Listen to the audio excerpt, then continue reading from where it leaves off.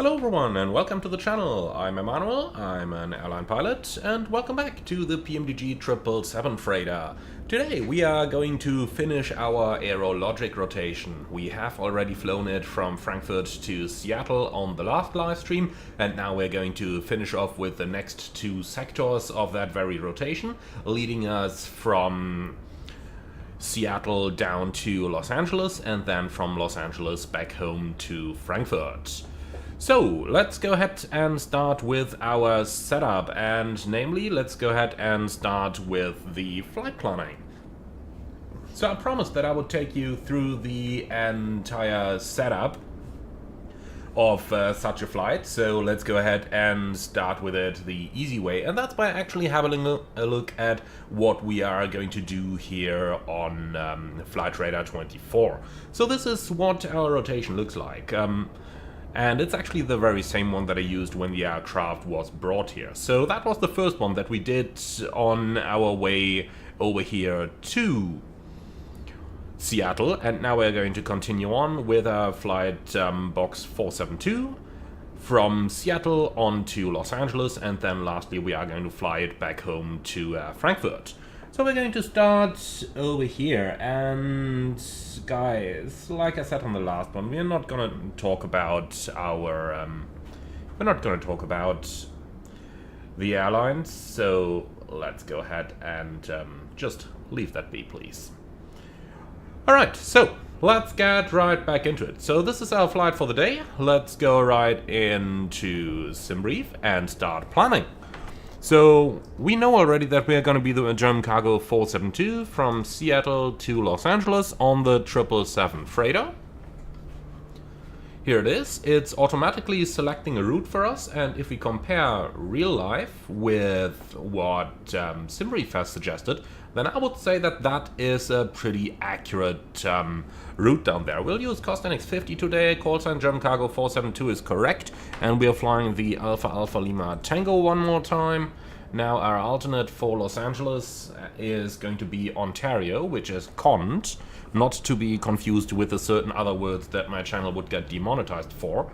So this is what it looks like. Now, for our flight time, we're departing at 0250 UTC, which is just about sunset. So actually quite a beautiful departure that we're expecting. Let's check the time. Landing at 5:30, which is 2 hours and 40 minutes later. So 2:50, we're gonna select that one, and now let's go down here. 2 hours and, what did I say, 40 minutes. Alright, for the runways, let's go ahead and look them up. So there is currently no VATSIM ATIS, but there is a real-world ATIS saying that runway 34 left and right are in use, which is quite beautiful, because that means we'll have the departure going over the city. And Matt asking in the comments, no, most definitely not going to do that without time acceleration. So, runway 34 right is correct, and then Los Angeles, let's have a look at the ATIS as well. There is a VATSIM ATIS online over here, and they say runways 24 right and 25 left, and approaches to all runways. So, basically 25 right. Actually, 25 left is our expected landing runway. We're gonna have 0 passengers. Now, for a payload, we're gonna carry 56 tons today. A little bit less since we've offloaded something in Seattle. We've also taken some cargo on already that we're going to fly on to our destination. But generally, I think 56 is quite good. Alright, so the route is already cross-checked against the real-world route, so I'm happy with that. Now, for the alternate airports, let's just make sure we don't have stuff twice here. So, for example, we'll take San Francisco there, a little bit longer, bit of a flight. Then we can also take San Diego. And I've got absolutely no idea what that one is over there, so it doesn't really matter, really. We have enough alternates available by now. Alright, and with that, we don't need any ETOP stuff. We've got our flight times, we got our aircraft detail, our payload, our alternates. Let's hit generate flight and see what we're about to get on today's flight.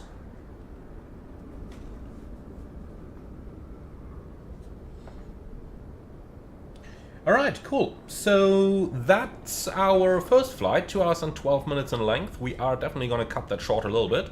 Flight level 390. Now, one thing that I do like to do is to go to flight radar. Just go through the flight over here and see how high the real one actually flew. And they went to 3.7. So that kind of suggests that they probably had a little bit more cargo. So let's just try something, go to edit flight and edit the cargo figures, just increase them gradually by like 20 tons or something, and see if we're able to actually generate a flight at level 370. And no, that's actually 3.5 already, that's too low. Then let's try 10 tons less, 66, see what we're gonna get now. And here we go, 370.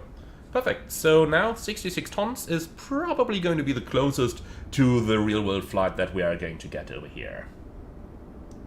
And Emre asking about the 737 in FS 2024. Not allowed to talk about that, my friend. If I have any possible beta or anything, then I would be under non-disclosure agreement and couldn't talk about it. Sorry. Alright, cool. So we've now had a look into our airports. We've now planned our flights. So let's do a very quick review. We already know the departure weather. We know that we're good over here in Seattle. Then we can also look at the arrival weather over in Los Angeles. And look at that. The forecast is absolutely beautiful. We'll be landing there right now. It's 16 UTC. So we'll be landing at about 17 to 18 UTC in Los Angeles. And we can see the weather down here. It's going to be absolutely perfect. A little bit of fog forecast in the vicinity, but from 1700 onwards, it's going to be beautiful. So I don't think weather is going to be any issue at all. Now for our first alternate, Ontario, let's have a look. Completely clear, absolutely nothing to worry about. That makes it very easy to decide on the fuel quantity for today's flight. So let's go up here into the briefing preview and let's just scroll down a little. And we've got 21.8 plus taxi. So let's just round that up. Let's make it 23 tons of fuel and then we should be absolutely good to go. Alright, cool. So then we can put that stuff away and let's head up to our beautiful Boeing 777 and start getting her ready for today's flight.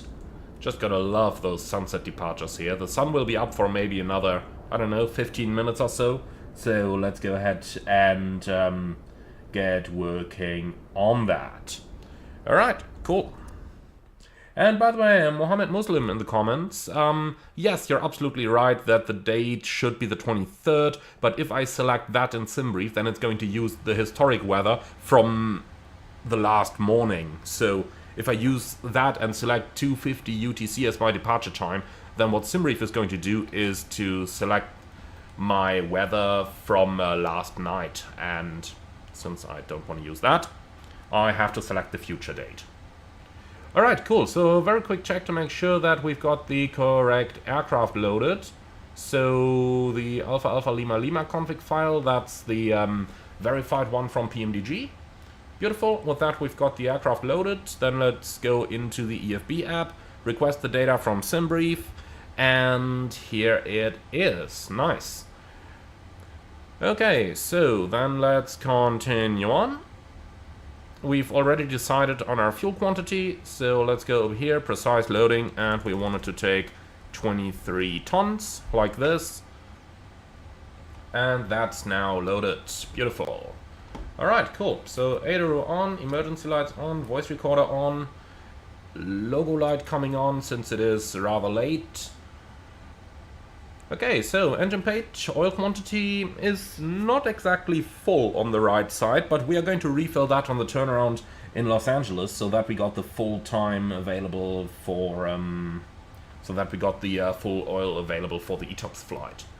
So our status page is looking good. Oxygen pressure has reduced a little bit, probably due to the oxygen test that we've done on the last flight.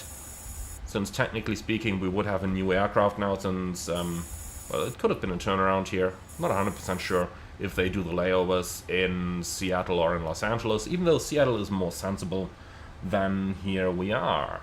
Alright, last but not least, let's do a little recall and cross-check everything over here, and that's all looking good. Wonderful. So with that, I think we've done everything we needed to in order to head out for the walkaround. And yes, guys, we are doing a walkaround today. also make it look a little bit better, let's request cargo loading over here. Alright, hi. Anything special today? Any no talk? Nope. Beautiful. Alright, cool. So, here we are. Then let's start the walk around right here at the front by looking at the nose wheel, and just look at what a huge airplane that 777 is. Just amazing, isn't it? Alright, so all the ports, AOA vane, TAT probe, and pitot tubes are looking good. Let's move over to the other side. And over here, the pitos are looking good indeed. And look at that, they are no longer hit by birds. They're actually not bent in that silly way anymore that they used to be in the past. So PMDG has fixed that. Now, let's move on to the GE90 engine. And by the way, guys, I'm not walking in that kneeling mode over here. I am actually all the way up. The plane is just so big, it looks scary, doesn't it? Even when you compare it with the little bit smaller wide bodies like the A330 or so, this plane is just still so much larger. Alright, so we got 2 green lights, we also have a nav light over here. Those are rather important to check on this flight since we are about to head over into a night flight to Los Angeles. Let's try not to get run over. Alright, then a quick look down here into the back of the engine, everything good. Now comes the landing gear. We are checking down here for our brake wear indicator pins, then the main assembly of the strut, checking the condition of all the tires. And do remember, guys, PMDG does actually simulate tire wear, so if you are misbehaving with your airplane, then there is a certain chance that you may actually find something here during the walk around. That's something that I do really appreciate.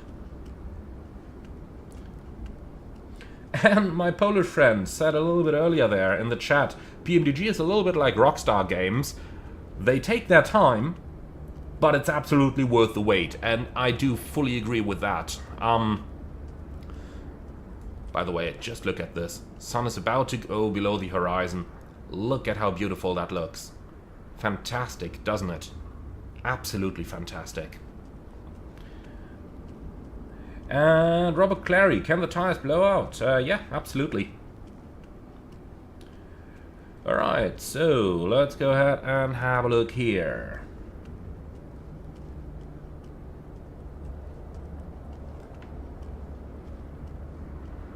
So, everything is fine, then outflow valve over here is open and unobstructed. Plane has been on the ground for like 2 hours, and remember guys, Seattle, very moderate temperatures here, 13 degrees Celsius right now, so there is a pretty good chance to find some birds in the area, and therefore we gotta be especially sure that no birds are nesting in any of the openings of the aircraft. You know, wheel bay, outflow valve, that type of stuff.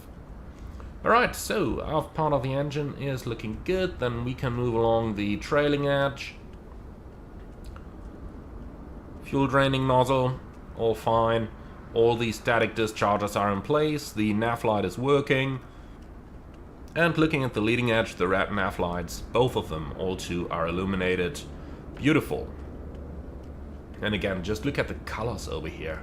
The sim just looks so incredibly beautiful. Alright, so quick check below the engine. Everything's fine. And then one more look into the front. Checking all the leading edges, checking the core of the engine. Any signs of feathers sticking out, anything, but nothing at all. Plane is in perfect shape. Alright, lights are good. Air conditioning inlets are good. Lovely. So with that, I would say our aircraft is in a good shape. So let's go up and get flying. And Mohammed Muslim asking in the comments, what is the longest flight on the 777 freighter in the real world? Not 100% sure, but it's gotta be some 13 or 14 hours or so. Alright, one last look. Sun is about to vanish below the horizon. Beautiful. Absolutely beautiful.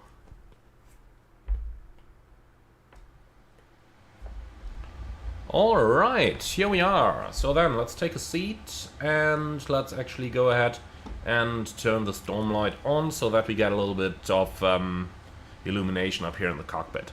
Now, let's start getting to work. As always, I will be using my WinWing MCU in order to handle the FMC over here. I've probably forgotten to turn the MobiFlight connector on in the background. Just gonna do that real quick, because I do prefer using that over using the standard WinWing app. Alright, and then let's get going.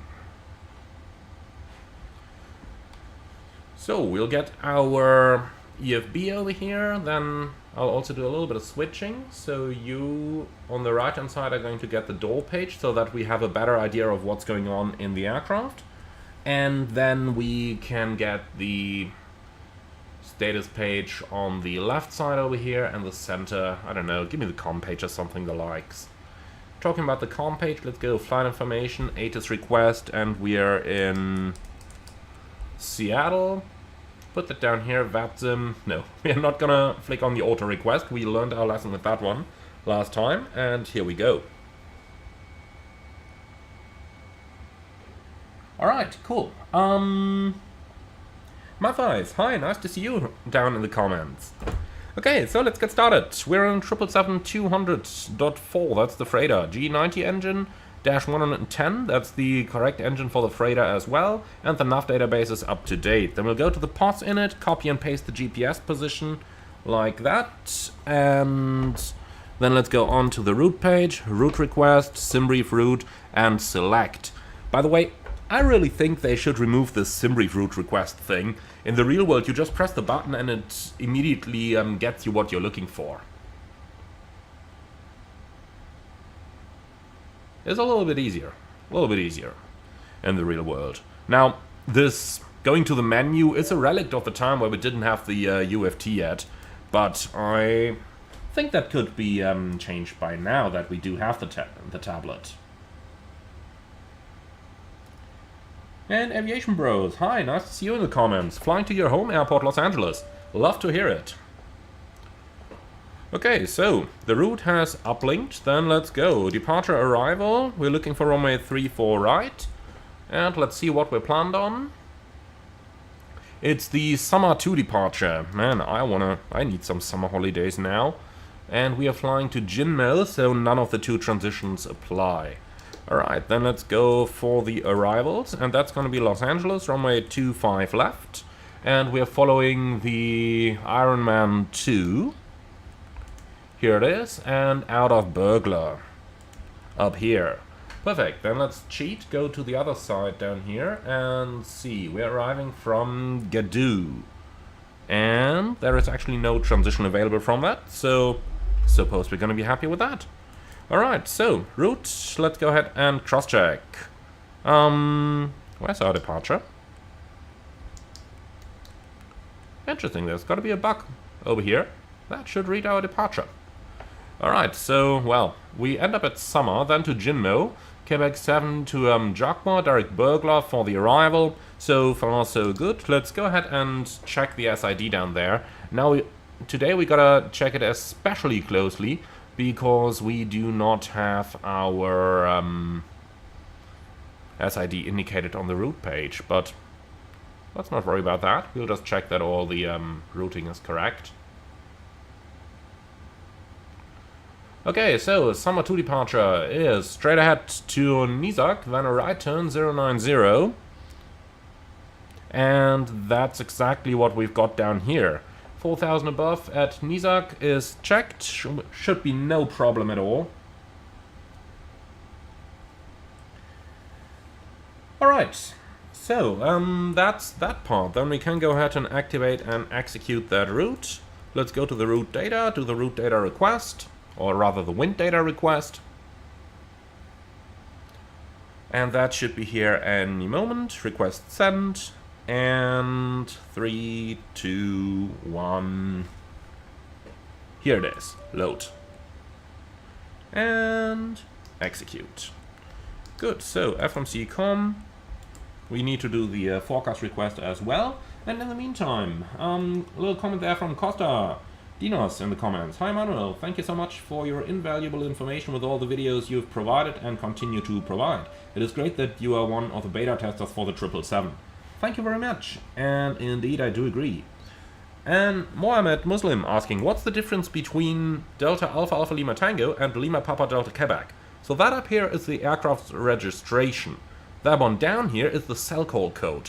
We'll talk about cell call on our flight from Los Angeles back to Frankfurt, because over there it's actually going to be relevant. Alright, in the meantime, let's go down here and continue. So, 890 nautical miles in the FMC versus 890 miles on our flight plan. We don't need anything on the NavRat page, and for the fix info, we can enter Seattle and a 25-mile ring for MSA awareness. And then over here, well, yeah, 3.4 versus 2.2. That's a little bit of a difference. So let's actually enter those radials as well.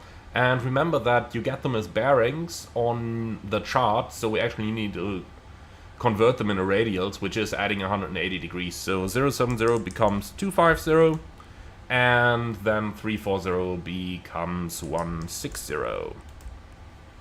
Okay, like that. Perfect. Now on the VNAV page, transition altitude 18,000 is correct for the United States, and then we can go on to the performance init page. Down here, let's find our alternate is 3 plus final reserve 3.1, so 6.1 for the reserves. We don't know our final zero fuel weight yet. Flight level 370 is the planned level. Cost index 50.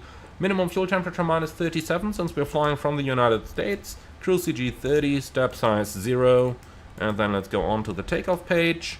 Acceleration height, we'll do 1000 down here, and that's it. Alright, with that we've done our FMC setup, so let's go into the performance init on the left side, route page 1 on the right side, and we can actually quickly do the route copy down here as well. Beautiful, so that's our first part of the setup done. Now let's move up to our systems.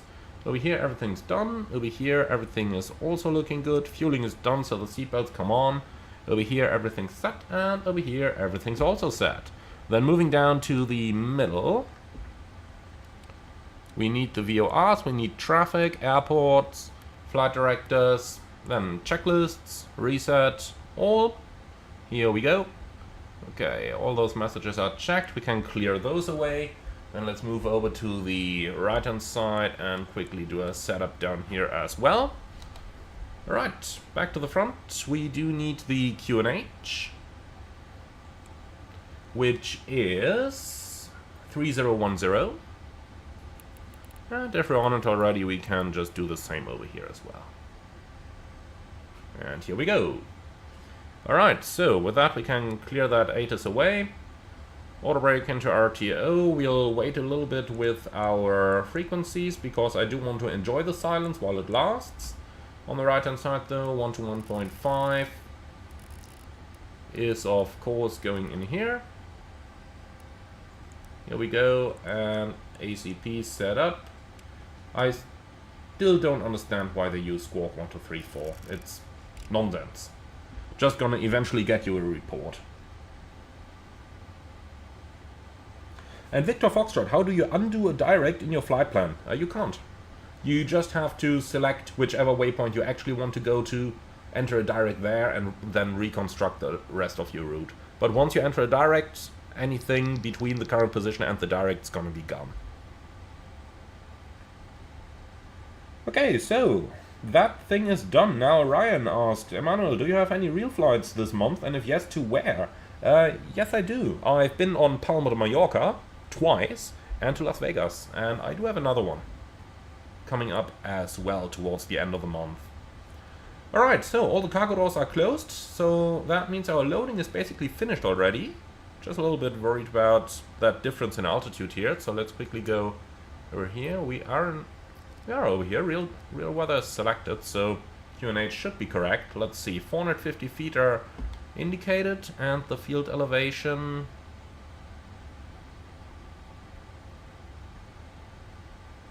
we have anything over here in particular? Yep, is 430 feet.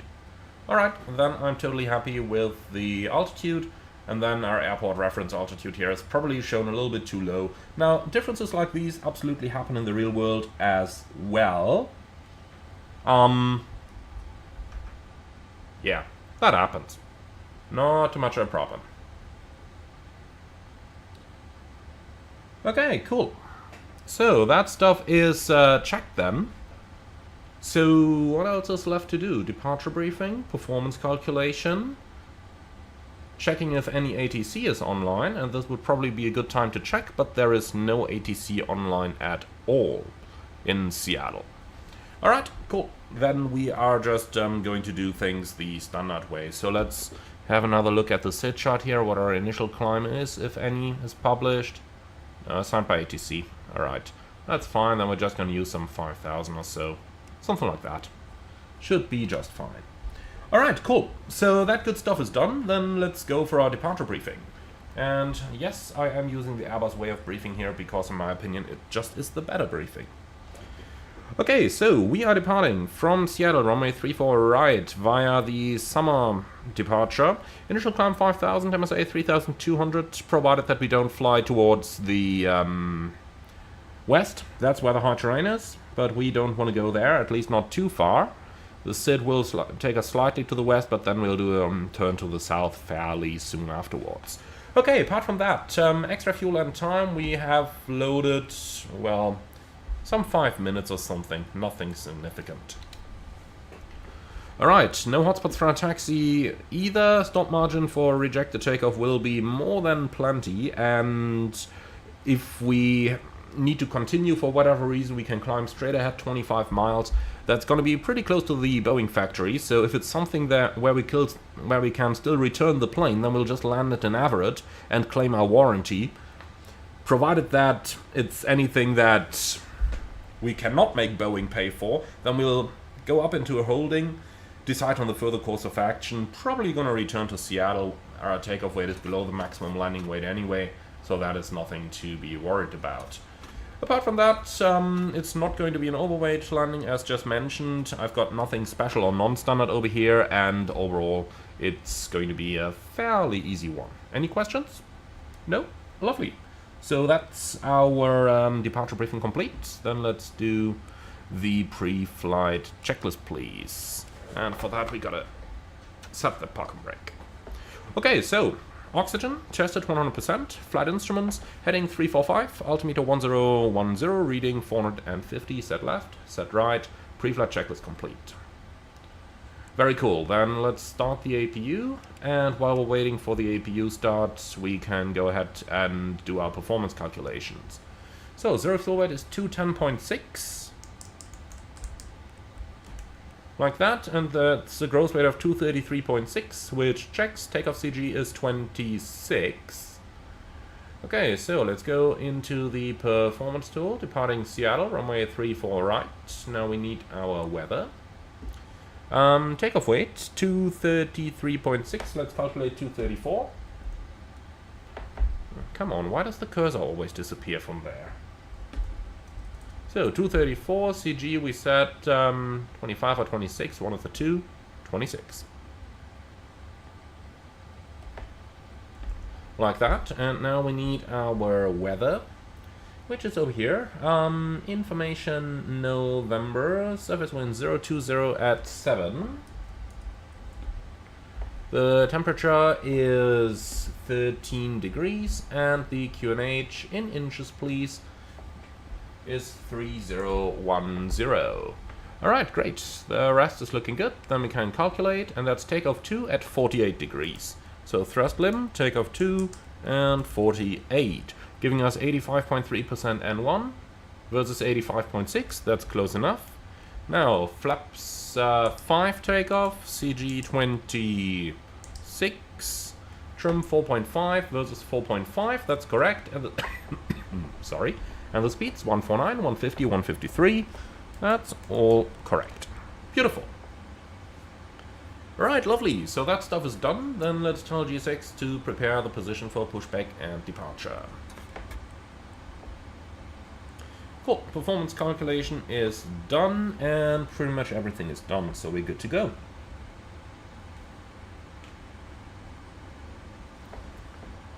Alright, so we do need the CTAF frequency.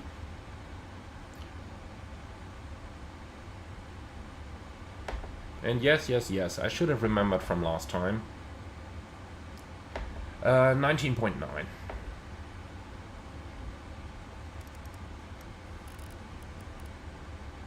Here we go, and that's now active.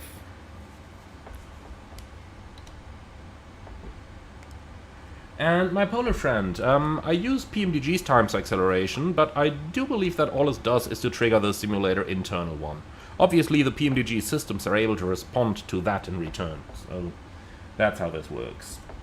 And J380 asking, is reverse thrust used for most landings? I thought it was only in certain cases, but almost every A320 landing I watch uses reverse thrust, or at least they use the reverse green callout. Yes, you absolutely activate it for any landing. Whether you go more than idle reverse, that's a different question. Alright, cool. So, APU is running. Then we can remove the ground power. Ground from flight deck. So, the ground power unit can be removed. We are already up here, and you let us know when you guys are ready down on the ground. So, release, park and brake is set, remove chocks. Then let's go ahead and arm the slides.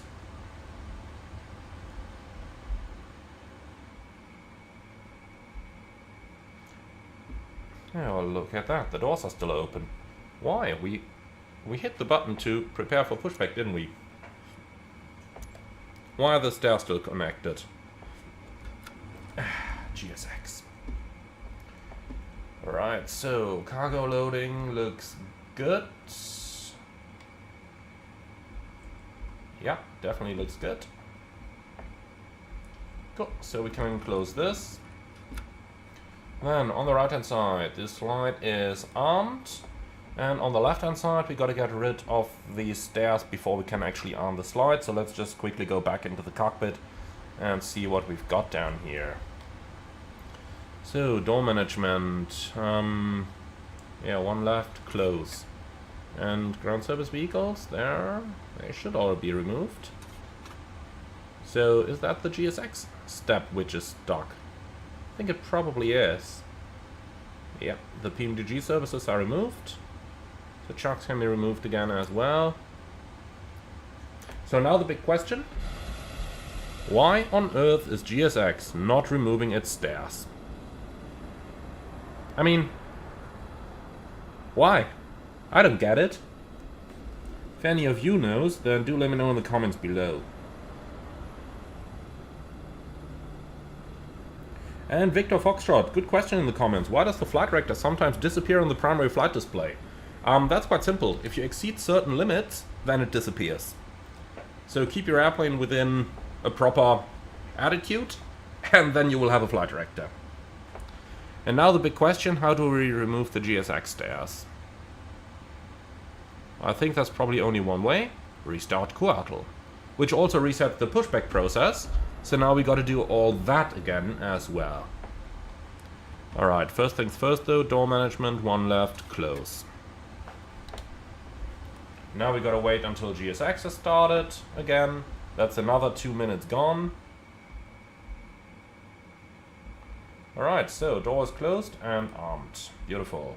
The light is on as well. With that we can check that the door is actually armed, and that's looking perfect. Okay, so we'll take a seat. Now let's try that one more time. Prepare for pushback and departure. Handling by Phoenix Logistics. Because why wouldn't we? And that's it. And Konali, no, internal pushback has been disabled. Because apparently they want to develop something new. But it doesn't make sense to remove the internal one before they've got something new developed, in my opinion. But I complained about it. They put me down, so... And striking scorp, yeah, toolbar pushback.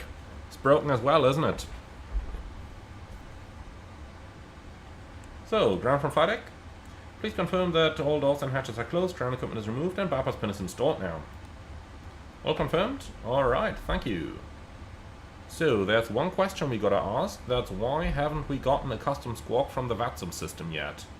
Normally we should have. Alright, filed the flight plan again, and here it is. So, squawk 2244.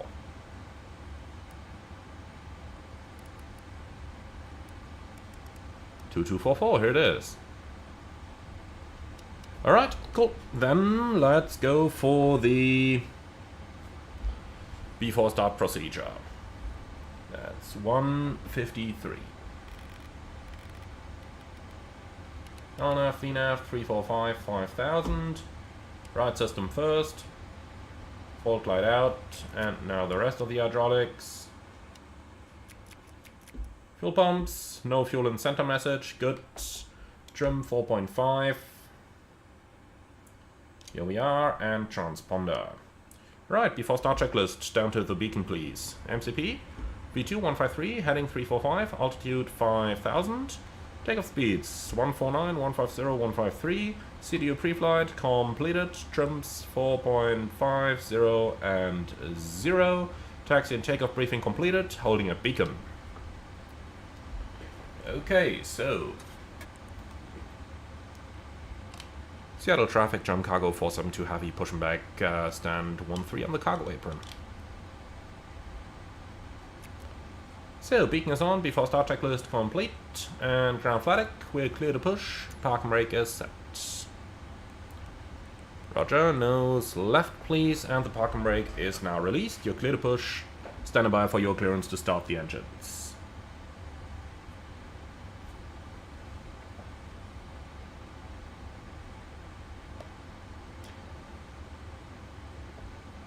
And Tony O'Brien asked a little bit earlier, do I ever use the say intentions pushback? I tried it a few times, but I find that it sometimes misunderstands the direction. So the voice recognition still needs to be trained a little bit more on my German accent before I trust that fully.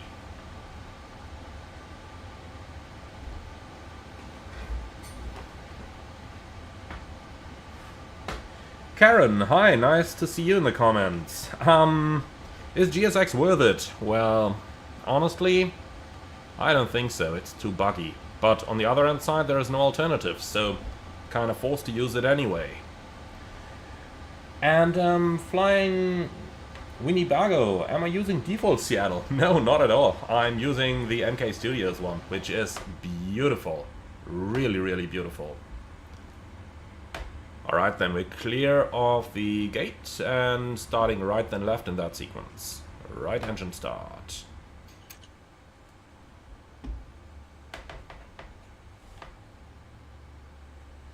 And intercept localizer, yeah, German accent, you don't have too much. You're right about that, but the voice recognition still, I don't know, it seems to have problems with my accent. I've been on calls with the developers about that already. When they say something, it understands them perfectly. When American friends of mine say something, it understands them perfectly. But for some reason, you know, it doesn't even matter whether I'm using my standard accent or whether I'm talking a little bit in a British accent. It just doesn't want to understand me. Okay, so pushback completed, set park and brake. And park and brake is set.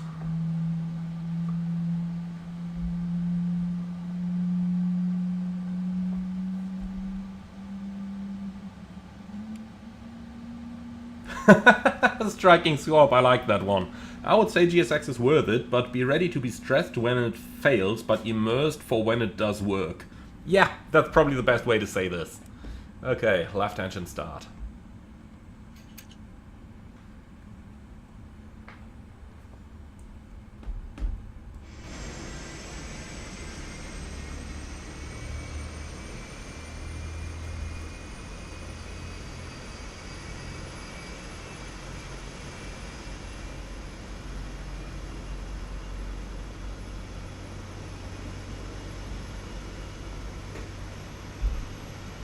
So, someone's committing suicide again, walking behind the engines, but always remember, it's not the developer's fault.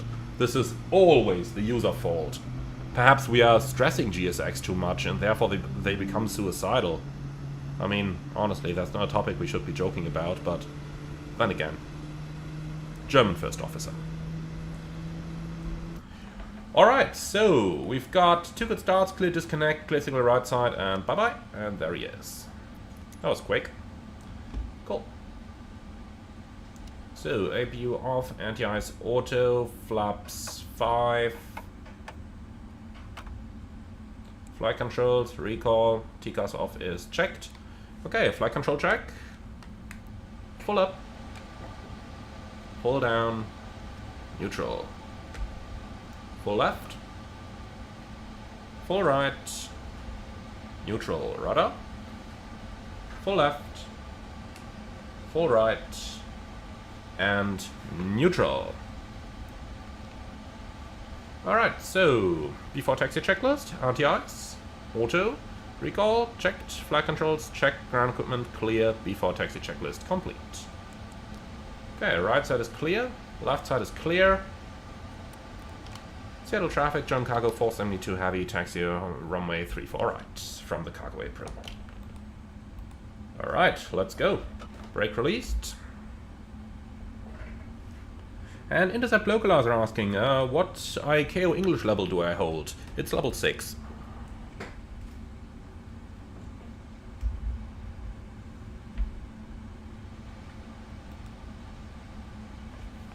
And my Chinese friend, what if I accidentally clicked Toga instead of the flaps 5 click spots? Well, then I would have to press auto thrust disconnect. And that's it.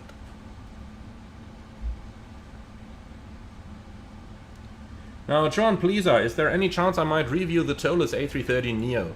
If it ever comes from Microsoft Flight Sim, absolutely, but in X-Plane, probably not.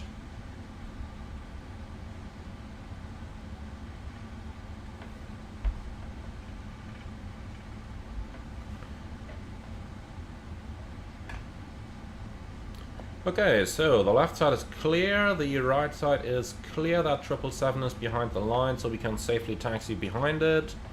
Then second taxiway to the left, and then all the way down to runway 34 right.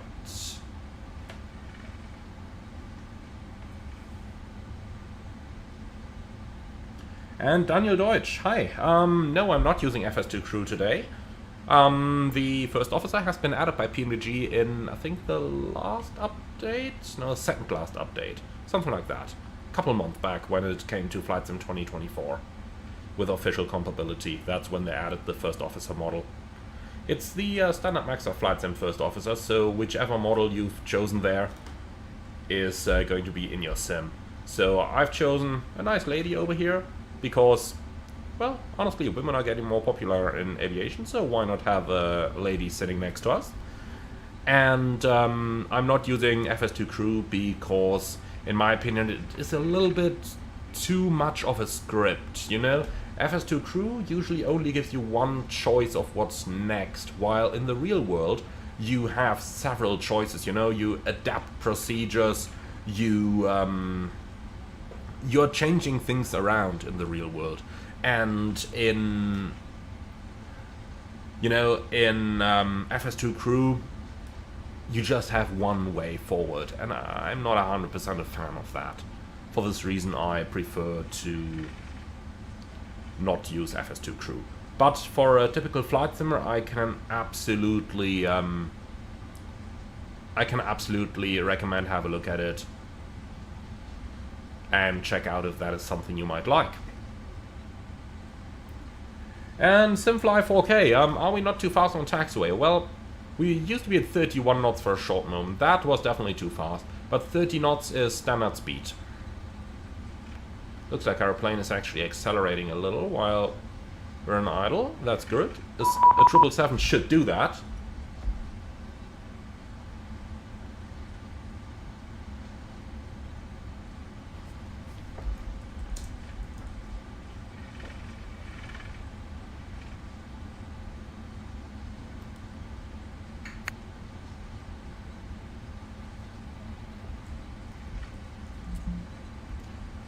What the hell am I doing now?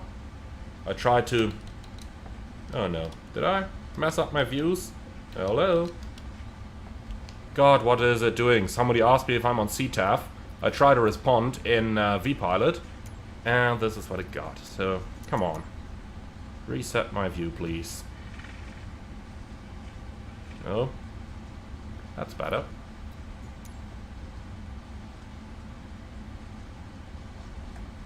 Yeah, sometimes it is strange when you click the wrong button.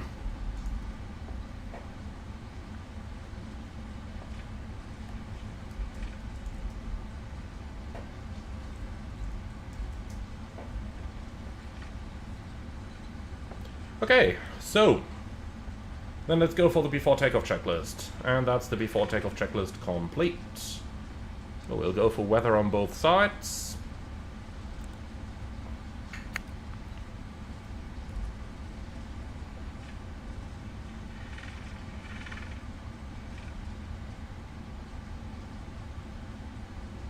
Oh god, and now people are arguing that 1.6 should be in use.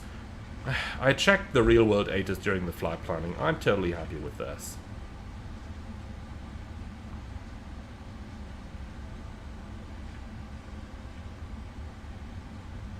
Can any one of you guys check the real-world ATIS real quick to see which runway is active in Seattle?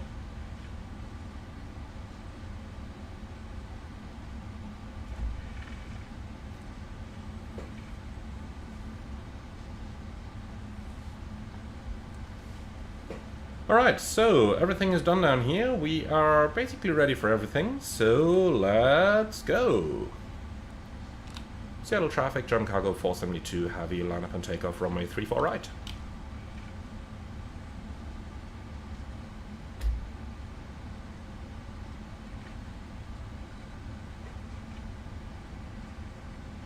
And Konali, thanks for checking. 3-4 is confirmed in the real world as well, thanks. Alright, cool. So lights coming on. We are clear on the approach. Approaching 3-4 right. Yep, we certainly are. And transponder.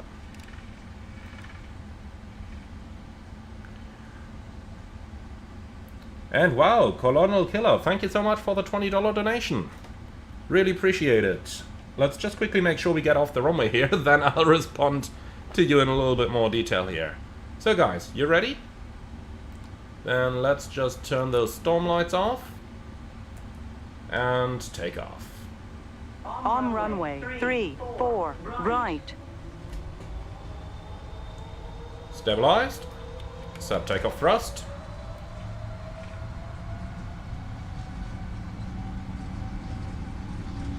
Takeoff thrust set, indications normal.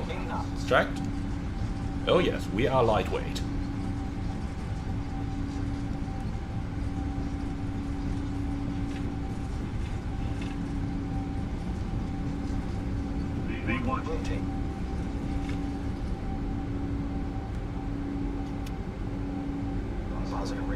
Gear up.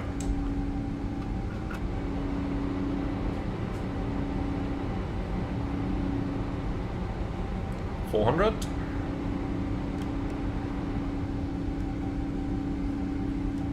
Look at the beautiful lights of the city there.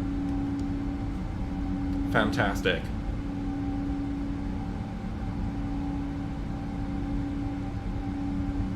Okay, flaps 1.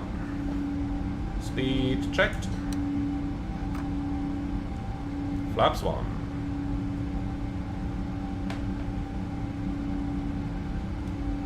Flaps up. Speed checked. Flaps up.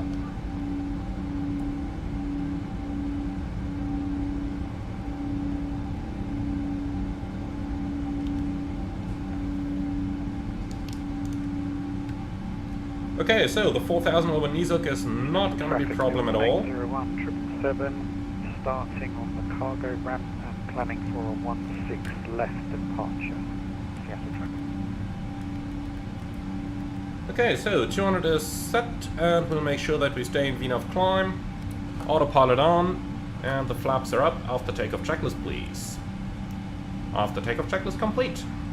God, I love the 777 for its simplicity. So, let's go outside here for a moment. This already looks fantastic, but look at this.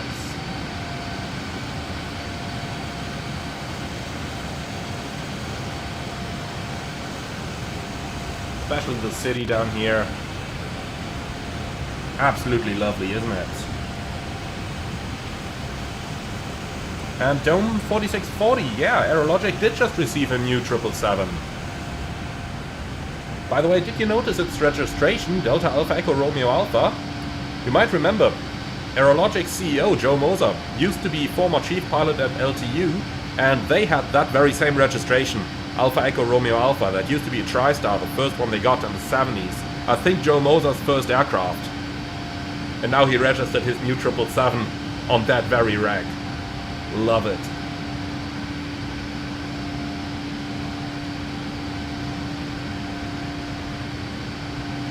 And man, this looks fantastic here.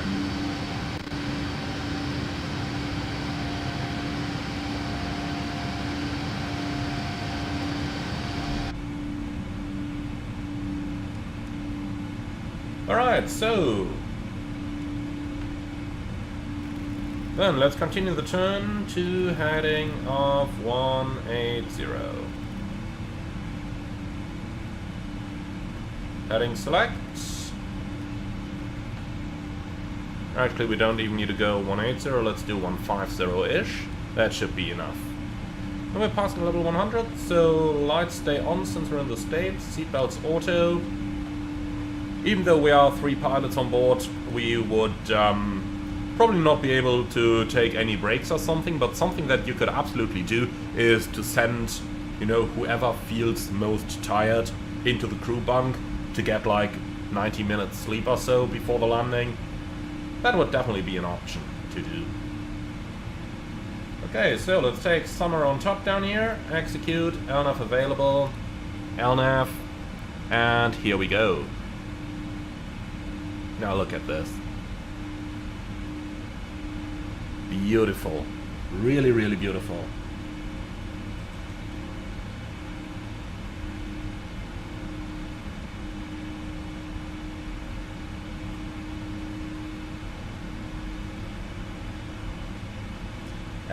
So let's go just quickly back to the post of Colonel Killer up there. Hey Emmy, just started flying this Flight Sim Studio 727 and your 727 tutorial has helped me get up to speed pretty quickly. Thanks for your work on your tutorial series. Are you going to be doing any videos on conventional navigation? I think I've done a couple in the past, but I might definitely review going into that direction again with a future video. But I think if you search the channel you might be able to find something on the topic. I'm actually fairly certain there should be something. There are certainly many videos where I used conventional navigation, that's out of question. Alright, now let's continue up to our cruising level 370. Here we are, and then let's proceed direct to Jogen. That just saves us a little. Okay, Jogen direct and enter LNAV available, LNAV. Beautiful.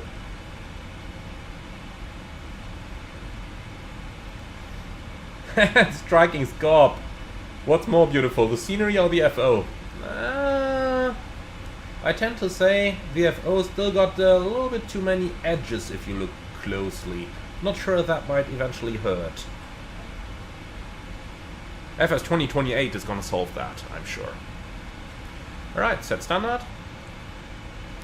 Standard cross-check, passing flight level 181. Now. Lights are off, and with that, here we go. Now something that I am going to do, because we still want to fly a second flight today, is to use a little bit of time acceleration here. So let's go down there, auto cruise, increase to 4x sim rate on the climb. And honestly, I gotta admit that while I'm using time acceleration, the scenery actually looks pretty cool. I kinda like flying past at that high speed. Look at the mountains. What's that one called again? Is that Mount Rainer, or which one is it? I keep forgetting. Totally keep forgetting.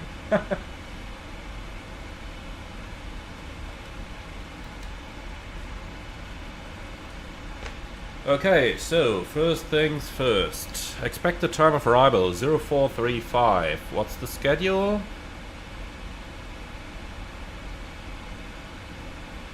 0530. Are we actually like... We're an hour early. Okay, that's nice. In that case, let's go to init ref, performance, cost index, 0. Because if we're an hour early, there is absolutely no need to fly fast.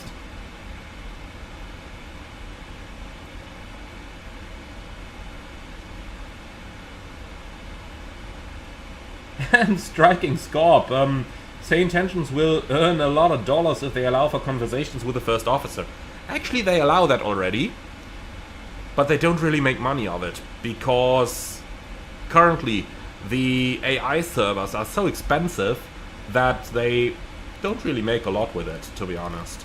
The AI tech is just incredibly expensive. Right, vertical speed. And 777 gem, you gotta switch over to math mode manually thereafter. And Bernard Walter, why are you turning the lights off at level 180? Is this normal in the United States, or am I missing something? It's actually normal. So here we are at altitude, VNAV on. Alright, Portland over there. Sim is just... I mean, look at this. This is beautiful, isn't it? Really, really beautiful.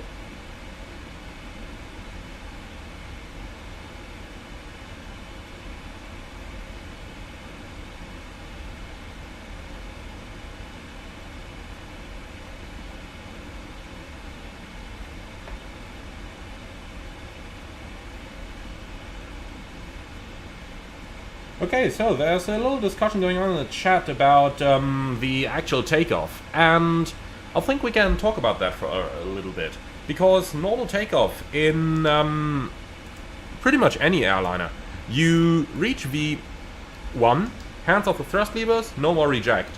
Reach VR, you initiate the rotation, and the focus is on initiate. You don't have to lift the nose off at VR, you just initiate pulling the yoke back. And then reaching V2 is basically a non-event. Only relevant in case you experience an engine failure. So look at the shadow of the Earth over here. It's really nice as well, isn't it? Milky Way coming in view. God, I love this sim. Looks so incredibly good, doesn't it? A little bit of turbulence here, as you can see, but nothing significant. And intercept localizer, in regards to the lights and flight level 180, you're absolutely correct, of course, that the US is very different to Europe there, but the reason why we keep the lights on is actually not legislation or something the likes. It's the simple fact that VFR traffic is allowed until flight level 180 in the United States. And since you're flying an incredibly high speed there, where there is almost no chance that you could actually see and avoid that VFR traffic, that's why we keep the lights on, to make us a little bit more visible. That's the entire idea of what's going on there. Alright then, we're passing Jogan, we've got 17.5 tons of fuel on board. Very quick fuel check down here. So, of course we don't have that one down here. Alright, which one do we have? Junak. Fine for me as well. And let's just mark Junak. What's it called? Junage. However, let's put that on the fixed page so that we think about the fuel track. Here we go. Alright. Well, and here we are. The last bits of daylights are fading, and now we're on to Los Angeles. And yeah, guys, in the comments someone had said that this is certainly not real time, is it? No, absolutely not. And the reason why it isn't real time is because we're flying at the correct time for the real world flight. So the real one departs at 0250 UTC, that's what we did. And, well, 0230 I believe, and that's what we did. So this is what the pilots would actually see on this flight. And since we're using time acceleration, it would not have made sense to depart at the correct real-world time, because after all, the time would have been off the moment we activated acceleration anyway. Alright, so Mohammed, auto thrust, reducing thrust back to idle. No, auto thrust doesn't do that, but your joystick does. There is an option somewhere down here. I think it's option simulation. Somewhere down here you can, up here, auto throttle manual override. Make sure that that one isn't set to always. If that's set to always, then your joystick can always override auto throttle. And well, that's how you get that thrust reduction most likely.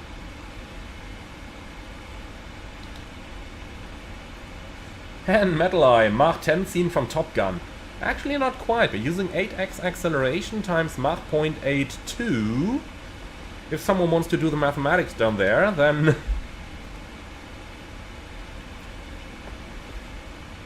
Okay, Pikus asking in the comments, at what age did I start my first training to become an airline pilot? Well, I would actually say at the age of 14, because that's when I started flying gliders. And since the theoretical exam of the glider pilot license carries some parts forward into the theoretical exam for the private pilot license, which in turn is necessary for the airline transport license, I tend to say that I started at 14. So some stuff definitely always carries forward.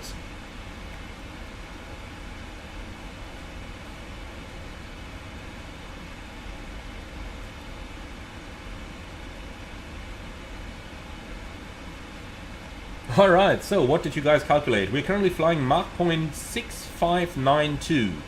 Okay.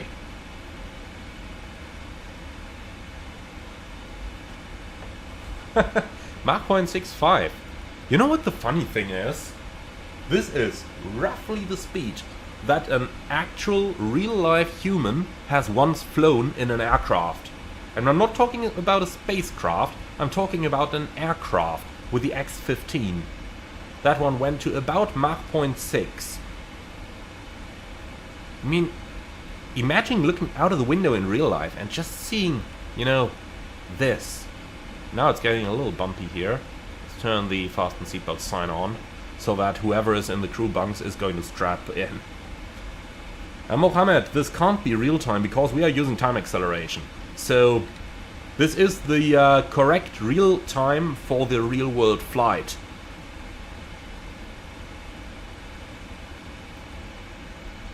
So, looks like the turbulence is stopping now. Let's turn the science back off again. And yeah, my Chinese friend, the X-15 is more a rocket than a plane. That's true. That is absolutely true.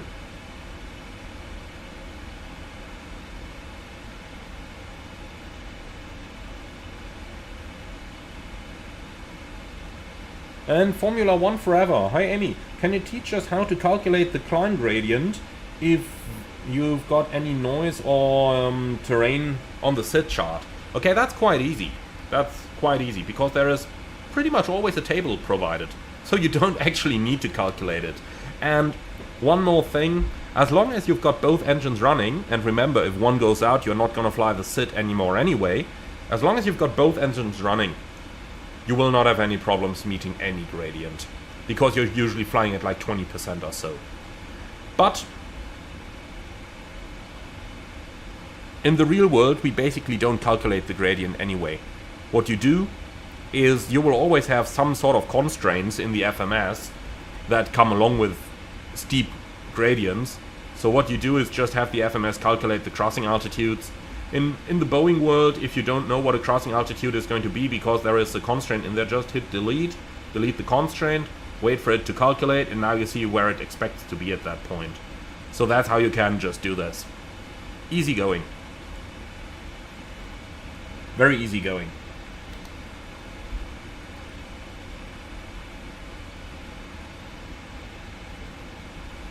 And Striking Scorp, you missed the Concorde. See you every day for work. Suppose that's gotta be at Heathrow, huh? Just sitting there. Yeah, I agree. It would be so nice if we got, you know, at least that private jet, or that supersonic private jet that people talked about. Would be very nice to have something the likes, but I suppose not at the time. Perhaps in a couple years, Overall, supersonic flight is just so incredibly expensive. That's the big problem with it. I mean, think about Concorde. It used like 70 tons of fuel to get from Heathrow to JFK with 100 passengers on board.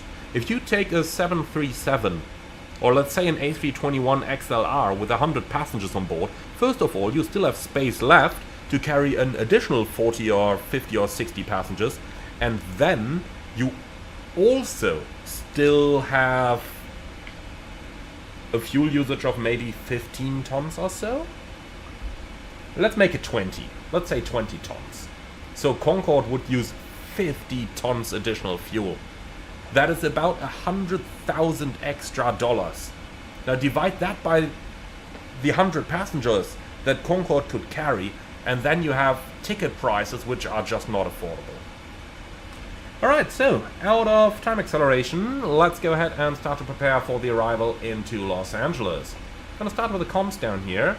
We need CLAX, ATIS request, CLAX, VATSIM, and send. And FonMass15, thank you very much for the £10 donation. That's really appreciated. Thank you very much, my friends.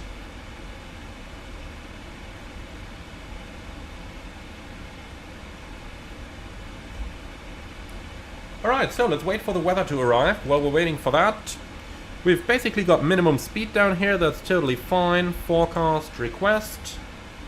And we can also go ahead and grab a couple of the arrival charts for Los Angeles already.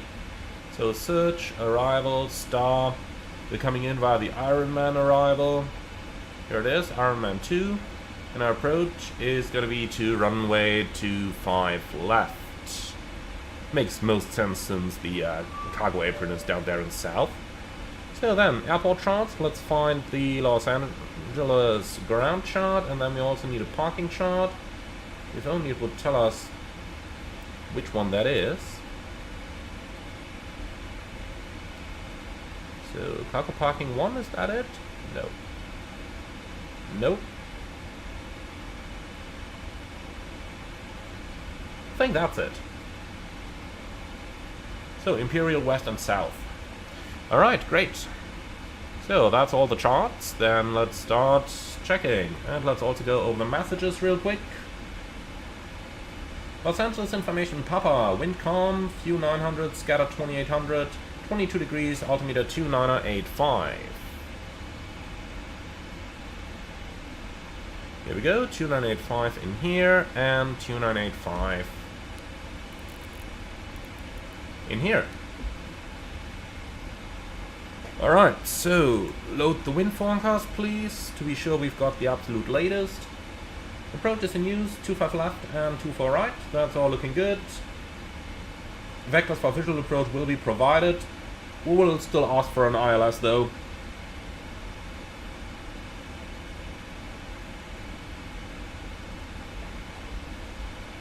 And Leo, I will pay for an 8 times time acceleration butter landing. Oh no, ain't happening. I did, in one video, accidentally land with 2x time acceleration because I forgot to turn it off. And it was okay, I just reduced the speed to 50% in the video editor and you guys didn't even notice, but yeah. Okay, cool, so that stuff down here is all checked, and that stuff is all checked. Transponder on all taxiways and runways, yeah, of course. Alright, thanks, ATIS is on board. So then let's continue and let's actually go ahead and check the arrival.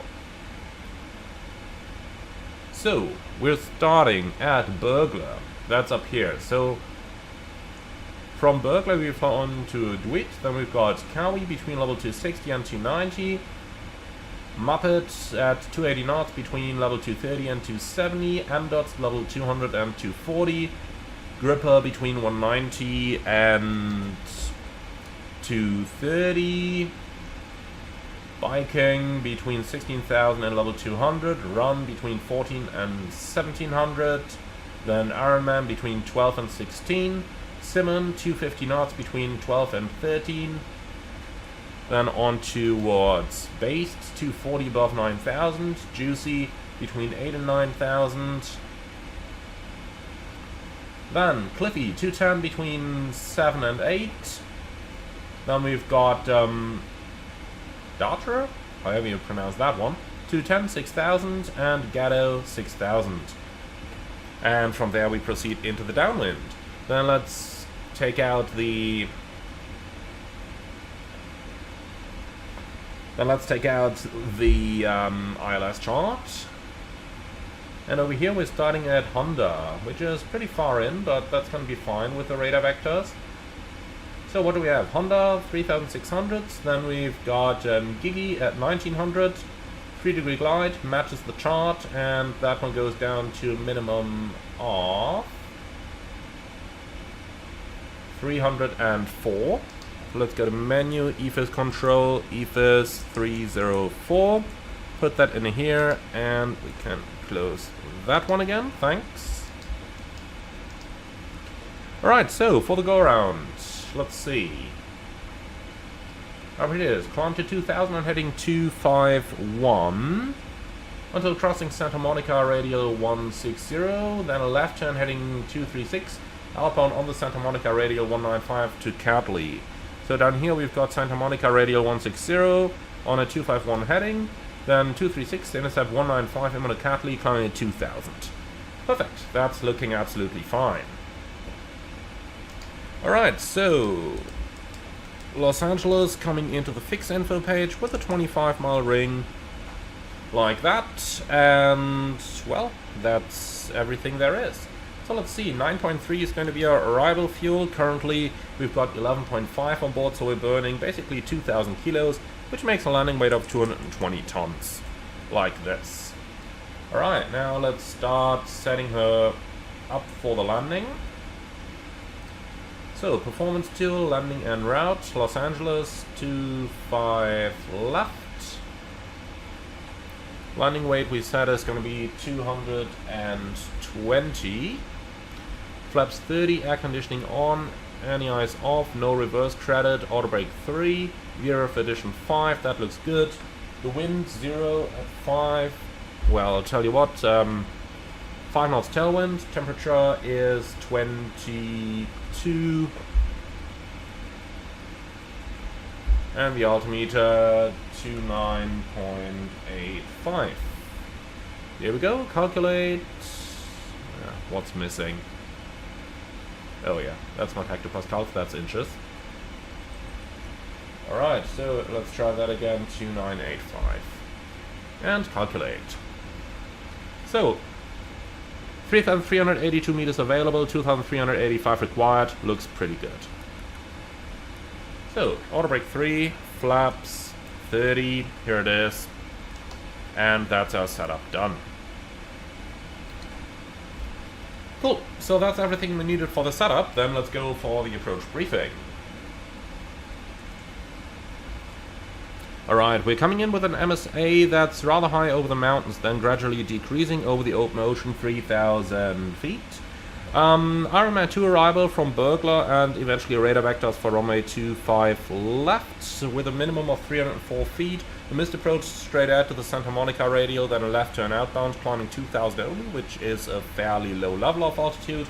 And then last but not least we arrive with 9.3, our minimum is 6.1, giving us about half an hour of extra fuel. So thanks for that, and the arrival itself is going to be flown with flight director guidance, flaps 30, ILS approach, idle reverse after landing, auto brakes 3, vacate the runway to the left hand side. We do want to keep it quiet for the people living there, and after all we got like, what is it, 3-hour turnaround or something, so absolutely nothing to worry about there. No hotspots for our taxi routing, but there is one thing we gotta remember, that's to vacate the runway to the left. Because we basically always vacate to the right in Los Angeles when flying passenger aircraft, so we gotta vacate to the left, down to the cargo apron. And I've got nothing special, nothing non-standard. Threats for the arrival, terrain is certainly one. Weather isn't, for that reason let's already go switch to the terrain display up there, and that's about everything I have for this arrival. Anything from you? No? Lovely, so that's our approach briefing completed. Then let's do a recall, and descent checklist please. Recall, checked, notes, checked, auto brake, level 3, running data, 030, 137, minimum barrel 304, set left, set right, approach briefing completed, descent checklist complete. Beautiful, and that's it. And we just received a contact me from Los Angeles Center, 126-525.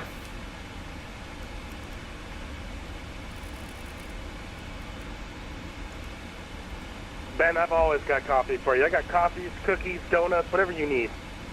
Ooh, I like that. Don't forget this. American 629, you still on frequency?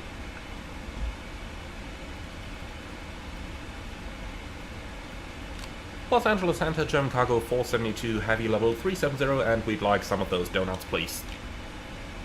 472, Los Angeles Center, radar contact 5 miles southwest of the Avenal, the OR, descend via the Ironman 2 arrival, LA altimeter is 2985.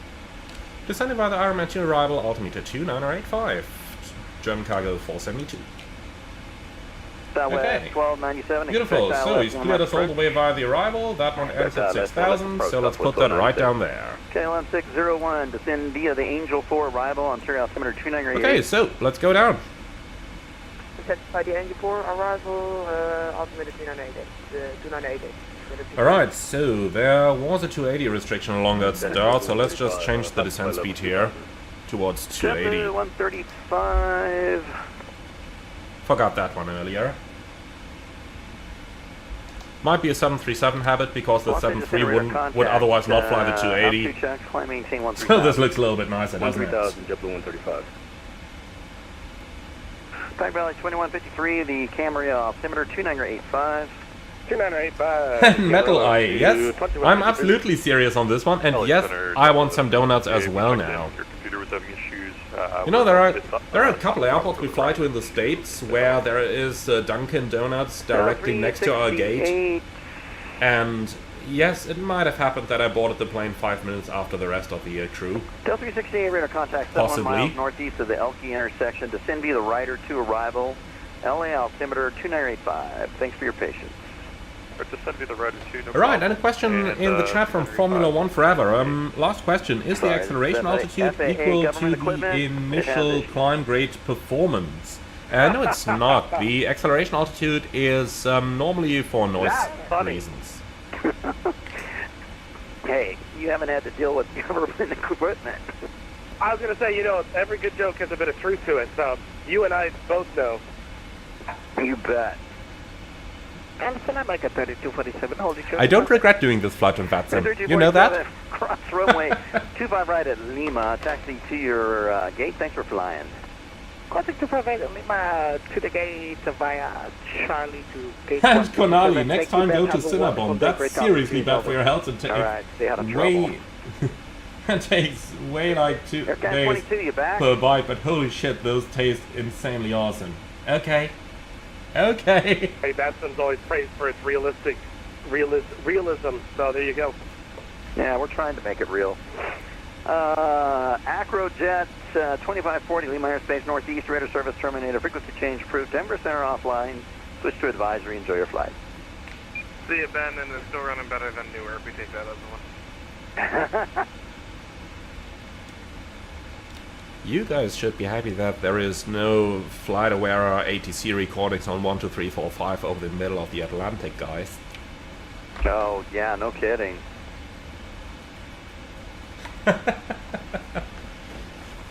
God, I tell you, sometimes it's interesting. But you gotta be careful what you say over there, because you know that there's like several hundred guys listening out. And if your answer's stupid, chances are their answer is gonna be stupid as well.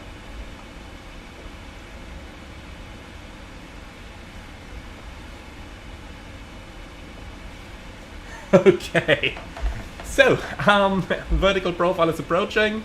We're about going right into it. I do like that.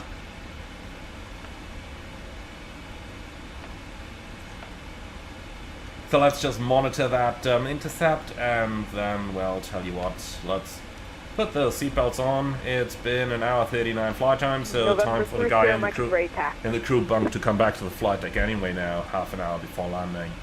We're 30 Mike runway 15 left, taxi via Charlie. And Oh, no, Konali, that's yeah, not one day actually later everyone knows you because you're on VAS Aviation YouTube channel. Oh yes.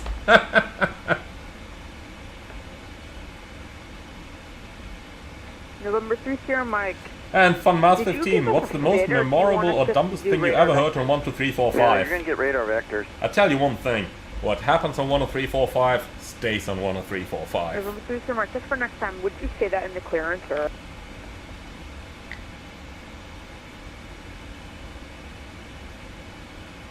No, you can expect that.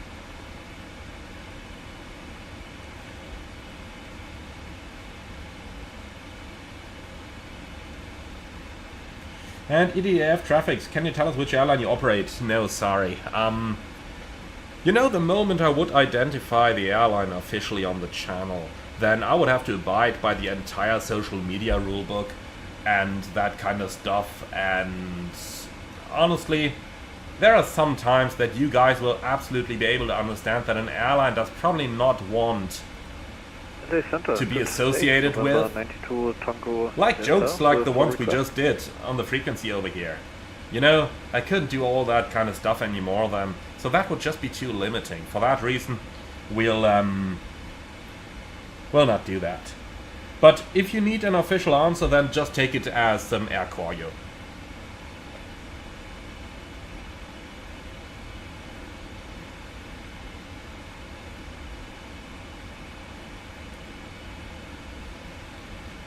All aircraft up on ground at Los Angeles International. New departure frequency 124.3. 124.3, give SoCal a call on 124.3 for clearances, taxi, instructions. Yeah, that's eventually going to be for us for the arrival as well, so let's pre-select LA. that frequency already. November 3 Sierra Mike, we're ready to go. And for Mars 15, you're absolutely right. For most jobs, it is best not to be linked to the employer on social media. That's absolutely true. Of course, there are moments where I'd absolutely love to bring the camera and show you guys something wind is from the plane, but the restrictions would outweigh the benefits. Why did I say the wind's on runway 5 left, quick to take off this year?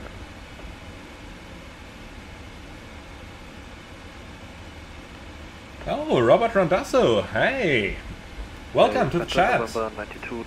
Quote, on Sunday I spent time on 12345 negotiating with the crew behind us on the Fox strike over the Pacific to see if we could build spacing to allow us to climb. That was an interesting exercise. Yeah, absolutely. Stuff like that absolutely happens for those frequencies as well. Like to have our IFR clearance to McCall, please. We have information goes. And my Polish friend, next stream, Pyongyang to Pyongyang. For direction of flight. What altitude would you like to fly at? Oh god, we need a good Tupolev. Yeah, Rob, you heard it. We need a Tupolev. It looks like we have a westbound course, and we're not sure. And G-Freak, is it night in Los Angeles? No, it's not.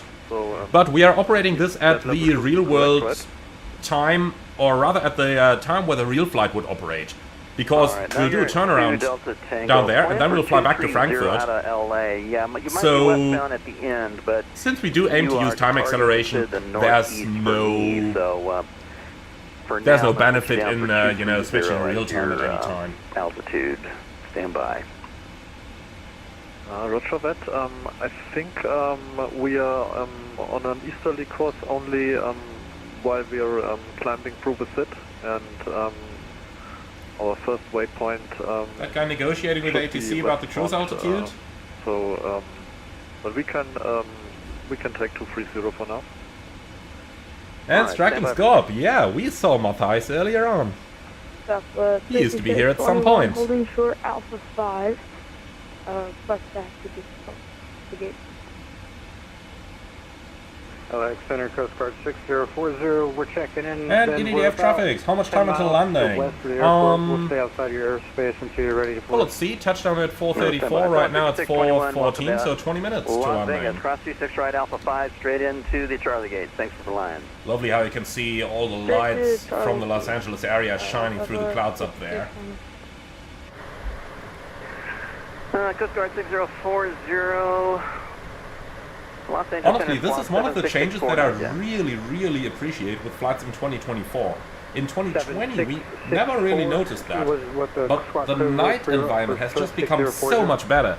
And have you guys already seen the screenshot from Sim Update 4? That looked fantastic. Maintain level 330. They've really made the night environment made a lot better in the sim. Service terminator, frequency change approved, Albuquerque Center offline, switch to advisory. Was that 230 for JetBlue 135? And Konali, logo lights on. That's not gonna make any difference here. 2330 JetBlue 135. See? What the hell? JetBlue 135, that's Doesn't the 777 330 isn't the 777 supposed to inhibit the logo lights? Roger that, 330 JetBlue 135. I know the Airbus does. When the flaps Drive Valley 2153, and the gear are up, descend your and the logo lights are 4000. inhibited regardless of switch position. 4021.53. Interesting. November I gotta read that one up on the runway, AFCOM. 1,300 feet, climbing 3,000 feet, runway heading. Anyway, that thing's only gonna come on below 18.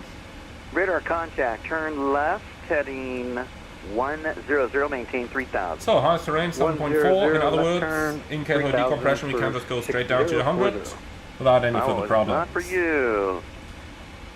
Left heading 100, maintain 3,000 feet, Mike. Thank you, 30 Mike.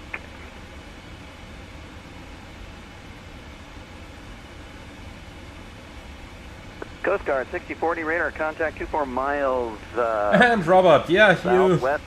may be right, I might be confusing that Radar logic altimeter there. 2986, you're cleared into the San Diego Class Bravo airspace, maintain Though I could VFR. swear the 737 had something like that as well. Bravo, maintaining VFR. I mean, I never went Coast Guard outside in 6040. flight to check. Perhaps I should. Ah well, 737. You will compare it to real aircraft, so yeah. 737 doesn't count. UMA altimeter 2982. Down to 7,000, altimeter 2982.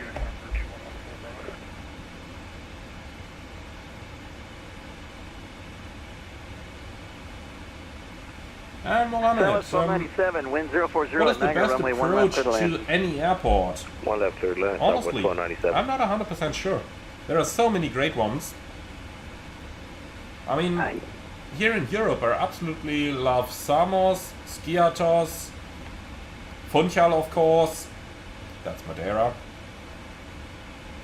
But there's so many great ones. There really is.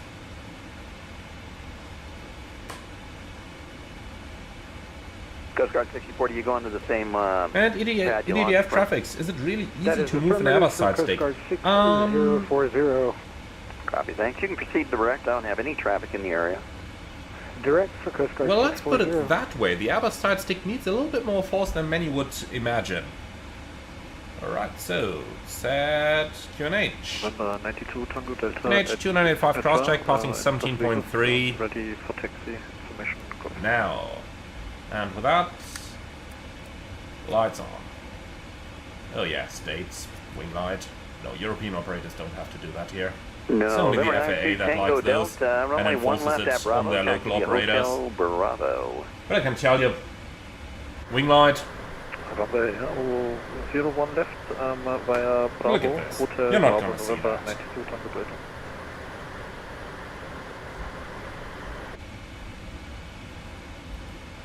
look at this though. You're definitely gonna see that. German cargo 472, expect ILS 25 left approach. I expect the ILS 25 left, German cargo 472. Delta 368, expect vectors ILS 24 right approach. Right, vectors for ILS 24 right, Delta 368. Okay, so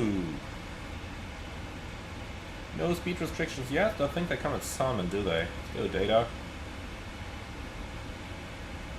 Oh wait, this is the real aircraft. It doesn't show you restrictions. Gotta look it up down here. That's Simon, yes.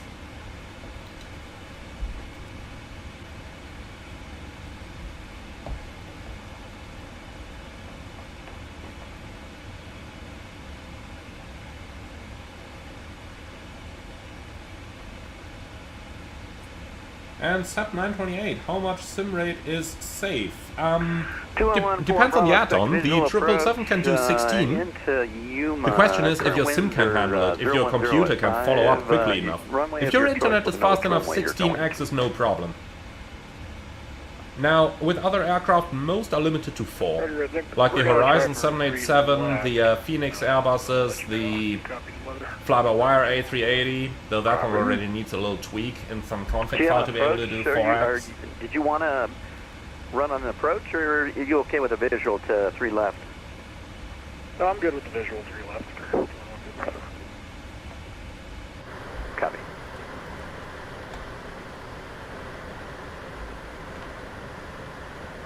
Just loving those lights. Absolutely loving them. In my opinion, that's one of the greatest improvements that we've seen in Flight Sim 2024. LA Center United 1679, 50330 for 330, 10 miles northeast of Avenal VOR. That's 1679, Los Angeles Center, good morning. Radar contact 8 miles northeast, Avenal VOR. Maintain flight level 330. Alright, so approaching Simon, speed is coming back. Valley 2153, Santa Barbara's reporting 500 feet scattered, 8 miles And visibility. Man, that's a difficult question. What's the most realistic aircraft right now for Flight Sim 2024? Runway. That's real difficult, you know? Expect the visual 25. Because we've got a lot of very realistic aircraft. We've got the PMDG 777, we got the Phoenix A320 family, which literally consists of 4 aircraft types. Oh, well, 3 aircraft types. A318 isn't modeled. 1230 Mike, Camarillo, altimeter 2985. Then, of course, we've got the Flight Sim Labs Airbus. We have the Just Flight planes. We've got the Mad Dog. So, 1230 Mike, just what's be the most advised, you're going to have realistic? to climb to Honestly, can't really tell you. 5,000 before you get to can't really Ventura tell you. VOR due to terrain. But we can say that all of those that I just mentioned are fantastic. November But if you want a 31st, definite can we do answer, that take the now? Bredox Because we never gave it 737 out to our Max. own discretion. Well, your cruise altitude was 3,000, so that's why you're at 3,000.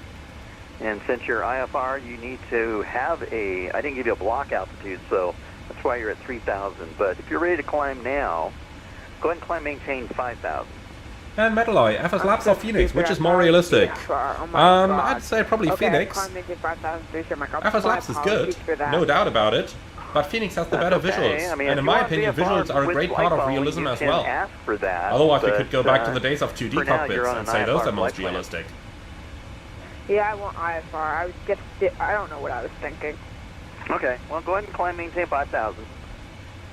Climb into 5,003, Mike. Thanks for your help, then. You're welcome. And Nico, the Aerosoft A330neo is going to come this fall. Hope it will be good. No, it won't. That's easy to answer. At least not initially. They're thinking about perhaps doing a professional pack later on that might be powered by the tailless systems, but for now the Aerosoft 330 Neo is just going to be their own system, so if you've seen the CEO, you've seen the Neo, and you know it's going to be crap.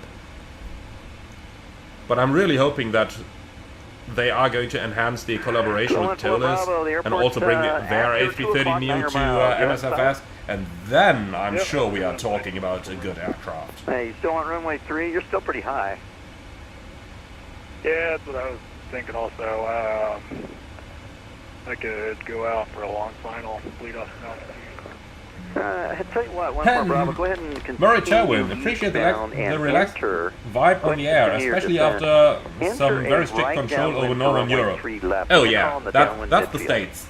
I mean, in the real world not as much, to be honest. On VATSIM they're a little more relaxed than in the real world, but I do like that. Because like you said, in Europe they are usually overly strict. In the real world, they are much more relaxed than they are in VATSIM Europe. That's 197. Welcome to Las Vegas, cross runway. It's nice the way it is over here, isn't it? 1 right at November, taxi to Terminal 1 Bravo or Charlie Gate, your choice via November, Delta Golf. Alright, cross 1 right at November. And Metalloy, regarding the Phoenix versus FS Labs, apart from visuals, thanks for flying. I would say probably FS Labs because their EFB is more advanced and they have the MEL. 25, clear land. Apart from that, they're similar. Man, look at those clouds again. November 92 Tango Delta. Fantastic. Bravo, fully ready for departure. Absolutely fantastic. There used to be a time where I absolutely would not want to record or stream at night. Tango Delta, wind 040, But nowadays, runway 1 left at Bravo, clear for takeoff. Runway 1 left at Bravo, clear for takeoff. alright, let's dim those lights a little bit. That's looking better, isn't it? Cool, so unfortunately we can't really see the field, so no visual approach as of yet. That way I don't have to explain the controller that we're flying at nighttime, because in the real world, nighttime visual approaches are absolutely prohibited for most operators not from the United States. So as a European airline, they want to sell us those nighttime visuals all the time in the real world as well, but we have to decline them, not allowed to fly them. Right, flaps 1, speed checked. Flaps 1. 777, it's not going to protect you when your target speed is below the maneuvering speed for your current configuration. So that's a bit of a problem there. We gotta think along. The 737 would protect you. And Brandon Colby, do I have any thoughts on the Bluebird 757 coming along? Yes, I do. They made great promises. Coast Guard 64. If they're able to keep all of them, I'm sure it's going to be a fantastic aircraft. 4, clear to land for Coast Guard 6040. However, if they're able to keep all of them, we'll have to see. I mean, I don't have any reference that they released in the past yet. Expect ILS 25. The guys are mostly the same as those who used to do the Posky add-ons. You know, like 20 years back. But those were freeware aircraft, so that's nothing to measure any payware against. So, yeah, they made great promises. I mean, best FMC in the simulator world, that's a statement. Especially since we're currently sitting in a PMDG aircraft and previously talked about Phoenix and FS Labs aircraft, but if they say best in business, then I'm really looking forward to it. 92 Tango Delta, passing 300 feet, climbing 6,000, Frank, November 902 Tango Delta, radar contact, climb maintains level 190. Climb maintains flight level 190, November 92 Tango Delta. Sylvia 7204, Lima Airspace Northeast, radar service terminated, frequency change approved, Denver Center offline, switch to advisory.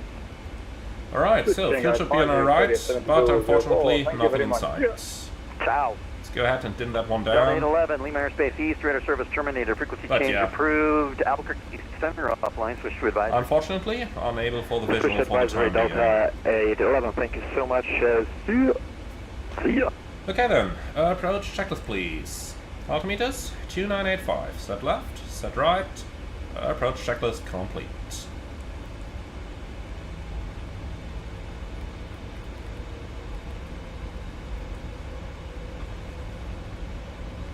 One pro Bravo, you're looking good going into the downwind. The wind is 010 at 5, runway 3 left.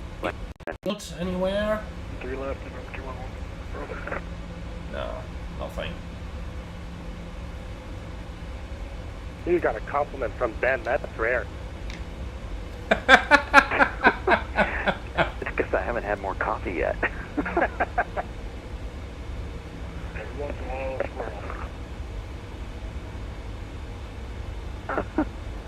I'm just jealous. Center Coast Guard 6040, landing assured. Coast Guard 6040, thanks for flying with us. We will see you later. Alright. Appreciate it, Ben. As always, you're the GOAT. Thanks for making it always fun for us. See you. See you later. KLM 601 at Circus, cleared ILS 25 left approach. Oh, KLM. Circus good. Nice, so we're not the only heavy over here. Number 291 Delta Bravo. The LA altimeter is 2985. Look at that, to the horizon. Everything just lights. Everything. Thank you very much. Yeah, let's get some t-shirts made. Ben is the GOAT. Oh, that's scary. I'd probably look like a goat. No, don't say that. Can we connect Goat Simulator to VATSIM? Say that again? Is there any way to connect the Goat Simulator to VATSIM? There is, believe it or not. German Cargo 472, descend and maintain 5,000. Descend and maintain 5,000, German Cargo 472. Alright, set, 5,000 checked, change. Now you'll note that 777 feature that I talked about 2 days ago, where if you just do a small change in altitude, it's setting thrust so that you need approximately 2 minutes to reach that new altitude. So we're looking at a rate of descent of about 500 feet a minute-ish that it should have set the thrust for.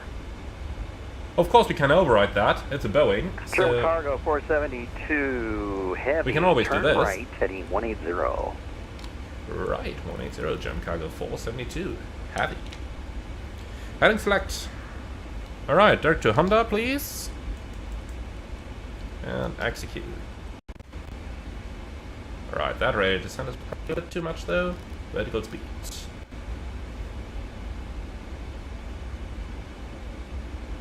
JetBlue 135, Lima Airspace East, radar service terminated. And Julian 3008, the goats from the Goat Sim. Is that VFR traffic? No. 135, take care. If Goat Sim is involved, he would not have said that anything is looking good. I think that's safe to say.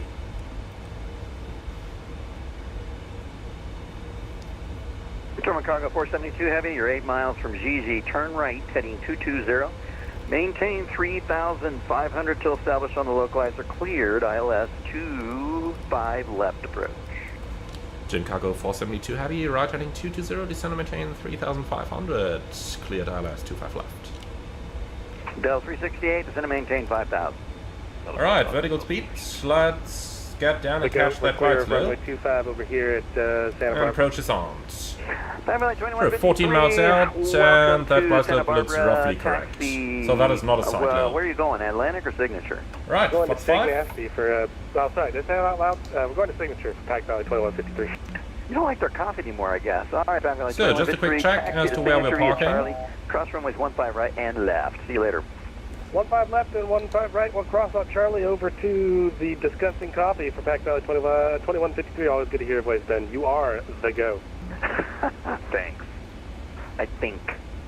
Alright, so let's get that speed back. Speed breaks out. See you later. Having too much fun. Localizer capture. Always. Alright, 1,500 feet a minute. Actually, we might need a little bit more here because of the tailwind. Alright, and gear down. November 92 Tango Delta, climb Flaps maintain level 230. 20. Climb maintain flight level 230, November 902 Tango Delta. In an A330, we would be hopelessly lost at this point.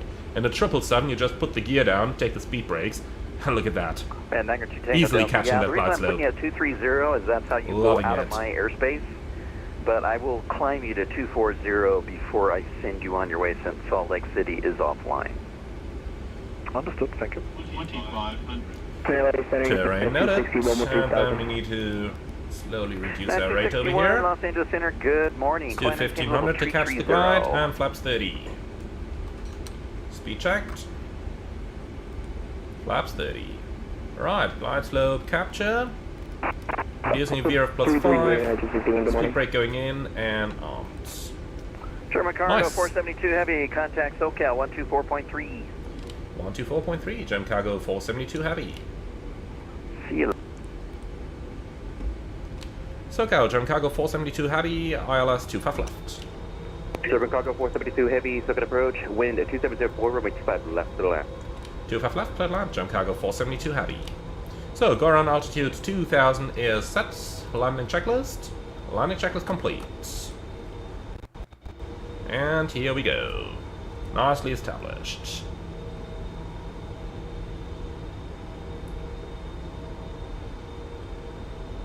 Alright, so we've got everything done down here.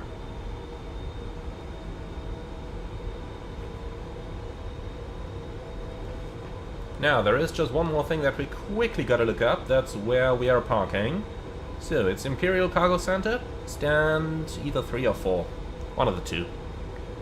Actually, DLH, 7 or 6. Okay, stand 7. Local departure, good morning, November 2901 Okay, Bravo, cool. 6 And with that, we are feet. completely established Inbound. on everything over here. Hopper. So, let's have some fun. 291 Delta Bravo, SoCal approach, information... Actually, Elliot, over to 29085. 2985, November Yeah, flight 291 director. Delta Bravo. Approaching 25 left. Checked. I'm gonna keep the auto throttle on this one. Because we disconnected the automatic so late. I don't want to, you know... Don't want to destabilize the approach or anything. So 500 continue. That's looking perfect. 400.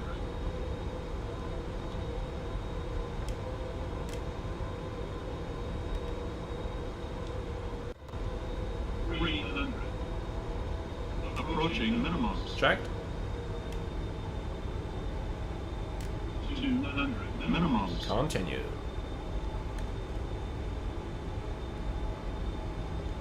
100. 50. 40. 30. 20.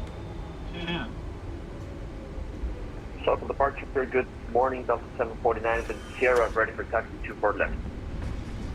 Spoilers, reverse. Green. No, that's Airbus. Speed brakes up, thrust wheels normal. Delta 749, Southern approach, information Sierra's current LA altimeter 2985. Alright, we're gonna miss that exit here. Gonna take the next then. Sierra 42985 and taxi via Corona 24 left, Delta 70 knots. United 612, second departure, ready contact, the altitude. 1,500 meters remaining. Departure United 612, current altitude 2,000, climb. United 612 heavy, climb visit.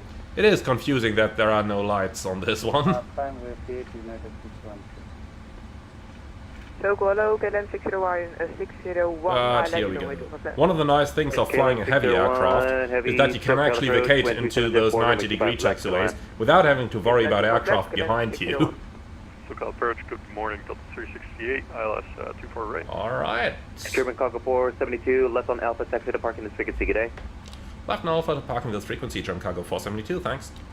Delta 368, second approach information. Okay, so to the left, and then pretty much all the way to the end. Imperial Cargo, parking number 7. For right, clear to land, Delta 368. SoCal approach, November 1230, Mike 5,000 feet. November 1230, Mike, second approach. Information, Mike is current at Hawthorne and altimeter 2985. And here we are. 2985, Mike. Right, great. So, after landing, we'll leave the APU off for the time being, because we got to save money, Lufthansa Group turnaround program and stuff. Of course, it's just for the environment. Ha. Ha. Ha. Okay, here we go. After landing items are complete. Right, let's not go too fast here. That aircraft is just too light. Look at how it's accelerating on idle. Alright, so guys, to Frankfurt up next. In the meantime though, let's try our very best friend of an add-on. Ooh, it's actually opening. I'm surprised. Okay, cool. So, Imperial Cargo. Not even listed on here. Well, probably cargo ramps then. Imperial Cargo Complex. Alright. Bay number 2, ramp cargo. Can you make it any more complex? Like, can you literally make it any more complex? So, I think we're looking for bay number 7. United 612 heavy, contact LA Center 126.52. Follow me, no thanks. Handling by... I don't know. Give me something. Worldwide Flight Services.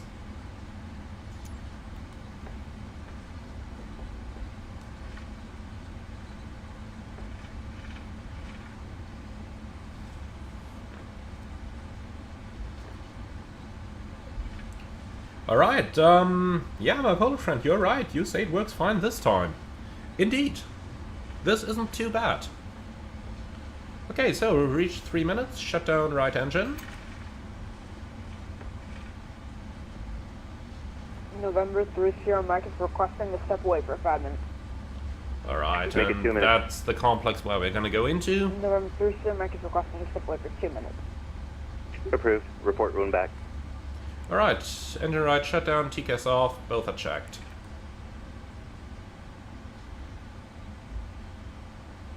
So, down to 10 knots and into that turn. And then we can start the APU, please.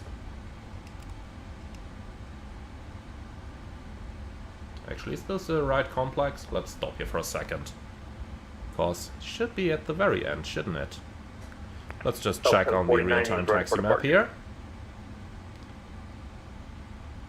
Nope, this would actually have been wrong. We just noticed in time. That's good. Oh, hello there. That's got to be the KLM, I guess. Let's see. No, touching down too far behind. But the flare looked good.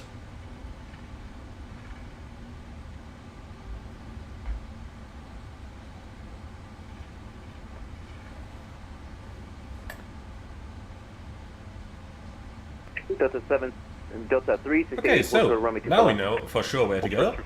All the way to the end, to the right, and then stand number 7, which is over here. Third, yeah, basically third on the right. KLM 601, right, Hotel 7. KLM 601, continue Hotel to Lima. And the APU is available already. That was good. Right, and I'll have that was quick. More for you shortly. Okay, so everything's free on that cargo complex, which actually makes it a little bit more interesting to taxi on there. In the real world, it's always easy, you know?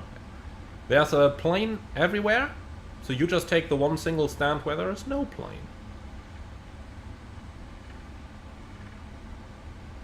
On VATSIM, it's usually the other way around.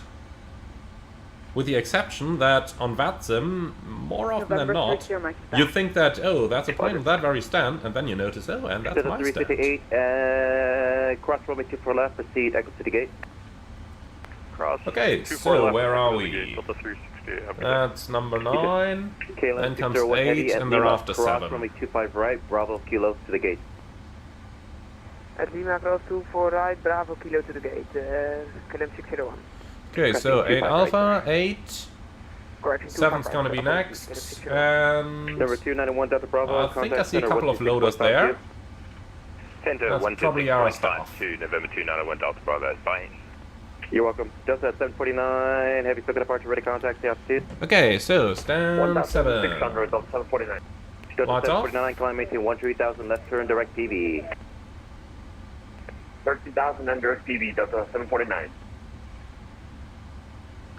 Okay, marshaller anywhere? No? Okay. Have to park ourselves without a marshaller. Oh yeah, there is one. So let's go straight a little bit further. It's a large aircraft after all.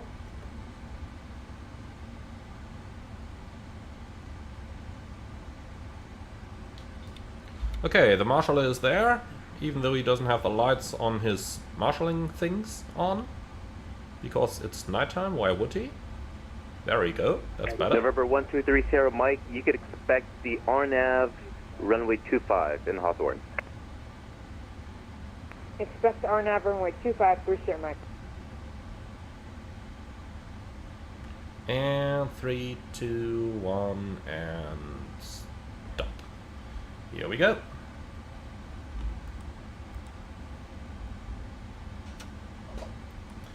Okay, park brake set, APU running, and shut down. Here we go, that's sector number 1. Airplane's running down, then dome light coming on. And here we go.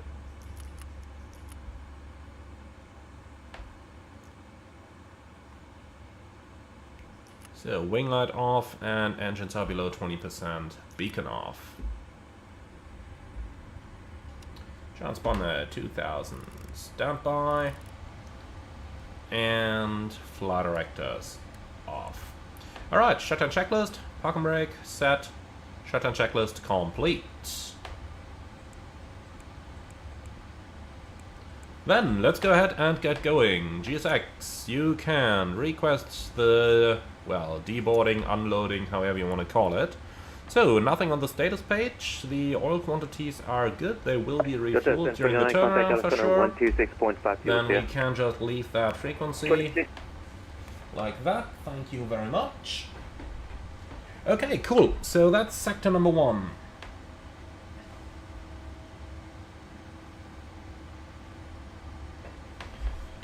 Okay, so down to the flight interphone over there, and we can just deselect the comms. That way we've got a little bit of silence.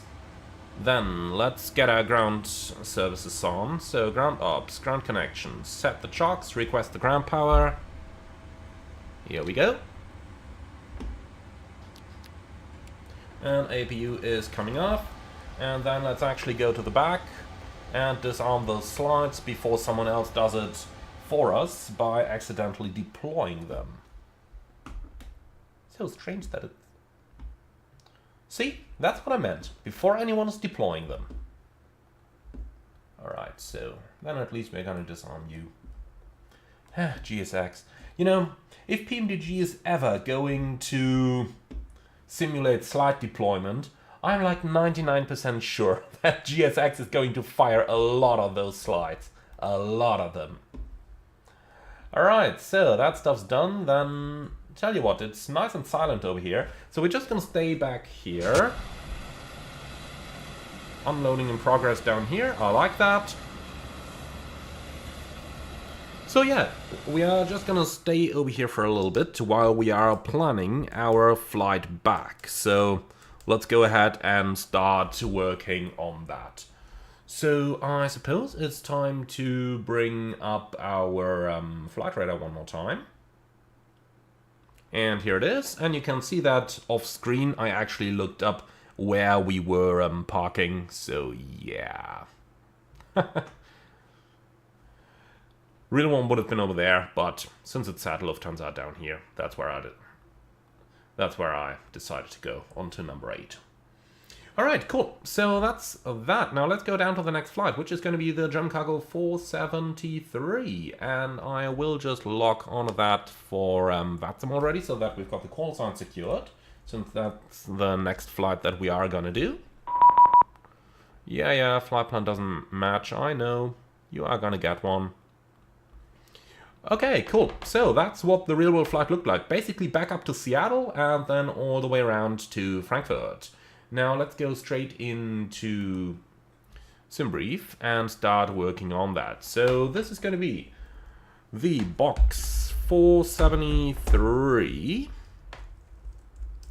Like that. We are going from Lax to Frankfurt and no Antonov, Bliat, B777F. That's the one we're looking for. Let's give it a second to actually load that up. Here we go. PMDG, CASANX 50, and our registration is Delta Alpha Alpha Lima Tango. That's looking good. Now, cell call. Since we're flying Transatlantic, we might actually need it. So let's just go ahead and look that up real quick.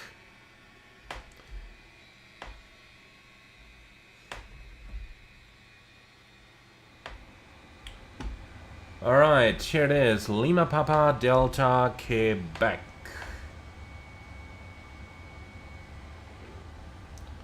So, Lima Papa Delta Quebec. Alright, Altnut Leipzig. Well, we don't need that. We can just use Hähnchen. Alright, now, the real world departure is at 0800. Man, that's got to be a very nice day for the crew. Departing at like 10 o'clock German time. That your body is probably still adjusted to after a flight like that. Beautiful. 10 o'clock German time, landing at like 8 p.m. Very nice. Alright, so on this one we're actually going to have one passenger, and our payload is going to be heavy. Let's see how high the real aircraft flew, as that gives us a clue about the altitude. 28,000. They were at the max takeoff weight. They were right at the max takeoff weight. So let's say 95 tons. Right, departure runway 25 right, yes, new sit, but that's still fine with the Ocean 1. Now, let's see about the flight time, 10 hours 50 scheduled, like that. Alright, and the arrival runway, let's see what we've got, yeah, 03017, that's quite clear. Runway 07, and then 07 left fits our designated parking positions a little bit better, so we are going to do that. Now let's go ahead and calculate and compare this route down here. And that gives us 10 hours and 32 minutes, starting in level 290. Now let's see what other routes we got. Nope. Nope. That one. Calculate and compare. Let's see. That's actually 25 minutes longer. Okay, then we're gonna choose the first one. This one. Fairly south. Fairly south. But then again, probably better for the winds. Let's actually have a look. Give me the wind barbs. And give me that standard chart. Alright. Yeah, jet stream. Well, not exactly. Down here it's a jet stream. Over here it's a jet stream. But probably even a little bit too far to the north. Is there a route that's even more southerly? That one. No, too far to the north. That one. Too far to the north. That one. That's a little bit more southerly. Let's calculate that one, see what we're gonna get. Nope, 5 minutes longer. Okay, then we stay and stick with the first route, and that's probably gonna be just fine. Okay, so we've got this. Then let's go down to the alternate airports. We've got Hahn as number 1, then tell you what, Cologne as number 2, then Düsseldorf as number 3, and Leipzig as number 4. Alright, so what's the weather gonna be like in Hahn? Beautiful, just some CBs, nothing to worry about. Is that gonna affect us? 24th? Oh no, it's from 2 o'clock local time. We'll be there long before that, so that's not gonna affect us. Great, then let's go down to the ETOPS scenario. Let's do target scenario 180, calculate, see what we're gonna get. Now I'm wondering, this is probably all close enough to... Yeah, this is probably going to be close enough to Toronto and Montreal over here so that we don't need ETOPS to get across there. And that stuff looks fairly good, just that we're not going to use NOC for sure. We'll use Shannon, validate, and that looks good. What's the weather like over there? Completely fine. And in the forecast, at what time are we going to be there? It's now about 1800 UTC, so 19 to 2000.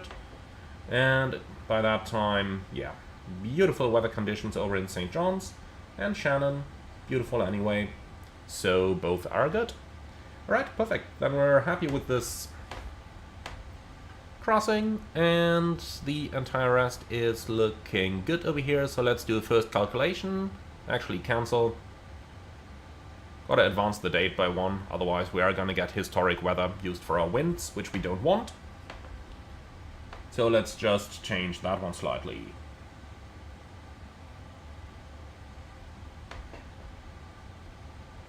And superb, Elias. In regards to the alternate, yeah, Leipzig would be more useful for them.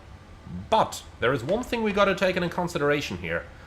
And that's the fact that Leipzig is just like 45 minutes flight time away. And that is absolutely expensive. And since we don't want to operate expensive, you know, that's why we take a different alternate. That's completely normal though. That's exactly how they would do these things in the real world as well. So that is really normal. You know, when you're in flight then, you decide you can't land in Frankfurt, then you can always still divert to Leipzig if you've got the fuel on board. But let's take a look into the plan to see the difference. So I'm just going to open the plan over here. Let's go over to route. And let's see what we're going to get. So here we go. Fuel information for Leipzig. 2,534 kilos more. And yeah, with that, we can easily tell why they wouldn't plan that. However, if you want to be 100% sure, let's just go back to added flight up here. Now, let's see if we can find a real-world flight plan for that particular flight in question. So that's down here, Ediglar. And is there a box anywhere here? Yep, here it is. Here's a box. Let's select that one. Oh, interesting. They actually found Leipzig on that one. Let's see if we can find another box. See if they did that more often. Here's another. Leipzig. And here's another. Also Leipzig. Okay, that's interesting. At what time were those flying though? Could that have been due to night curfew? Nope. Arriving at 6:55. Well, that's interesting. I mean, in my opinion, operationally it doesn't make too much sense to file that, because you can always fly there even if you haven't filed it. Let's just look at another one, just randomly. Okay, also Leipzig. Alright, in that case, we'll just recalculate with alternate Leipzig as number 1. In my opinion, a waste of fuel, but if that's what they do in the real world, then hey, let's go ahead and do that. And then we'll take, well, probably Stuttgart down here. Alright, cool. So, all that stuff should be looking good. Generate.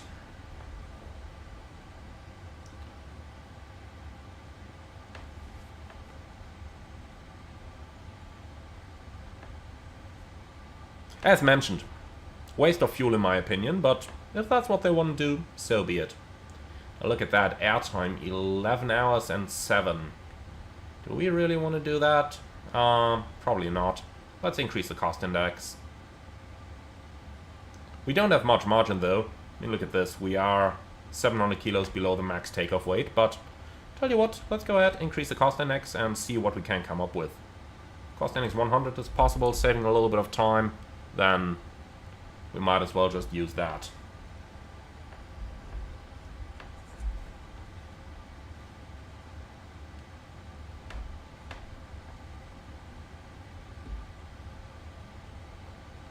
Okay, so here's the briefing, 11 hours 2.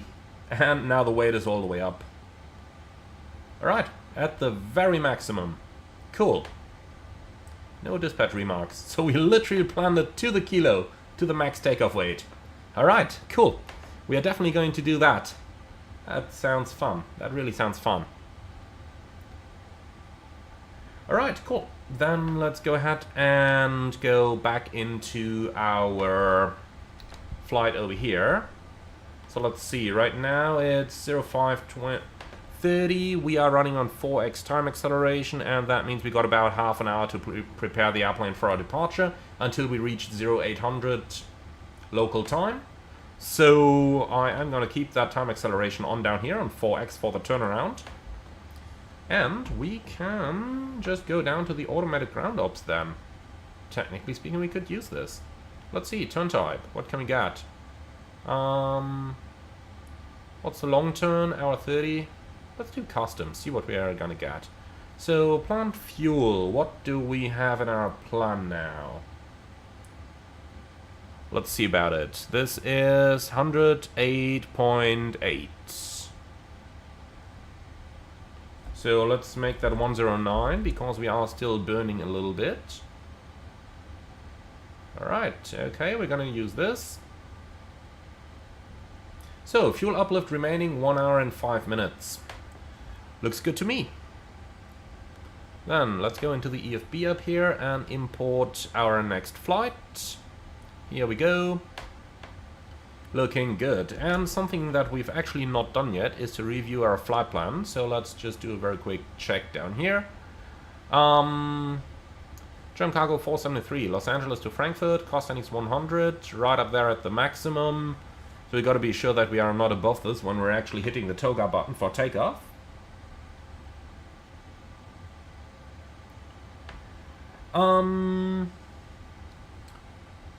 Yeah, well, we can absolutely do that in flight. Alright, so fuel plan is looking good. Yeah, look at that alternate fuel. What a waste of time, in my opinion. And what a waste of fuel. For every 1,000 kilos increase in the weight, we burn an additional 280 kilos. Since we now have about 2.5 tons more fuel, that means we're burning about 700 kilos more fuel, which costs the company $1,400. I'd rather take those as a personal bonus, but okay, if they do that, so be it. Okay, cool. So all of this is actually looking good. Then what else do we have to do down there? Not a lot, to be honest. By the way, looking into the chat, anti-cooperative, Amy, when you're on a long flight, for example Frankfurt to Los Angeles, and you don't really have much to do at the moment, what would you not get bored? Oh, there's always something to do. If you're not chatting along with the other pilot, then you are, you know, talking to the cabin crew, reading documents. There is a lot to do on those flights. Really a lot. Okay, so the oil quantity is still rather low, so let's go ahead and get ourselves some ground maintenance here as well. Refill engine oil. And since we do have a little bit of time, I have no idea why there are 2 tires in red, but then we can replace those tires as well and just put some new ones on them, like this. You know, if we have time, then we may as well do that. Alright, cool. So that stuff's now done, then let's get down into the FMS setup. So route, request, simbrief route, and select. May take a little while now. Request send, and here it is, load. And here it is. So Los Angeles to Frankfurt, German cargo 473. Let's scroll up a little bit and check the route. We're flying the Ocean 1 departure. Why does it say runway 34 right in here? There is no 34 right in Los Angeles. We found a bug. Tell you what, then I'm quickly going to do this first. 25 right, and we're looking at the Ocean 1 towards Beeley. Alright, and then for the arrival into Frankfurt, ILS Yankee, runway 7 left. IMCOM 1 Delta arrival, Delta Fox 454. Like this, good. Alright, now let's check the route. Ocean 1 to Beeley, Juliet 146 Delta Victor Charlie, then KD 54 Uniform, KD 66 Alpha, KP 78 Golf. Okay, KP 87 Kilo, Sierra Sierra Mike, Yankee Victor Oscar, Yankee Zulu Victor, recall. Then 52.5 north, 50 west. 53 north, 40 west, 53.5 north, 30 west, 54 north, 20 west, Dogal, direct backset, direct Arabi, third NJAX, ATHAF, ACCAT, however you pronounce that one. The Brits really got some strange waypoints recently. Then you continue via AXNAV towards Zipwe, Ozil, Sorpi, Quebec 63, Compton, Upper Lima 9 Biggin, Lima 607 Conan, Derek Koch, Upper Lima 607 Sprimond, Tango 180 Nivnu, Tango 847 Incom. For the Incom arrival, not sure why that's missing down here. And well, that's it. So activate, execute. Then let's just go back to page number 1, do the route copy as well. Now, down into the Lex page, and we can find our departure charts. So, Los Angeles, sit. So, where's the ocean departure? Here it is, Ocean 1. So, let's see what that looks like. Straight ahead towards Docker, below 3000. Then via Whaler, below 5000. Towards Chef, PV, Holtz, Ocean, and then we've got Cahill above 15,000, Zoom above 16,000, Sabi, Play, Arcos, Jella, and Wheezy, and then to Beeley. Alright, that looks all good. So, route data, requesting the wind data up here. By the way, is it just me? Or is it actually a lot nicer to do all these request things without the delay because the time acceleration is running? Really think it makes things a lot easier. A lot easier. And Silverdrift in the comments, will you do some flights in Asia? Yeah, maybe sometime soon. Maybe. Okay, so 5,370 nautical miles versus 5,376 nautical miles. So that's easy going. Transition altitude 18 is checked. Then let's go to the perf init and see what we've got. So alternate 6,000, final reserve 3.3, so that's 9.3 for the reserves. Cruising altitude 290, cost index 100. Minimum fuel temperature -37 because we're in the US and they're using Jet A fuel here compared to the Jet A1 fuel that you get in most parts of the world. And that means that we've got the higher freezing point of -40 degrees compared to the -47 of Jet A1. So we always use 3 degrees to spare, so that's why we enter a minimum fuel temperature of -37. Cruise CG, we just always use 30 up here. Then step size 0 because we are going to enter the step climbs manually. Right, nothing over here, and noise abatement procedure number 2 over here. Now let's go ahead and enter our step climbs on the legs page. So we start at the 87 kilo waypoint. That's going to be flight level 310 with a step. Then we continue at recal to flight level 330. Like that. Then we've got Dogal, still in 330, and NJEX, flight level 350.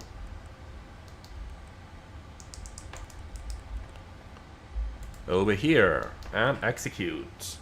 Lovely, we're not going to climb any higher than that, and that's the step climbs entered. Now, let's cross-check the North Atlantic waypoints. So we start up here with 52.5, 50. So we copy this, init ref, index, nav data, paste. And now we compare the coordinates and make sure that they match with the waypoint. So H stands for our half coordinate, 52. So 52.5, that's correct. And then 50 stands for 50 degrees west, and that's what we've got down here. So with that waypoint is checked.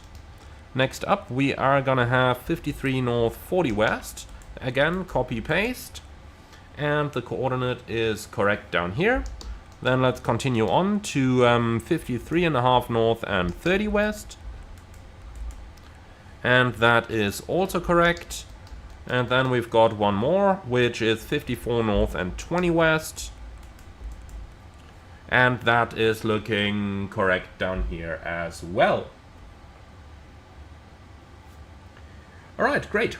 So that's our FMS setup completed, and with that we can move on to, you know, the rest of our setup.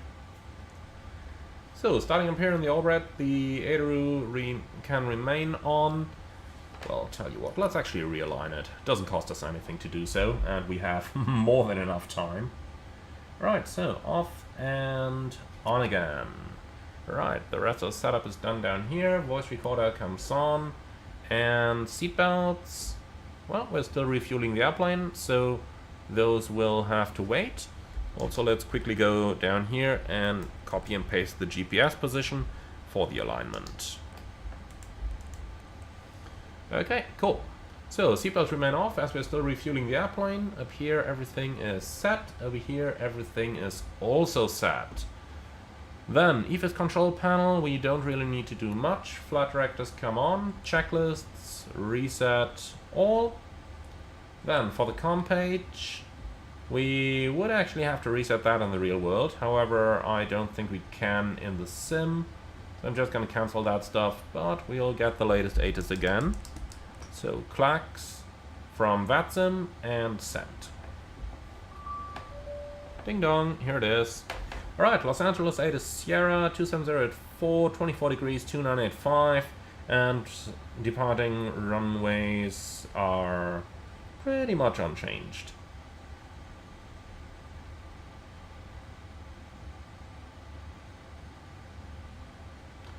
So, call for push onto taxiways Alpha. That's probably the one relevant for us.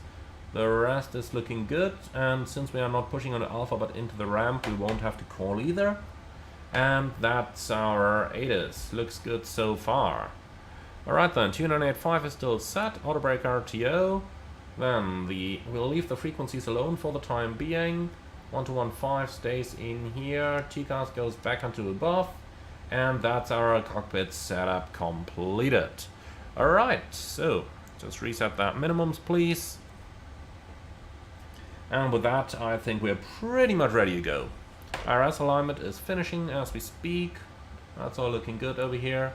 No clue why they armed the right entry door. That one should absolutely not be armed on the ground, so Let's go ahead, disarm it again. Now, some weird behavior by our sim over here. It should not be that quiet in here, really. Okay, so, slide disarmed. Just imagine if anyone tries to open that who is not trained and, you know, they might accidentally deploy slide. Definitely don't want that to happen. Alright, cool.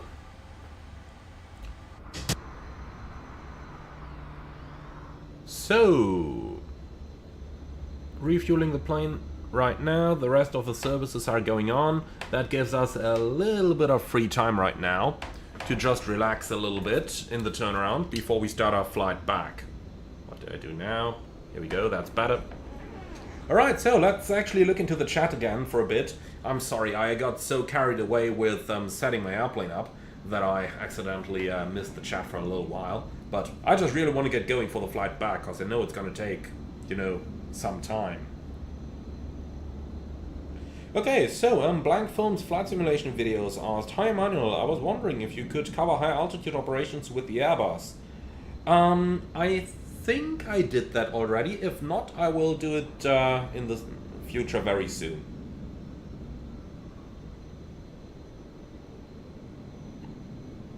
And Ashton Brynett, Emmy, wish me luck. I'm going from San Francisco to Hong Kong and I'm flying right through Super Typhoon Ragaza.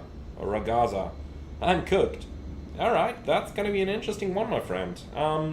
Let me know how that worked, if you still can. Otherwise, I'm sure I'm gonna hear about it in the media. And Flaps30, hi, welcome. First time viewer. Very nice. I do hope that you like what you're seeing.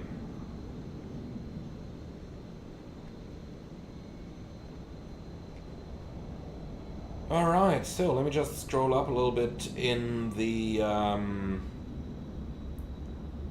chat there. Konali, is your fuel saving idea coming from your company philosophy or your former employer? No, that one's actually from both of them, because you know, there's one thing that you always have to keep in mind. Usually you are saving a little bit of your trip fuel while you're en route. Then you're arriving at your destination and you have, let's say, 5 or 10 minutes that you save from the trip fuel. Then you have the contingency fuel, which is on long hauls usually like 15 minutes or so. And then you have the alternate fuel. So on top of your standard alternate fuel, which, always remember that, is calculated by doing a missed approach at your destination, flying the missed approach procedure, and then following the entire route along airways, including a SID, which you are never gonna fly, from your destination to your alternate. So that is a lot of fuel that you've got there. And you're probably not gonna need that much, because if you can fly a first approach at your destination, then you go around, then, well, what prevents you from either flying a second approach at your destination and landing? If it's weather, then you've probably taken some extra fuel anyway. And if you had to go around, for example, because of a runway incursion, because of an ATC error, say insufficient separation, or just because you messed up yourself, then chances are you're just going to come back for a second attempt and land anyway. And perhaps even use your alternate fuel for that. So, generally, you would divert from your destination to your alternate long before you even fly the first approach. Say because the holdings are just too cramped and the expected approach time is too late, or, you know, reasons like that. And with reasons like that, you will have plenty of extra fuel because you haven't even flown the first approach and you still have time before you start the second approach. And, you know, with that fuel, plus the contingency, plus what you saved en route, plus your planned alternate fuel, which includes the missed approach and stuff like that, you will normally have, you know, so much fuel that you can easily reach any airport that you might have planned for. So let's say, for example, if I had planned with the alternate Hahn, then we would probably easily be able to divert to Leipzig and land there with more than the final reserve fuel. So for this reason, you know, easy going. Very easy going. The planned alternate is usually more of a fuel and money saving consideration than the actual airport where you would land. And I totally agree with the statement that was made earlier that it makes more sense to land in Leipzig when you're flying an AeroLogic plane than to land in Hahn. Fully agree. But even if you plan Hahn as an alternate, you're normally still going to have sufficient fuel to fly to Leipzig anyway. Now, Alan, which one do I prefer? MSFS 2020 or 2020? Well, you asked 5, you probably mean 2024. Absolutely 2024. And by a lot of a margin. There are some things where the sim still has problems, career mode, but I don't use that anyway. Sometimes lags in the menu, but apart from that, once you're in a flight, the sim is totally reliable for me. And I think the visuals are improved so much, the physics are improved. By now you also have most of your add-on aircraft. Robert, if you're still here, we need that 737. Alright, I'm gonna stop on that one. But you have most of your add-on aircraft, so 2024 just provides so many more details like the night lighting, the physics, over 2020 that I would absolutely not want to go back to 2020. I'm very happy with 2024. It's not perfect, it has bugs, but nothing game-breaking for me, at least not the way that I use the sim. I understand that there are people who use it differently, who might have other issues, but I'm totally happy with it.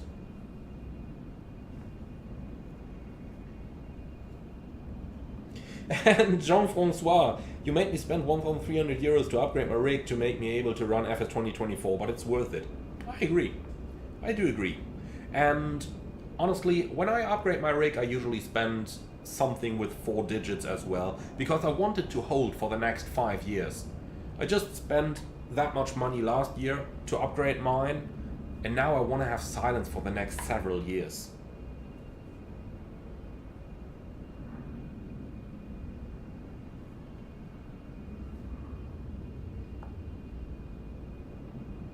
And Murray, any tips for how to comply or check if you will comply with an instruction to be level at a certain flight level, a certain distance from a waypoint, example 30 miles from X? I panicked when I got that request. Okay, few things that you can do there. You can either go to the fix page and have a look there. Let's actually do that real quick.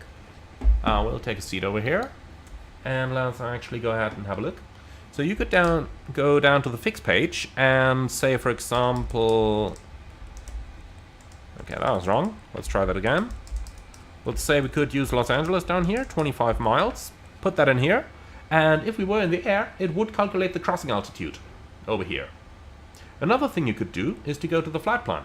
So let's say air traffic control wants to know at what altitude you're going to be 5 miles before PV. Then what you're going to do is going to input PV /-5.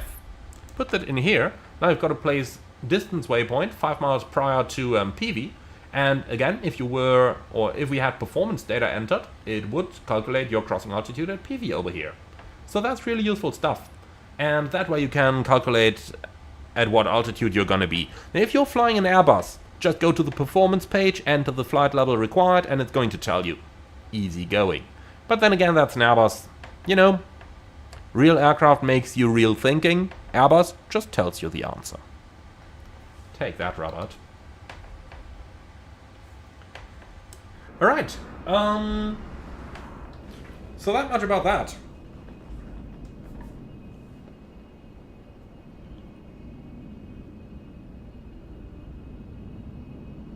And my Polish friend, do we adjust ATC phraseology in the US or just stay with ICAO? Honestly, you don't even stay with ICAO because you would have learned your comms in one certain country. And every country has its specialties and its deviations from ICAO standard. For example, in Germany, we are allowed to say the call sign both before or after the transmission, and you just use the phraseology that you learned. And of course, when flying in the States, that's not always going to be according to the AAP. But honestly, if we had to learn the phraseology differences of every single country in the world, and if you imagine flying, for example, Frankfurt to Cape Town, you're gonna fly through what, 20 countries? Do I need to learn 20 different phraseologies now? No. You just use the one that you learned, and every airline might also do, you know, some different things. So every airline's also going to have one certain phraseology, usually based on the operated country. So back in the day when I flew for an Irish airline, then of course we had an ATC radio manual, and of course that one was based on, you know, Irish phraseology.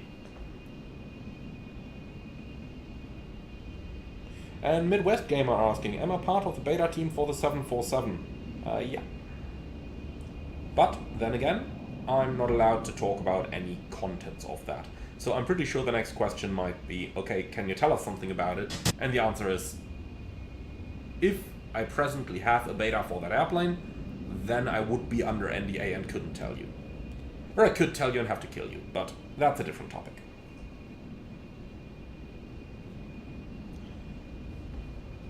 And Alex, how did I manage to cover the flight school costs, and what do I think about cadet programs? Okay, so let's start with the cadet programs, because that's the easy answer. There are good ones, and there are not so good ones. Those where you have a guaranteed job afterwards are the good ones. And for those, go for them. Without any questions asked, just go for them. Those where the costs are not necessarily covered, be careful if they say we may or may not accept you after the program. There are some programs which are like, yeah, you do the training and thereafter you do another assessment and then we'll see. I would be careful about those, because generally flight schools ask a lot more money for an airline cadet program compared to the regular training that they offer. And we're talking about several tens of thousands here that you are gonna pay extra. So yeah, that may be an idea, may not be an idea.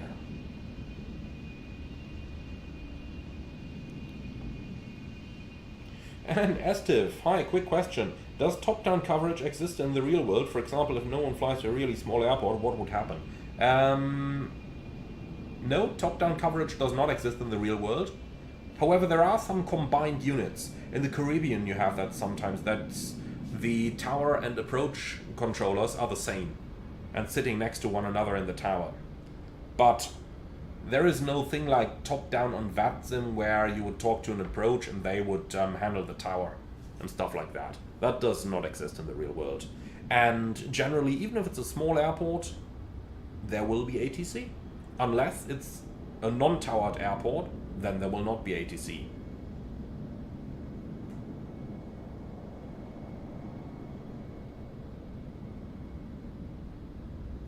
And Throttle Nomad, would someone take non-drowsiness things like Xanax, get a class 1 medical? Honestly, I don't know. It depends on the type of medication, it depends on what you need it for. The only answer I can give there is go and ask your aeromedical examiner. They will know, and they will be able to give you an answer. And Mohammed asking, what's the difference between an MCDU from Airbus and CDU in Boeing? The difference is what the term stands for, and Boeing also has MCDUs. For example, on the 737 we used MCDUs. But it's just a different term, really. It means the same thing. One of the things, you know, are called multifunction control display unit. The other one, you know, makes no difference. It's just a term.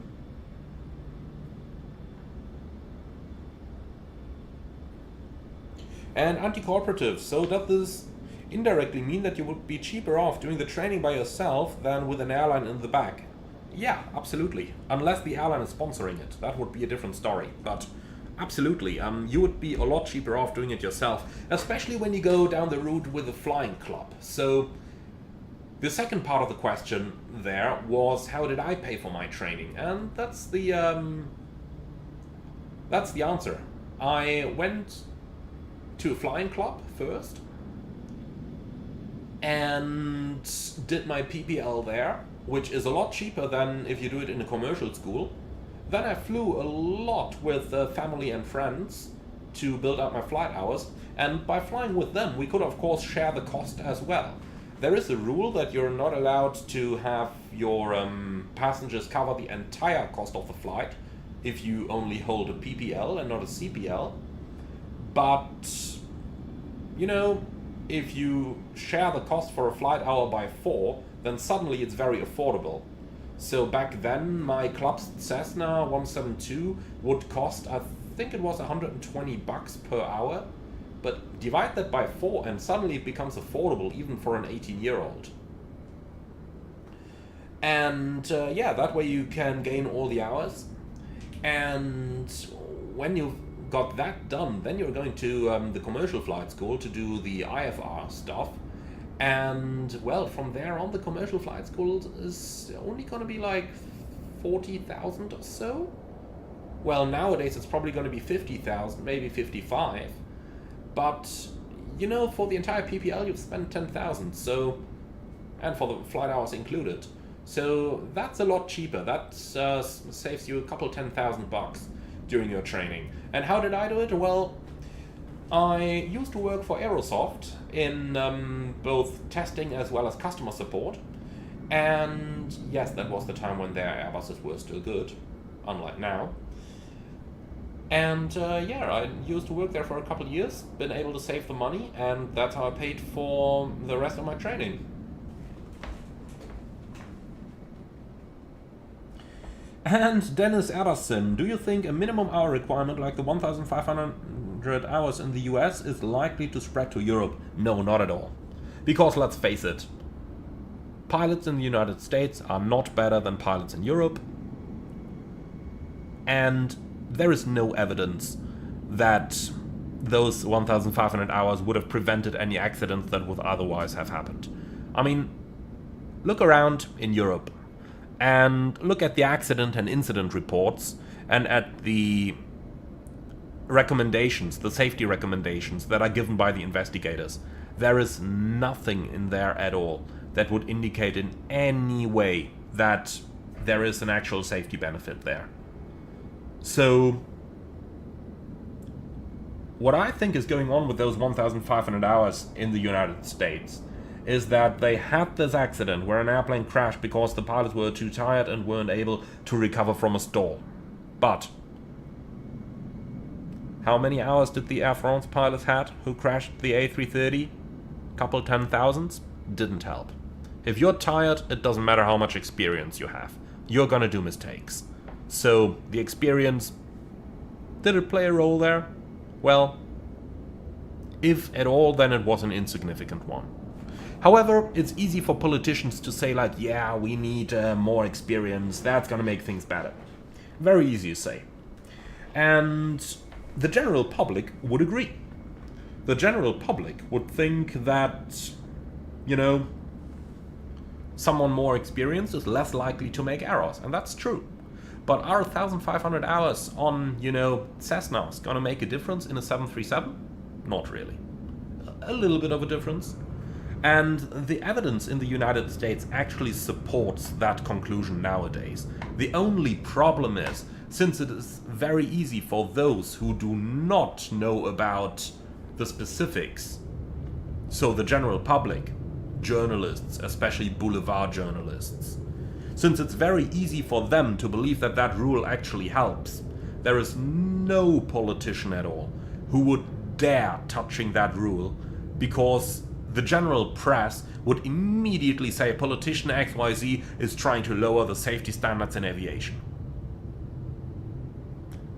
And for that reason, the US is stuck with that rule. Most airlines actually want to get rid of it, but there isn't much that can be done about it. It's just a political thing. Very, very difficult to get rid of. And I gotta say that for those pilots who are already in the airlines in the US, it's actually a very good thing. Because it means that there is absolutely no way for airlines to tackle the pilot shortage that they have in the States. If you gotta first select someone to train, then train them to the license, that's 3.5 years gone. Now they gotta fly 1,500 hours on small aircraft? Good luck, that's another 4 years gone.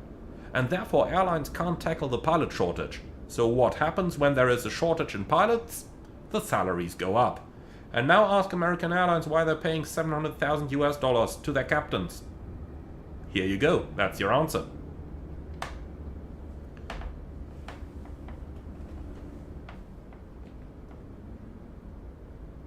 So yeah, you know, that's my general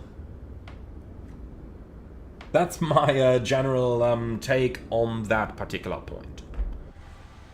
Now, let's see, in 17 minutes we're supposed to go off block, so let's actually stop that time acceleration and start doing a little bit of work again. And yeah, if you guys want, I'd be absolutely happy to continue that discussion en route. But for now, let's actually go ahead and grab ourselves an IFR clearance. Provided I can find and start my headset. Here we go. So, here we go, that stuff is done. 44 on the visual for 25 left. Air Canada 44 Heavy, SoCal approach, wind 2408, Romeo 25 left, clear to land. Clear to land, 25 left, Air Canada 44 Heavy. SoCal approach, German Cargo 473 Heavy, information. Tango, request IFR clearance to Frankfurt. German Cargo 473 Heavy, SoCal approach, clearance on request. This is a VATSIM thing, by the way. In the real world, they wouldn't do this clearance on request. They just read your clearance. And in the real world, if I wanted to get a PDC in the States, what you do is this. Go to ADC, lock on, KUSA, send. And as soon as you're connected to KUSA, they send you your clearance via CPDLC, provided you're already within 30 minutes from your... within 30 minutes from your scheduled off block. So that's how this works in the real world. Alright, in the meantime, we have gotten a clearance via private message in vPilot. I really do hope that they are eventually going to change that system, because in my opinion it is a little bit dated by now. This was good 10 years ago, when the Hoppy system wasn't so spread. But nowadays, with basically any airplane having Hoppy, I think they should rework this. Okay, anyway, let's go ahead and start working on that clearance. So, German Cargo 473, 777L from Los Angeles, destination Frankfurt, via, they sent us an entire route. Technically speaking, we have to recheck every single one-way point now. They don't send you that in the real world, by the way. But yeah, I'm gonna assume that that is unchanged. Altitude, flight level 290, squawk 2455. Let's get on here, 2455. Okay, remarks, cleared Ocean 1 departure, Beal transition, climber, sit, except maintain 5000. Here we go, 5000 set. Expect 2905 minutes after departure, frequency 1243, expect runway 25 left. Okay, 25 left, that makes our life a little bit easier. Let's go ahead and program that real quick. So, departure 25 left, Ocean 1, Beal transition, execute.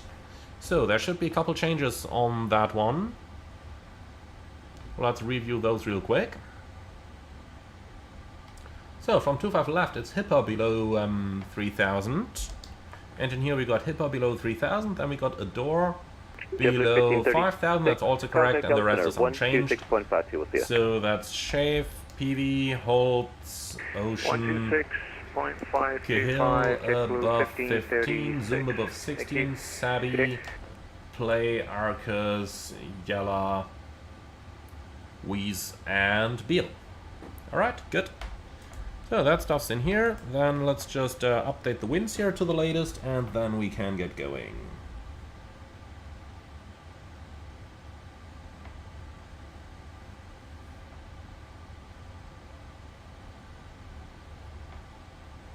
And Pedro Fernando, out of topic, but can you get the captain to show if you fly on the FO seat? Air Canada 44 Heavy, not at the moment. you have a parking spot today?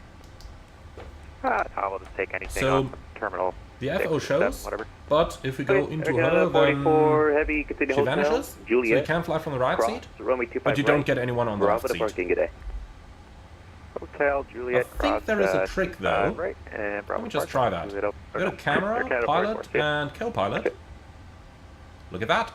Suddenly you have a captain. But that's the way to do it. You got to go down here into the co-pilot view, and then you can get a captain.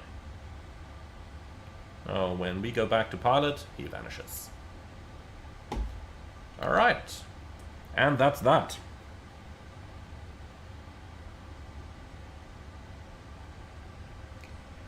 Alright, cool. Now, someone with a username user says in the comment, can you please ask PMDG to implement OE?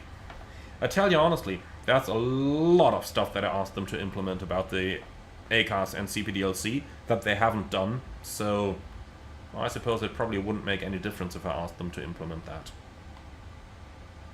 Apart from the fact that I did ask them. Alright, cool. And Charlie M, clearance on request is non-standard phraseology in the real world as well, isn't it? At least I've never heard it in the real world. Never heard them use that in any of the US airports that I fly to. Alright, cool. So, we've now done this. Now, let's actually go ahead and see how much fuel we've got on board now. 60.6. Why?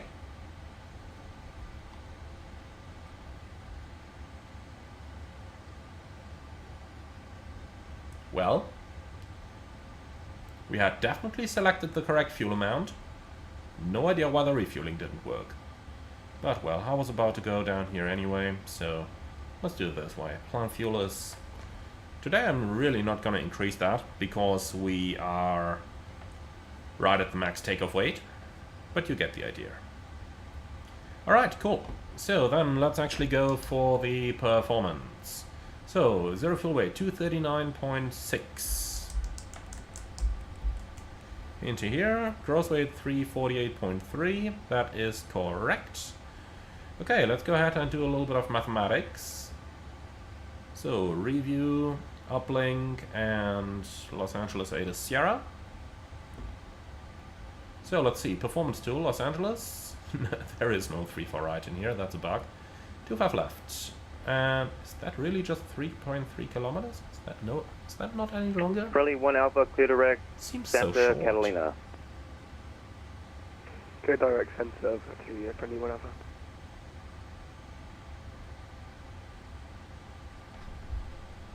Let's get that airport chart open.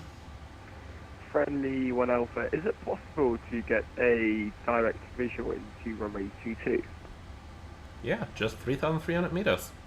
That's really not that long. Okay, let's see if that's gonna be fine for us though. I think it should be. Okay, so weight, 348.3. The CG used to be 23. Alright, and I'm lazy, I'm gonna import the weather. Calculate. So, 347.815 is max. Okay. Friendly 1 Alpha, you can expect Here we go. Calculate. Are you kidding me? 347.036 is max. Okay. This might be a problem, because that's 1.3 tons down. Let's see if that would be any better if we took the other runway. Say 3,800. Yeah, on the other runway it works. Then we need 25 right. Can't do 25 left. Okay, so gotta reprogram this. Let's see, 25 right, and Ocean 1 is still in there. With the Beal transition, execute. We've already cross-checked that data earlier, so we know it's correct. The rest is looking good down here as well. And then we'll have to tell ATC when we request taxi that we need 25 right. Nothing we can do. We're too heavy for 25 left. Alright, cool. So 25 right, and that runway now is 3,939.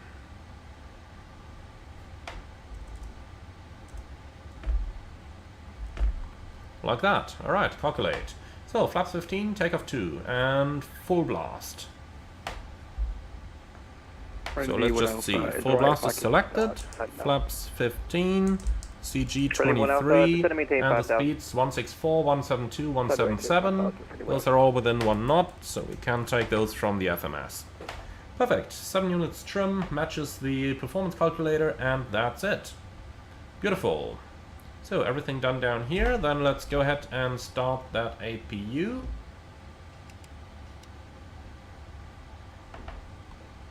Doors are already closed, just waiting for the one left. Let's go down here, doors close all, and GSX, prepare position for pushback and departure.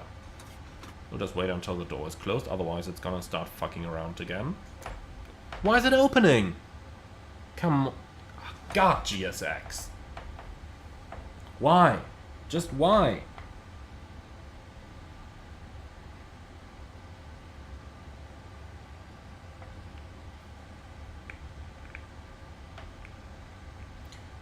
And feeder. Yeah, 25 left is used for cargo. That is true, but we're unable to do it because we're too heavy. So we need 25 right. Easy as that. I'm not gonna unload any payload for that. So we'll just tell ATC unable. Alright, cool. So doors are closed, then let's go to the back and arm them. And once that is done, we are ready to go.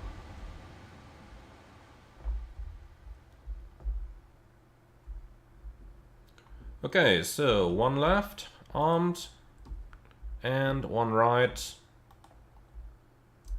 armed. Great, then let's go back to the flight deck and we'll start getting that airplane ready. Gorky, hi, welcome to the comments. To maintain 3,400. Alright, here we are. Come on, why can't I move the camera? Here we go. So, APU is there. Disconnect external power. Fueling is complete. Seatbelts are coming on.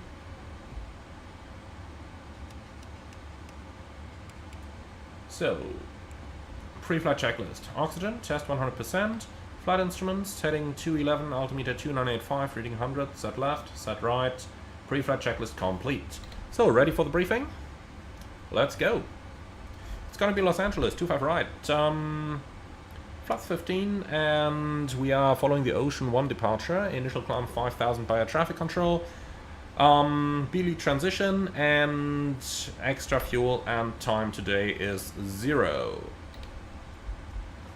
So, hotspots for the taxi routing. That's going to be the crossing of both runways 25 left and 25 right, and then on the other side we got to go back to the full length. Stop margin is probably going to be approximately 0, since we are maxed out on the runway and even have to change the runway in use for that. And if we need to make an immediate turn back, we're of course above the maximum landing weight, but 25 right is long enough that we can make an immediate re-landing if needed. However, if we do that, overweight and the usual stuff, let's actually see if we still have any brake temperatures. No, they're actually cool. Alright, that's good. Alright, that's something at least. Yeah, and then we've got nothing special or non-standard. There are no speed restrictions on this one that would limit our flap retraction. However, clean speed is going to be 262, so we'll have to ask ATC if we can fly faster than 250 below 100, otherwise we got to keep the flaps out. Yeah. Threats for the departure? I don't know any. And with that, I think we're good to go. 281 heavy, circuit approach, wind 2408, runway 25, left to the land. Good land on 25 left. So, is there any ramp control online? No, there isn't. Well then, ground from flight deck, go. So, please confirm all doors and hatches closed, ground equipment removed and bypass pin installed. Yeah, all confirmed. Thanks, are we clear to pressurize? Yeah, it's clear to pressurize. Thank you. So, 177 on off VNAV, 251 5000 is correct. Hydraulics. Friendly 1 Alpha. Or my first favorite controller. Hey, Mr. Brooks, Pack Valley 2154. We're on the the VLR Alpha from a 2-1 approach into Okay, Santa B4 Monica. start How are you? checklist down to the beacon. Pack Valley MCP. 2184. Good morning, sir. How are we doing? Runway 21, clear to land. 165, 172, Runway 177. 21, Pack CDU Valley pre-flight, 21, completed. 54. Trims, 7 units, 0. Friendly 1 Alpha. Fuel departure 4 o'clock. 0. Correction, 12 o'clock. Taxi and 4 miles takeoff before you briefing inhabit completed. site. And holding beacon. From my insight. So there's Friendly 1 nothing Alpha, over here Roger, for clear the to round, approach so to Catalina. quick look Report outside. cancellation of IFR in the Nothing air there or on the except ground. the This frequency Pegasus, change to no advisory comment. frequency approved. Alright, so just gotta remove those. Why is the fuel truck still in place? Report back if any abnormality. Vehicles, release all. Thank you. Thanks. Alright, and remove chucks. Cool, so let's see what GSX is doing. For real? You trolling? Come on. Afternoon departure, United 166 is 10-130 with information. This thing is trolling, isn't it? United 156, token approach, thank you for Tango. Pushback on to Kilo, face north, expect 2 for left. Kilo, face north. I tell you what, F thank you it. for left. I'm gonna use toolbar pushback. Loading. Why? Why is it that when GSX fails, toolbar pushback Hey, fails as SoCal well? departure, Pack Valley 2154. Hey, Mr. Brooks, can I get a wind check? Pack Valley Anything we 2154, can do wind about that? 180 at Does any of 7. you guys have an idea? Oh, okay. Yeah, it's gusting up here. All right, thanks, bud. No worries. Suppose we'll have to restart Kuan. Oh, here we go. Okay. Why does it say prepare for pushback?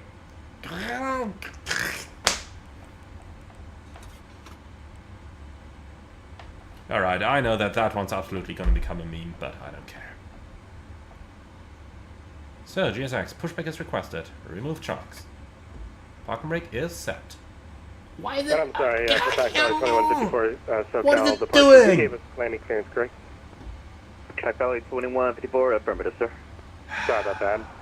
Space. And it probably just blew 2154. another slide as well. I don't Yeah, know. no worries.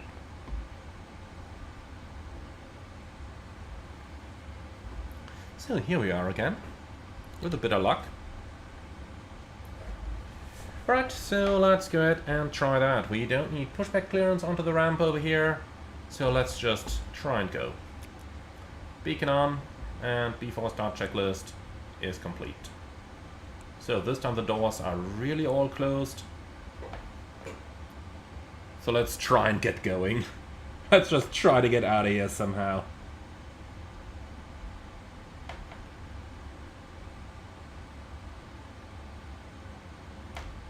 And Greek Freak, this is another reason the Phoenix is much better.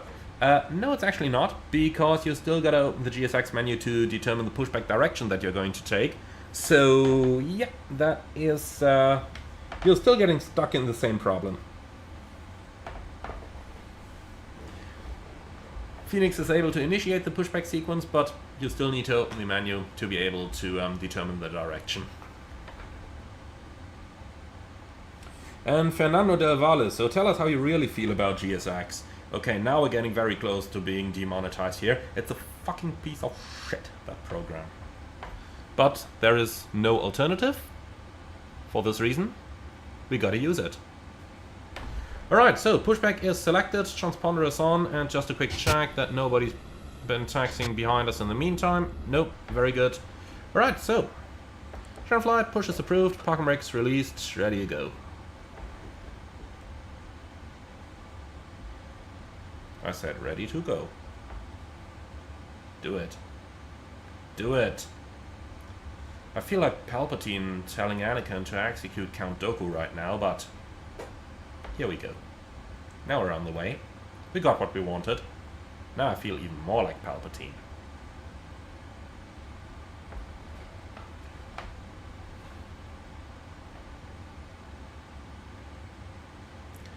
Okay, so at least we're on the way now.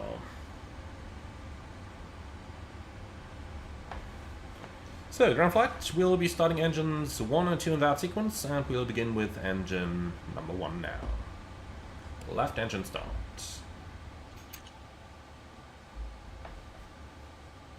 Impact Valley 2154, we are clear runway 21 here. And Metal Eye, hi, so you're the Pegasus. Alright. Impact Valley 2154, taxi opposite the ramp. Opposite the ramp, we'll call you back here. It's all good to hear your voice, Impact Valley 2154. And Nico Bauer, I think the best way to make money out of the flight sim community, create a working alternative to GSX. That's true, but the problem is you'll need to invest at least $500,000 in order to develop something the likes. So, yeah, that's the problem with it. And that's why, probably the reason why nobody's done it. The investment required is just too high. Join Lima, cross runway 25 right, Bravo, Kilo to the gate. Good day. Lima, cross 25 right, Lima, Bravo, Kilo to the gate, split the 201 heavy, thank you. Okay, we've got a good start on the left engine, start on the right engine.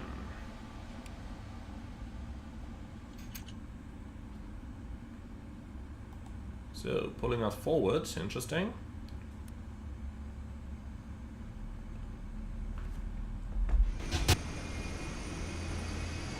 Looking at that ramp agent and that tuck, I have a feeling we... Oh, and now it's walking into the engine. Into the starting engine. God.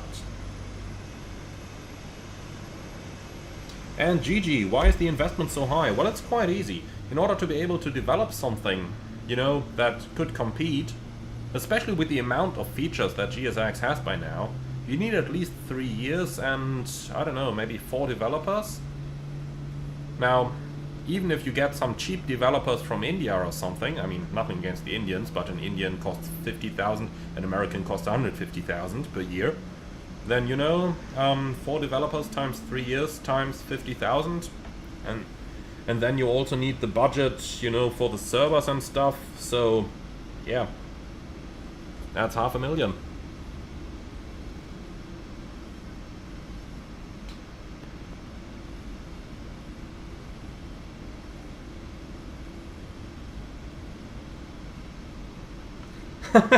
Tati Tecmo, I love you. Good, good. Feel the hate for GSX flow through you. Oh god, I should start Star Wars What Ifs. Those seem really popular on YouTube. Gugalil, hi, welcome to the comments. I'm doing well, hope you do too.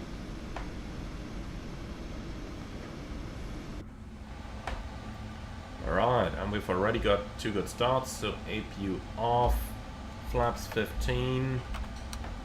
Just make sure we actually select the correct setting here. That looks about right. Alright, pushes completed. Set, park and brake please. Brake set.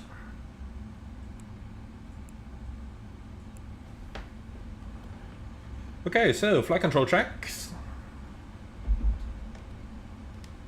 Full up, full down, neutral, full left, full right, and neutral. Then we just gotta wait for the rudder until we actually see the ramp agent, and then we'll hopefully be ready again. Intercept 409, go ahead and contact. Is the PMG 777-300ER worth it if you have the A350 in my opinion? Yeah, I would absolutely say so. You too.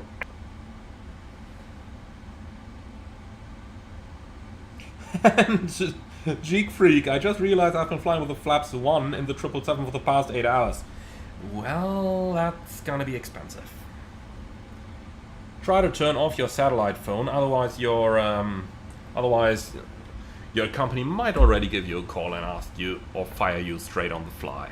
Right, so tuck, tow bar, ramp agent, and I saw a pin in there as well. So we're at full left, full right, and neutral.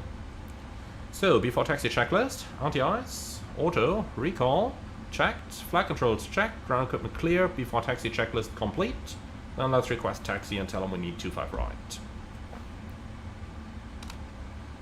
German Cargo 473 Heavy, request taxi, and we're unable 25 left. We need the full length 25 right for performance reasons. German Cargo 473 Heavy, information Tango's latest and greatest altimeter 2985, runway 25 right. Taxi via Alpha Foxtrot. Full short 25 left for now. German Cargo 473, Atus Tango is on board, altimeter 2985, runway 25 right via Alpha and Foxtrot, hold short 25 left. Okay, left side's clear, right side's clear.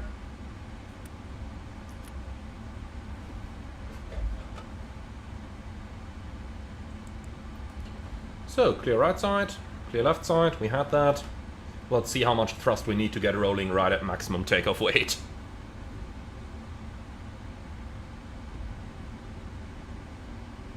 So, taxi is going to be fairly easy. Hey, United 166 ready for taxi. United 166 Heavy, altimeter 2985. Straight ahead, runway Alpha, 24 left, taxi Foxtrot, hold short 25 left. Kilo Echo 24 left, United 166.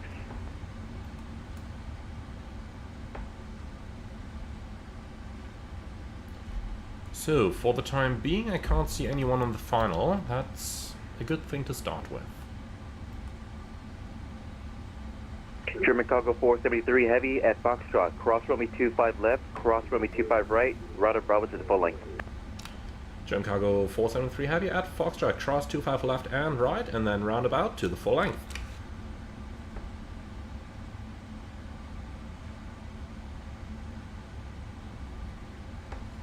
Okay, so that Foxtrot over here, we're cleared across. Strobes are on.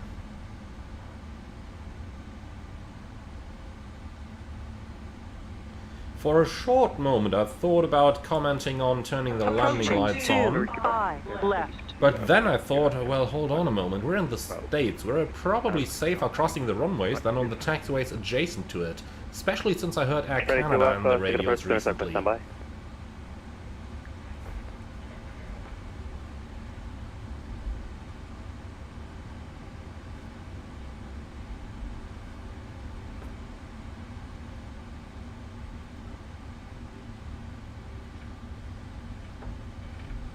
Alright, so crossing both runways and then first to the right again. And quick check again. The approach is clear and there's nobody on the runway as Approaching well. 25 right. Checked, cleared across, and then first taxiway to the right on the Bravo. And there's no one coming from the left.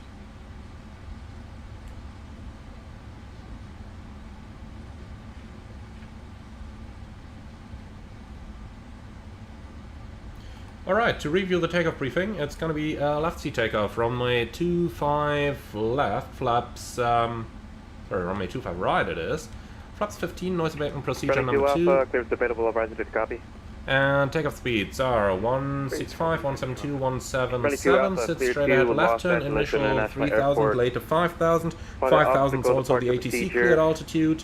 And engine out straight at 25 miles, pick up the holding over there, and if you need to make an immediate re-landing, then we do have sufficient runway length available on 25 right for an overweight landing, but we do have all options open, whether we want to dump or whether we want to come back straight away. It really depends just on how serious the situation is.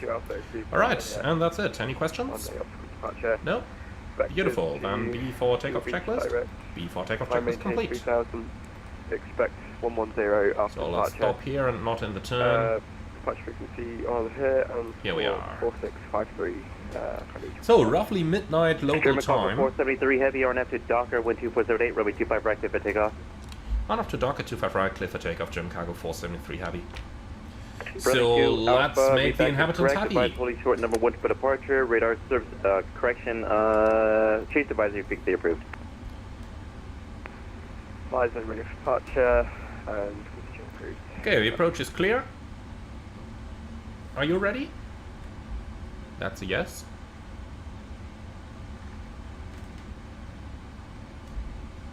Then let's go.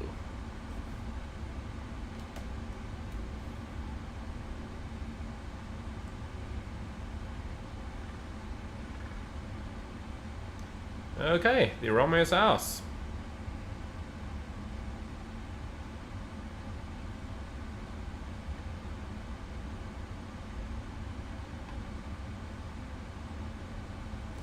On runway 25, right. And that's United intentional. 156 Heavy, you want to park on the intersection Romeo or full So, length? takeoff. We'll go full length, United 156. Stabilized. Heavy, roger. Set takeoff thrust.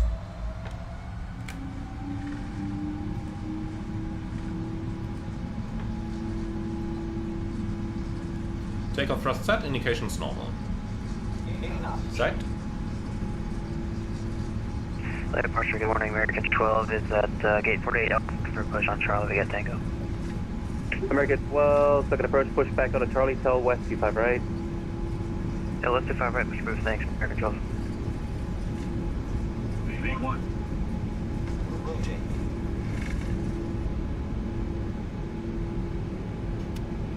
Oh, lovely lack in the best Took possible first, time. Walker 3056 You're up. on the ground at bed 9, requesting our IFR to Yakima.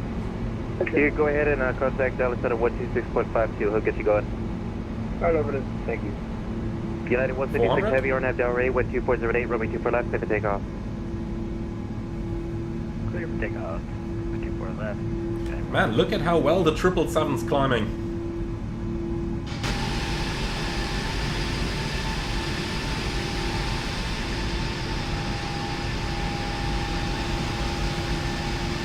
Jim Cargo 473 Heavy, SoCal, ready to contact, the altitude.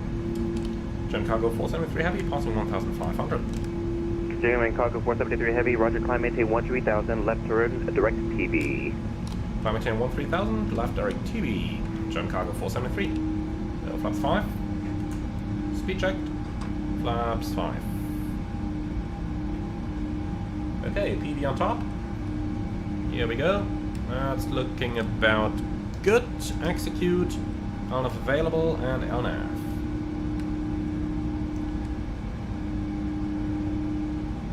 Look at that speed band. Not a lot of space for us there.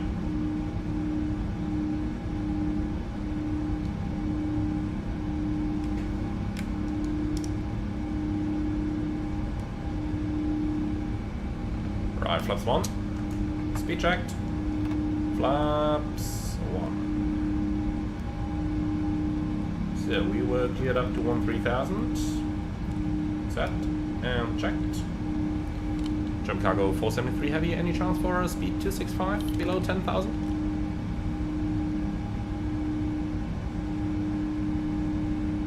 I'm sorry, say again? Jump Cargo 473 Heavy, request a speed 265 below 10,000. Jim Cargo 473 approved. Approved, thanks. Alright. United 156 Heavy, took a departure, ready to contact, the Check, flaps altitude. up, and open the speed window on 265. 156, 1500, or 5,000. United 156, climb V to set, except maintain 8,000. 8,000, climb Right, to autopilot on. United 156. And the flaps are up. So, anti-ice is an auto after takeoff checklist. After takeoff checklist, complete. German Cargo 473 Heavy, contact Ellis Center 126.52 today. 12652, German Cargo 473 Heavy, good day. Scholar 3434. Relay Center, good afternoon, German Cargo 473 Heavy, passing 4,200, climbing 13,000. Super Car 473 Heavy, Los Angeles Center. Welcome back. Climb maintain level 290. Climb maintain level 290, German Cargo 473 Heavy. Somebody else was calling? Set, and 290 checked. Alright, nice. Out of Los Angeles.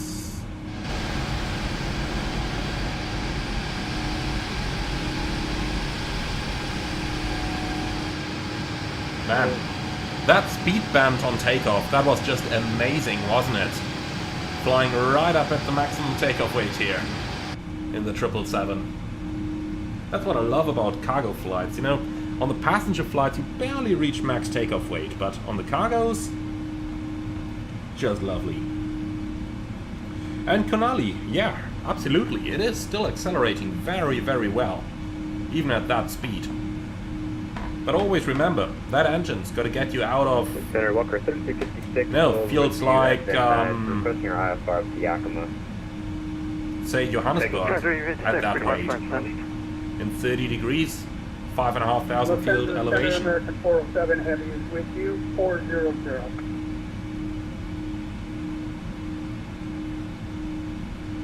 Air 407 Los Angeles Center, good morning. Squawk 5334 ident. And Gorky, am I planning to keep streaming like this, or is it just occasionally? Honestly, gotta tell you, it depends a little bit on the amount of time that I have available and what my roster permits. The problem streaming at that time is that it's the time where your family and friends are usually available for, you know, social interaction and that type of stuff. United 166. I know flight simmers are not always aware. No, sorry, I'm kidding. 400. 400, United 166. And therefore, it just has to fit roster-wise. It has to fit socially. And yeah, then I absolutely do plan to do more streams in the future, but it's really mostly those factors that are limiting over here.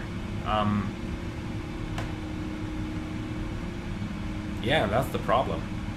I would absolutely love to, you know, live stream just every single day instead of doing pre-recorded videos. The squawk code is 5334. Just not possible. Check the third digit. 5324, American 407. Okay, so going through 10. 334. Lights stay as they are, and seatbelts. Well, while we're going through the clouds over here, we are going to keep those as well. Temperatures are good, then let's see. 290 is the recommended level, that's also the level that we're climbing to. Step climb only in 1,500 miles. Arrival at 1912 UTC. So let's see. Schedule is at 1850. Okay, so let's see. This one predicts 16.1 on arrival, so that is a lot. Jet 409, your wind, calm runway 30, quick Let's see what 0.85 gives us. 30, quick takeoff. 14.2, 1859. Can we do 86 on the 777? I think we possibly can. But let's not risk it. I don't want to go into an overspeed. I'd rather be a couple minutes late than be even later for the next flight, because the plane gets stuck on the ground.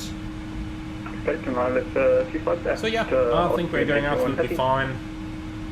At 0.85 in the cruise. American 407, check. Still arrive with plenty of fuel on board. On your transponder, it should be a tree. Okay, so once we're past ocean, I will ask the ATC if he minds if we speed up to like 4x in the climb, then 8x in the cruise, so that we actually make it to our destination in time. You got it now? And Arturo de Lima, anti-ice maybe. No, anti-ice isn't any problem here. American 407, 21 degrees outside, miles, and it's fully automated anyway. Southwest of the Grand Canyon via large. And Alex asked, was I considering flying cargo when I started my pilot career? Honestly, I was totally willing to accept the first job on a jet aircraft that's offered to me. If that would have been a cargo operator, fine, then I would have been flying cargo. That's a passenger operator, fine, then I'm flying passengers. It just doesn't matter. Now, things are a little bit different. Now that I got a couple of thousand hours, and now that I therefore have the choice of whom I want to fly for, that's a different story. But before we talk about that, let me quickly open the private chat and ask the ATC. Aircraft calling, you broke up on the call sign, say again. Steeljet 409 climbing via SID, passing 3.9. Steeljet 409, Los Angeles Center radar contact, turn left heading 180, climb and maintain 13. Alright, cool. Left 180 up to 18,000. So that's that. Now, yeah, what was I just about to say? You got 1,500 feet. Yeah, we missed that on mistake. Really missed it. Yeah. Once you got to 1,500, you were supposed to turn to 180 on your own. Oh yeah, flying cargo. Apologies. So the question that like 99% of the pilots are asking themselves is not whether they're flying cargo or passengers or whatever. The question is, can you get the lifestyle that you're looking for? That may be long haul, that may be short haul, that may be flying to touristic destinations, or rather flying to cities. You know, that's the type of question that most pilots are asking themselves. Then there's the home base. Where do you want to live? 1610 seconds. Now, since I bought a flat close to my current home base, naturally I want to stay here. And at my present home base, there is no opportunity to fly cargo except for one company that is very unlikely to get into, namely Lufthansa cargo. For this reason, I'll probably never fly cargo. On the other hand side,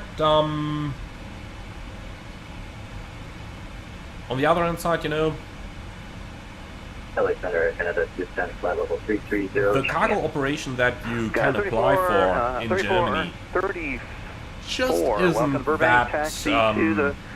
isn't that appealing. I mean, AeroLogic fly a lot. Then you fly out of Leipzig, which is not necessarily the place where you may want to live. So yeah.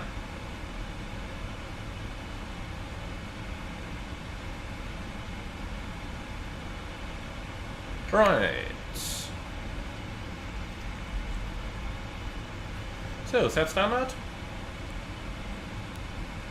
Standard cross-checked, passing level 182 now. And then the lights are going off. The signs are going off. One last look at the Los Angeles area. I mean, this is looking impressive, isn't it? Then on course, climbing really impressive. Especially when you look here, you just... No, that's all buildings. That's like, what, 80 miles or so? Right, cool. So, ATC has granted us permission to use time acceleration in his airspace. 4x in the climb, 8x in cruise. LA Center Air Canada, level 330. So let's get going over here.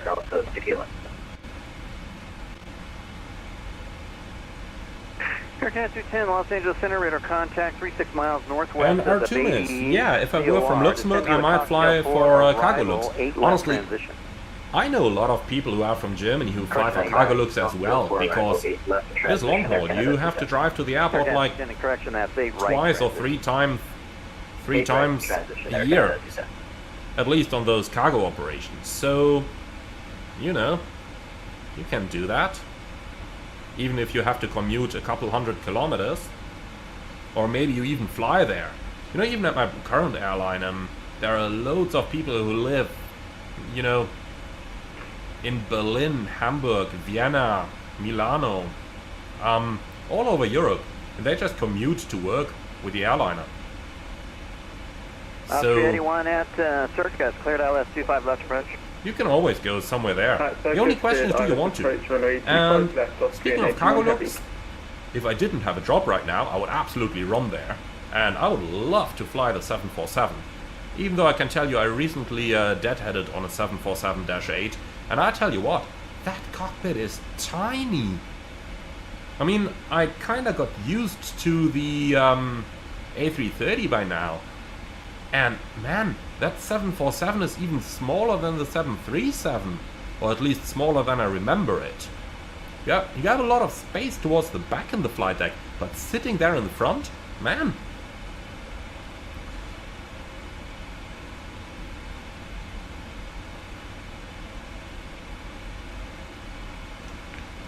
Right, 1,000 to go. And finally our rate of climb is reducing a little bit. I mean, still at max takeoff weight.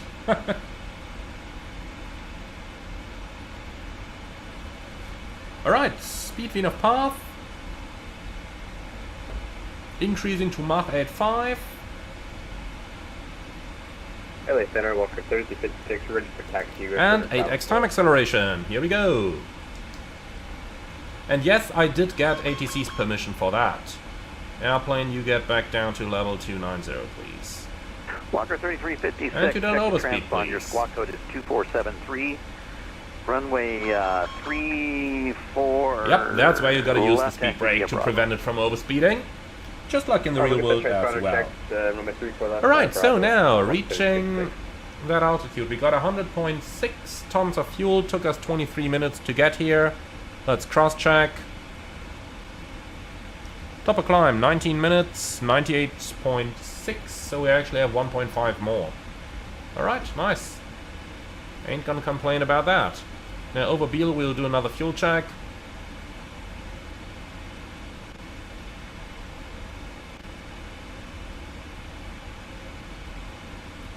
And Artemis, you're almost out of high school and instantly eligible for a very prestigious flight program academy, which guarantees a job at their airline after graduating. The only problem is they only accept 5% yearly.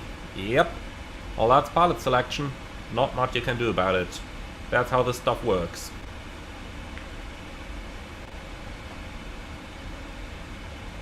Flight Center, good afternoon, American District, 6,000, climbing 10,000. Man, well, just look at the lights going by. Good morning. And with Sim Update 4, that's going to look even better. 12, really looking forward to that. Good morning. Actually, it's afternoon now. Climb maintain level 310, proceed on course. Gotta love the ATC there. Actually, it's afternoon now. Right, passing Beely, and we are now 34 minutes in the air, 98.9, and down here, Beely, 34 minutes, 96. United 166, Lima so 2.5 tons up. Very nice. Approved, Oakland Center offline, switch to advisory.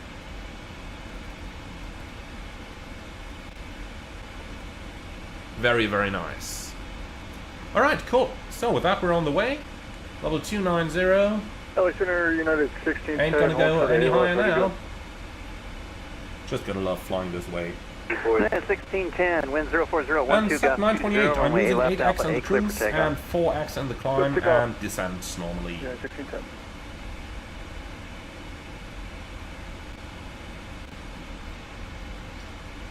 And Geronimo Santos, so what's the point with cadet programs from the airlines? Aren't pilots from the flight schools good enough? Well, not necessarily, to be honest. There are loads of very different flight schools out there who all train to a different standard. If you run a cadet program as an airline, then you can decide the exact contents of the training, and you get, you can decide exactly what those pilots learn and how they're taught. United 1245, cross cream at level 240. Let's do it this way. So yeah, it definitely has advantages for the airlines to do their cadet programs. Some airlines decide that they'd rather take pilots from the external market, because after all, a cadet program also costs you a lot of money running it. But yeah, those are, those are the options. That's what you gotta decide for. And Emre, do I need to ask for permission for increasing the sim rate? Yes, you do. And I did ask the controller by private message. I don't like doing that on the voice frequency because some people might feel spoiled if they hear someone ask for time acceleration by voice. It may feel unrealistic to them to hear that. So for this reason, I always ask this question via text chat or via private message to the controller. That way, if he wants to ignore it, he can.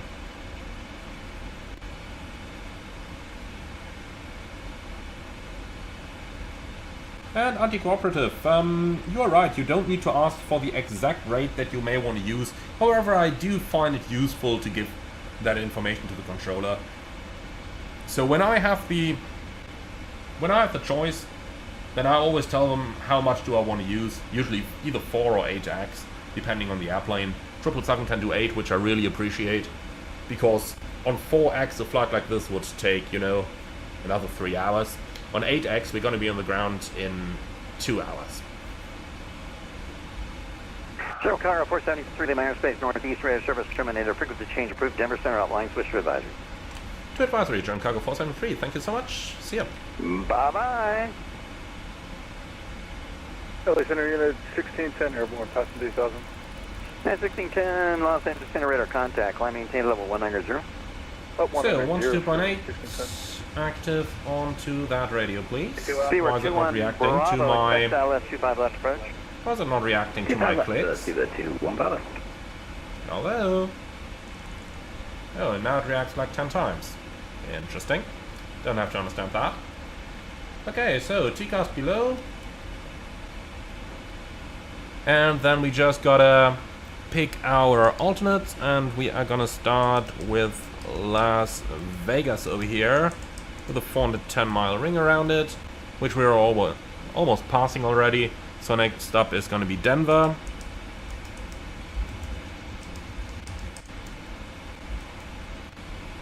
Let's put Denver into here. That's located right up there. So that's gonna cover us for the next couple of miles.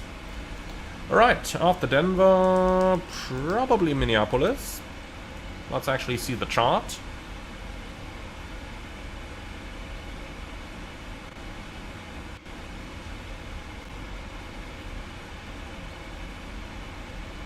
Yeah, Mini might be a little bit too far north, but there are loads of airports over there, so we don't really have to worry about our alternates. Okay, so now is a lovely situation again. We're approaching the Rocky Mountains. Ooh, that was a gust. Let's use some speed brake here. And there's also some weather over there. So that way we need to split the displays. Normally I do like to go into terrain while we're flying over the Rockies. But, well, nothing we can do about it. So right now, if decompression would happen, we'd only go down to terrain down here reads 14,400 maximum. So we'd go down to something about 17, 18,000. I think 17 is the highest MSA that I'm aware of over the Rockies. If there is something higher somewhere, then we definitely see it on the charts when we're flying, so that is always available. And Charlie M, should there not be 420-mile rings? Well, it depends on the certification that your particular operator has. Most 777 operators that I'm aware of have a 410-mile certification for the single-engine cruise speed in the ETOPS segment, but there are some that have a higher one. So there's always that. But most, as far as I'm aware, 410.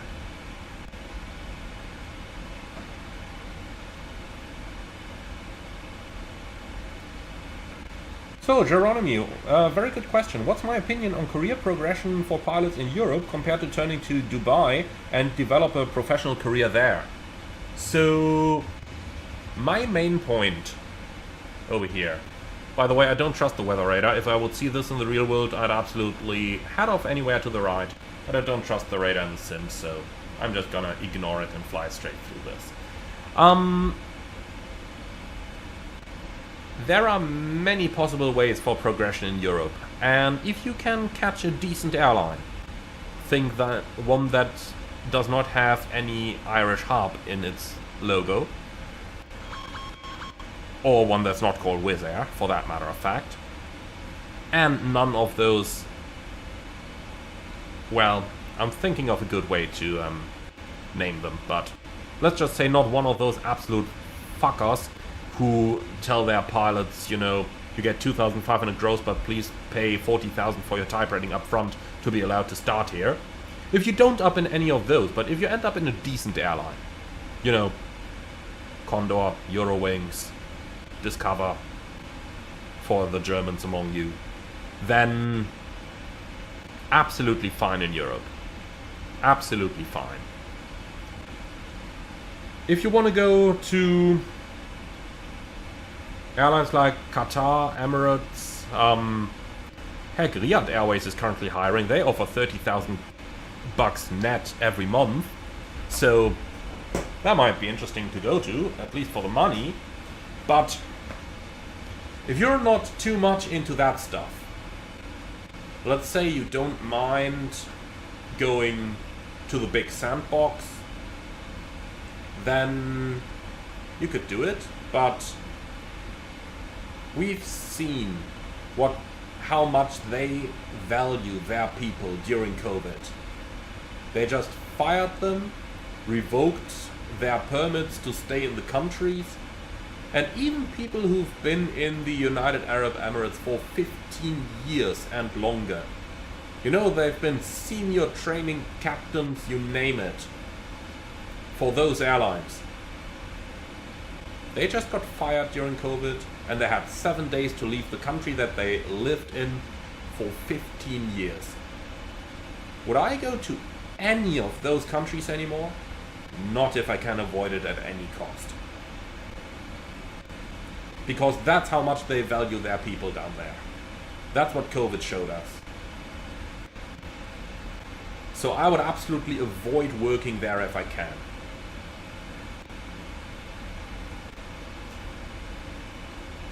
Of course, as long as everything's going well, you know, you earn lovely amounts of money down there. You fly nice aircraft, good shape, all that kind of stuff. But that's something that I would absolutely want to do? No, not really. Not at all. Now, user has asked, have you heard anything about the conditions at Lufthansa City? I have. They're not that good at the moment. But then again, I'm sure they're going to sign some collective labor agreements over the course of the next few years. And I'm sure that the conditions there aren't going to be too bad. Because let's face it, the career perspective in City is, well, you're gonna fly short haul for your entire life. Once you become captain on the A220, doing like 5 sectors every day, that's it. That's the end of your career.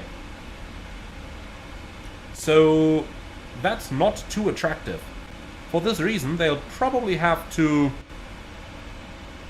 offer some rather high salaries, at least comparably, when they sign their collective labor agreements. And then we'll have to see what's gonna happen there. And Banana Man, if you had the choice to start your airline career from 0 hours in the United States or Europe, which one would you prefer? Absolutely Europe.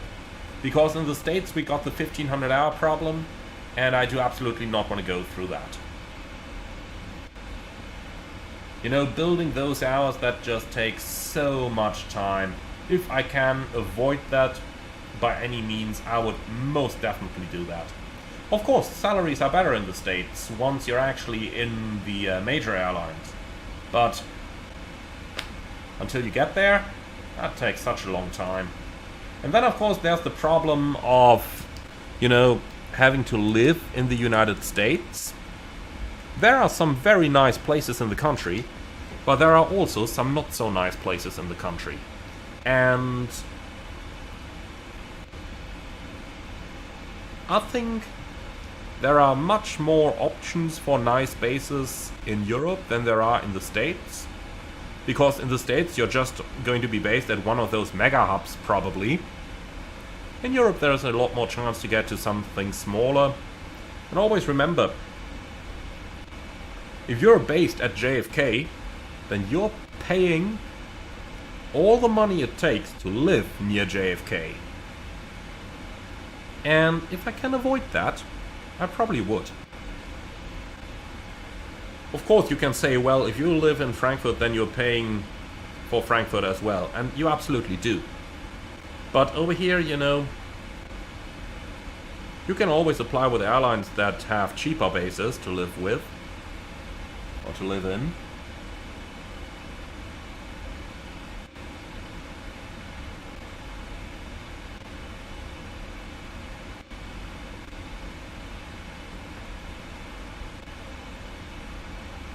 And Charlie M, if you're based at JFK, get used to doing single engine taxi out on almost every flight.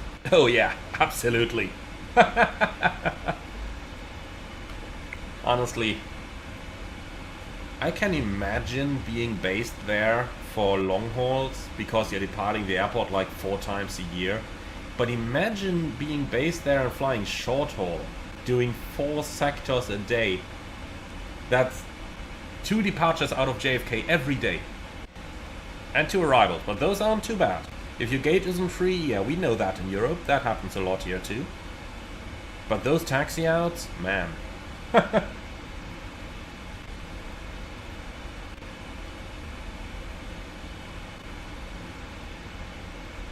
But striking Scott, you would stay in the UK or move to Norway.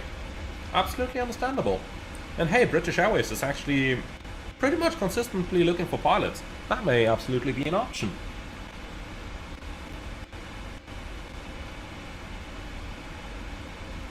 And Elias, you heard of one ex-Turkish Airlines guy who flew 3 to 4 years for them and then switched to United, and after building seniority now commutes from Houston to Turkey.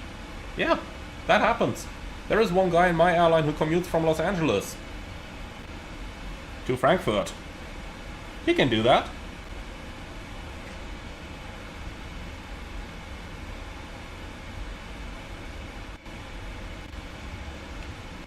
And Banana Man, you currently live near Newark in New Jersey, doing your PPL in the States, but plan to go to Europe after to get the rest of the ratings in a school like FDE Jerez to get around the 1500 hour issues. Yeah, that is definitely a possibility. By the way, guys, look at that. The sun starts to rise and we're just crossing a beam Minneapolis. 2.5 hours in the air and we're in sunrise. That's so incredible.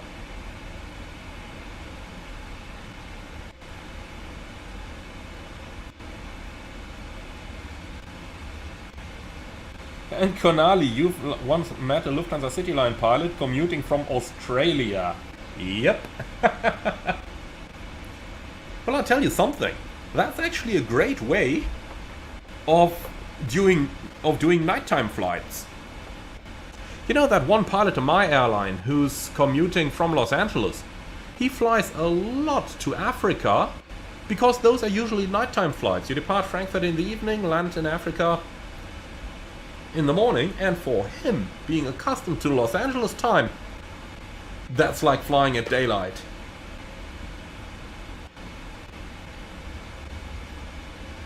So yeah, weird things happen in aviation. Weird things happen there. Something that's not weird though, is that our recommended flight level has already increased to level 310. So let's go ahead and do that step climb.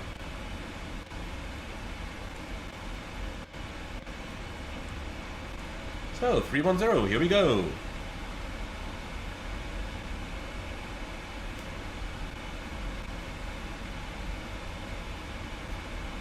$1,000 to go.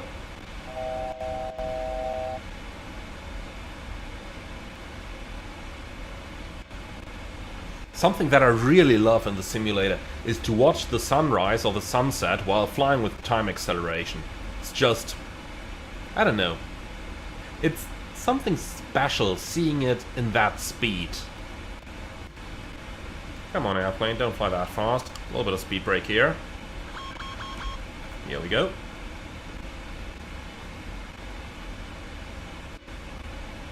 So, Geronimo Santos asking, why do you turn the altitude selector to 1000 and then back to 100 increments? That's quite easy. That's because, let's say if you are changing the target altitude, and if you keep it on the auto increments, then it just takes a long time to dial the new altitude in. So, in order to change it, I want it on the 1000s. But then, once you've dialed the target altitude in, you want to change it back to automatic steps so that the target altitude, if you accidentally hit that selector, if I hit it now, okay, it's 31.1. I immediately see that that is not a level I would ordinarily be cleared to, and for this reason I can immediately decide that I have made an error over there. But imagine if you're leaving this on thousands. Now you hit it. Now it shows 32,000. Are you necessarily going to notice that 32,000 is not the altitude that you're cleared to? Or might you think, well, that looks normal, so I might just fly there? That's the reason why we keep this on auto steps over here, or in Airbus aircraft on steps of 100. It's just safer. Reduces the probability of error. So now we're about to leave the United States and enter Canadian airspace. There's,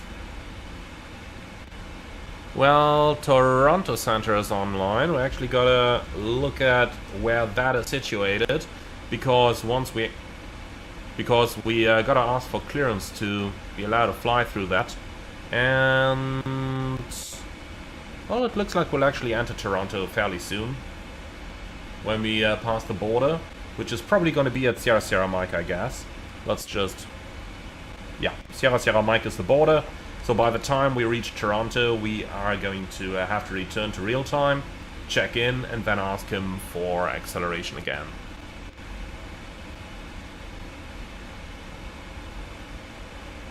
In the meantime, let's already see if he's connected to CPDLC.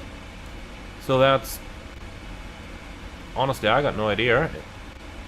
In the real world, it's Charlie Zulu Yankee Zulu. Let's try that.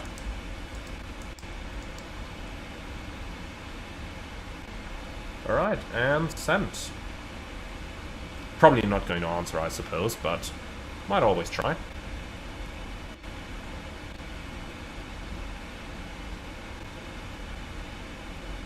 Alright, and the sun starts rising. I love it. Absolutely love it.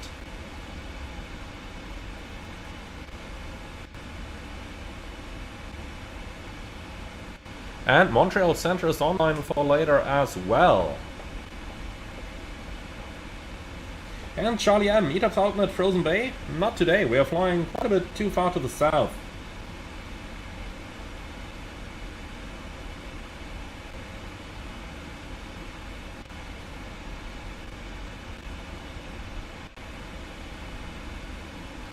And Alex asking, do you happen to know the YouTube channel pilot Pascal Kale R? If so, do you agree with what he states regarding long-haul lifestyle? I never met him. Seen a couple of his videos though, and I agree with some parts, not with all of them, but overall, you know.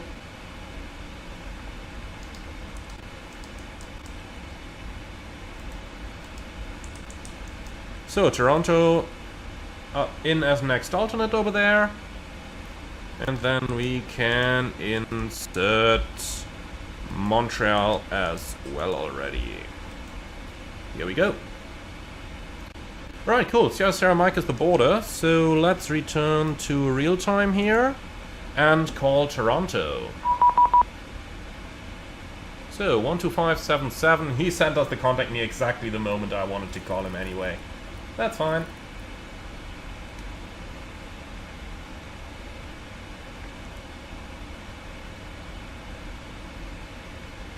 Transatlantic, good afternoon. German Cargo 473 Heavy, level 310.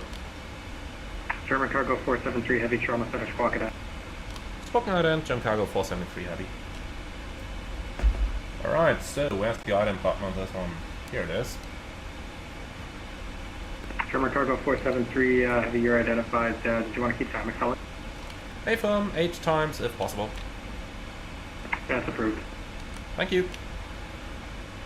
Great, and here we are in contact, so let's go back to ADAX.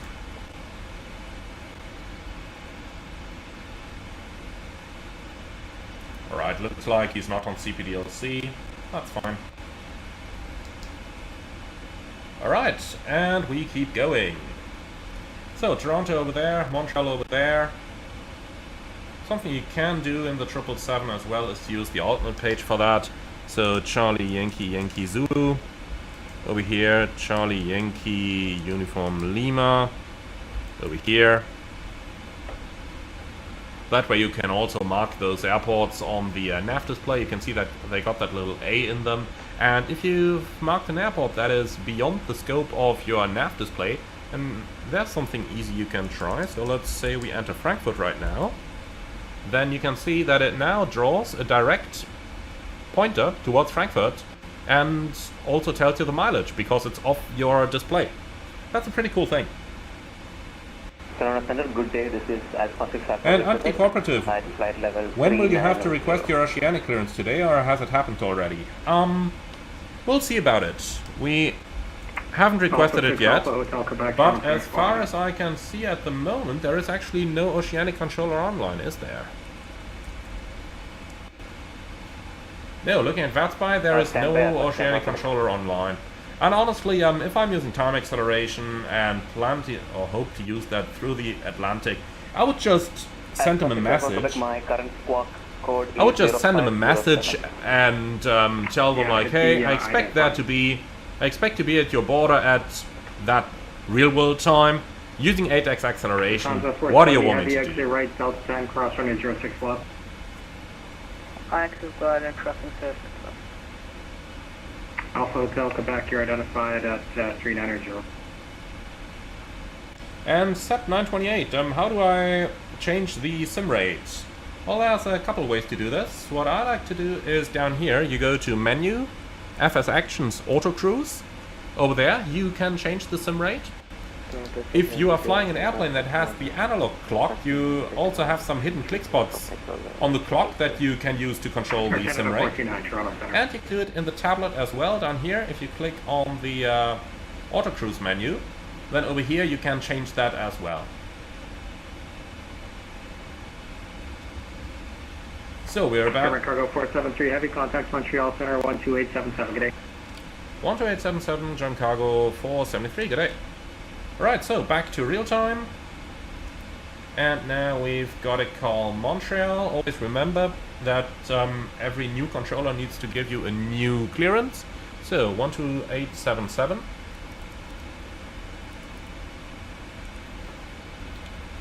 Okay, good, choose somebody. Alright, and here's some sun. So let's use some sun shades. Control Center, good afternoon, German Cargo 473, heavy, flat level 310.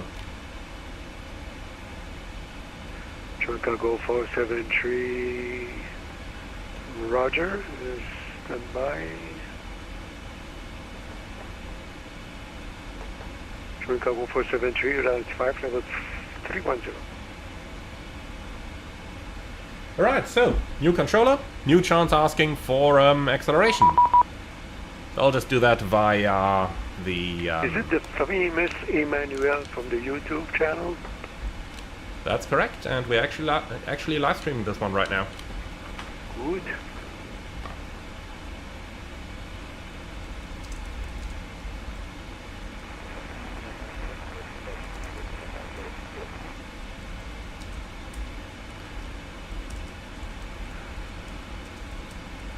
French B9 Sierra, les vents calmes aux atterrés, piste 6 gauche.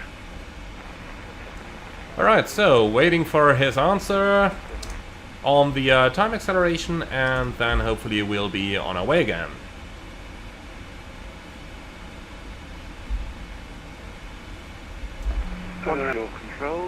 And Jajan, thank you very much for the $4.99 donation. Love your videos, man. Makes me hungry to be a pilot and more.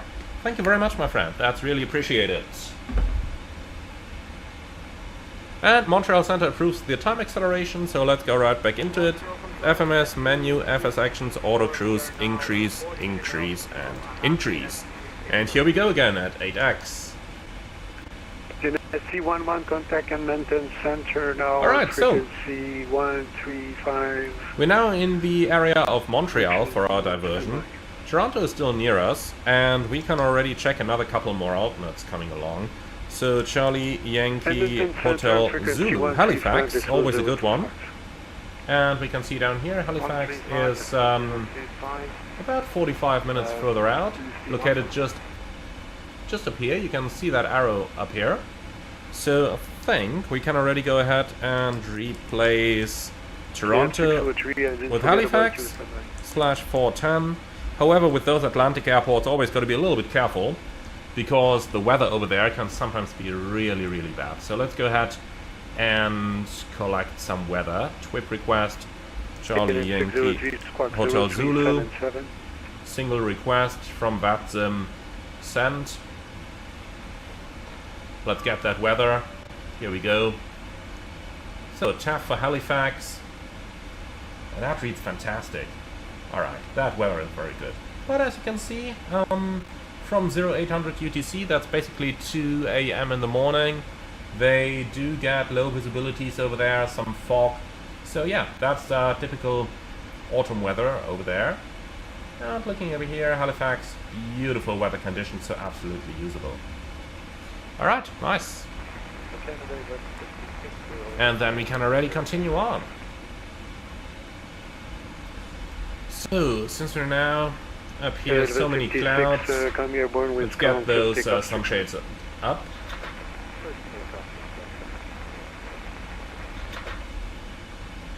Here we go. Beautiful. Cool. So we have just overflown Yankee Victor Oscar. About 65 tons and 4 hours in flight. So let's cross-check. Yankee Victor Oscar 4 hours 11, so we saved already 10 minutes, which makes sense with a higher speed. We should have 61.6. We are at 65, 66 at the time of overflying it, so plenty of fuel, everything going good. Alright, we actually had... Oh god, where could I see this again in the Boeing? Position report, huh? Yeah, here we go.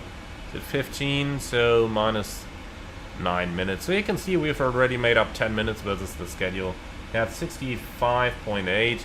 We're supposed to have 61.6. So we're actually like 4 tons heavier than planned. So we're actually saving a little bit. 601, turn right heading. Ain't gonna complain about that. Left.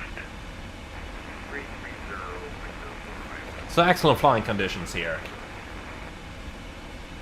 Coming along really, really well. 601, just under 3,000.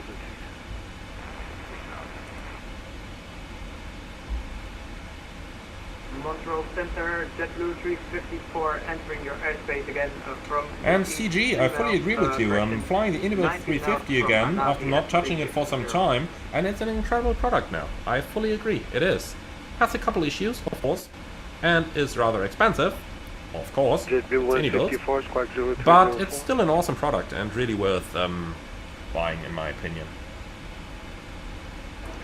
And Hydra, do I have any plans on having Concorde or military flight sims on my channel as well? Rather unlikely, to be honest, because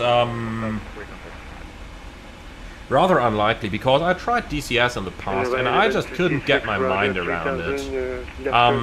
Just not my type of flying. I prefer the liners. It's fun from time to time, but then spending all the money for DCS add-ons and stuff, I'd rather get myself a military add-on for MSFS, use that, and enjoy that in the environment that I'm familiar with. And Eric, how long is it going to take until we're in Frankfurt? Well, total flight time is 10 hours. We're now 4.5 hours in the air. That means about 5.5 hours until we reach the top of descent. Divided by 8, we have, well, about half an hour until we start the approach preparations from now.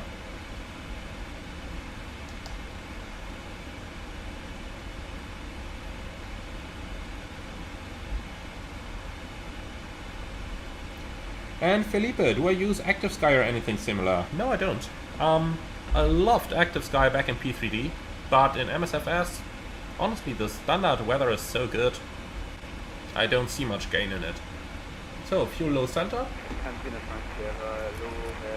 Center pumps off.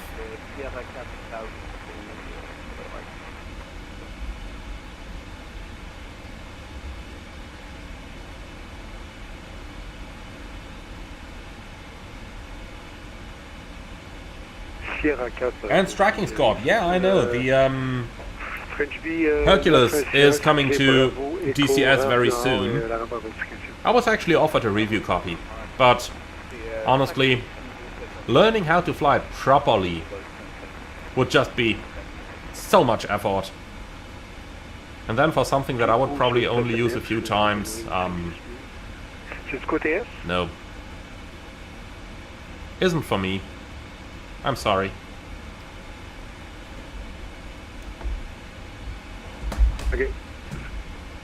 Okay, so we are getting close to Newfoundland, and that means we can start some of our preparations for crossing the North Atlantic.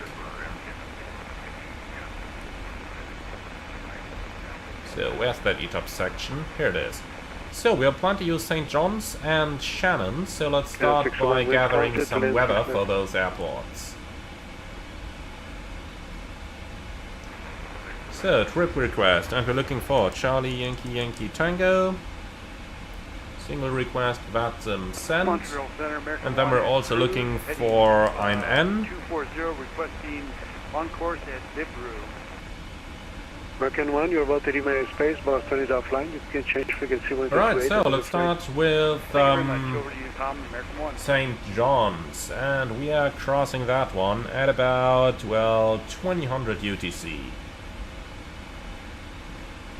Travel Cargo 473, about 30 miles space, Gander domestic is offline, Honeycomb 1228 choose. 122.8, John Cargo 473, thank you very much, and see you next time. Okay, 22.8. So, weather forecast for St. John's is beautiful, and then let's just check the current weather over there is beautiful as well. And with that, we can already enter St. John's. Charlie Yankee Yankee Tango over here with a 410-mile ring. Then let's go ahead and review Shannon forecast, and that's 15017, gust 27 and 4000 meters and drizzle. So that's quite the crosswind there, 27 knots. The runway in Shannon is 0624 if I recall that correctly. But it's within the operational limits of the 777. If we were flying an A330, it would be different, because we'd have a max crosswind component of 25 knots on that wet runway. At least if it is contaminated. But 777, no such limit, no problem. So the weather in Shannon is actually forecast okay. And the current weather is beautiful. Okay, so we can use that one as well.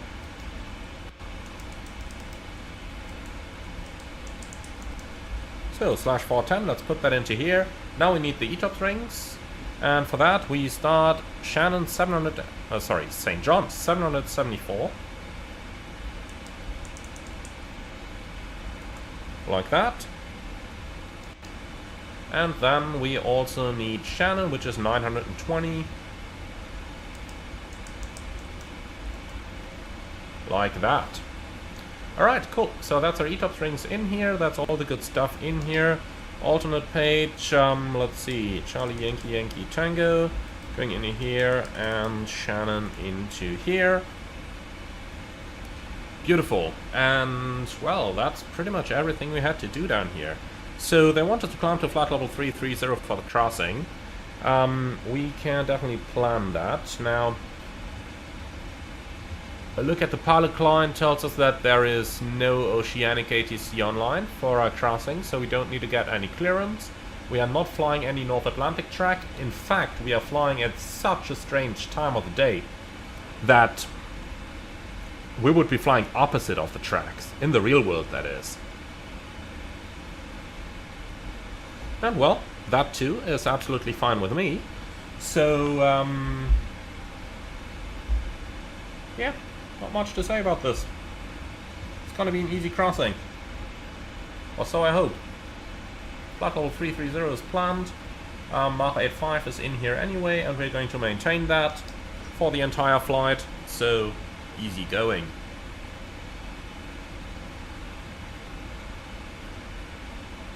And look at that, our estimated time of arrival has actually become a lot better as well. Now, 1851, where it used to be 1859 some earlier on, and that kind of lets me hope that the wind forecast was a bit out of date. Let's just request the current one again. That lets me hope that we might actually be able to land on time and arrive on block on time in Frankfurt. Schedule is 1850.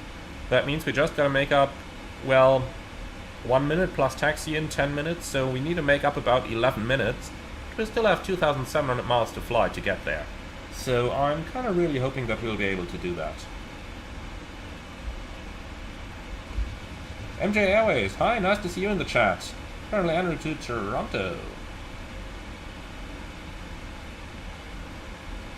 And anti-cooperative, that 25 knot crosswind limit's actually by Airbus. They have a whole table in the manuals where they say, like, under those runway conditions, you've got those limits. So you should know the dry and the wet by heart, because that's what you need most of the time. Anything else you can look up. But it's a really complicated table going down to just a couple knots of crosswind in, you know, the worst kind of conditions.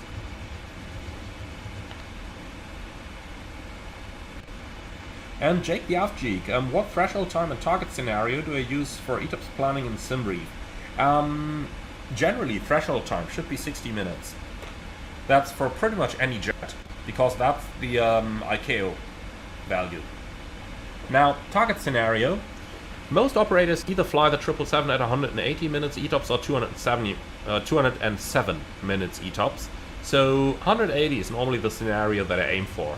Only when flying routes where you know that that scenario is unrealistic. So, for example, mid-Pacific Ocean flights. Well, even Northern Pacific Ocean nowadays, that you can't use Russia as ETOPS alternates. Only then I would start with 207, see if 240 might be necessary. But 180 is kind of my default, since that's what most airlines are using. And Charlie M, you could probably put the A330 to the limits at the tail end of a massive cyclone currently on Hong Kong. Oh yeah, absolutely sure. Definitely could do that. And Charlie M, I absolutely agree with you. The equal time point feature in the Airbus is quite a bit better than what we're doing in Boeing aircraft here. But, yeah, suppose you have to live with it. I mean, the Boeing feature has one advantage, that if you are going off track, for example, if you're avoiding weather, then you can immediately tell where you are going to enter the ETOPS area.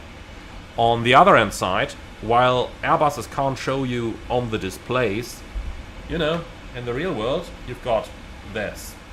You also have this, and any proper chart app, en route chart app in the real world will allow you to draw circles and stuff like that. So in the real world, you know, I wouldn't bother with drawing any of this on the nav display. I just draw it on my EFB. Looks a lot better. A lot better.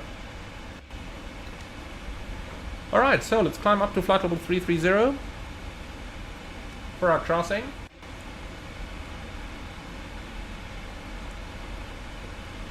Here we go. Flight level 330 is checked. VNAV. 1000 to go.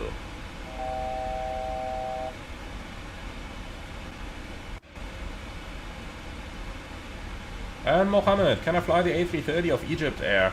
I actually thought about it, but I think there would not be enough people interested in a flight like that. Yes, I know the speed brakes are extended. I did that on purpose to prevent the overspeed.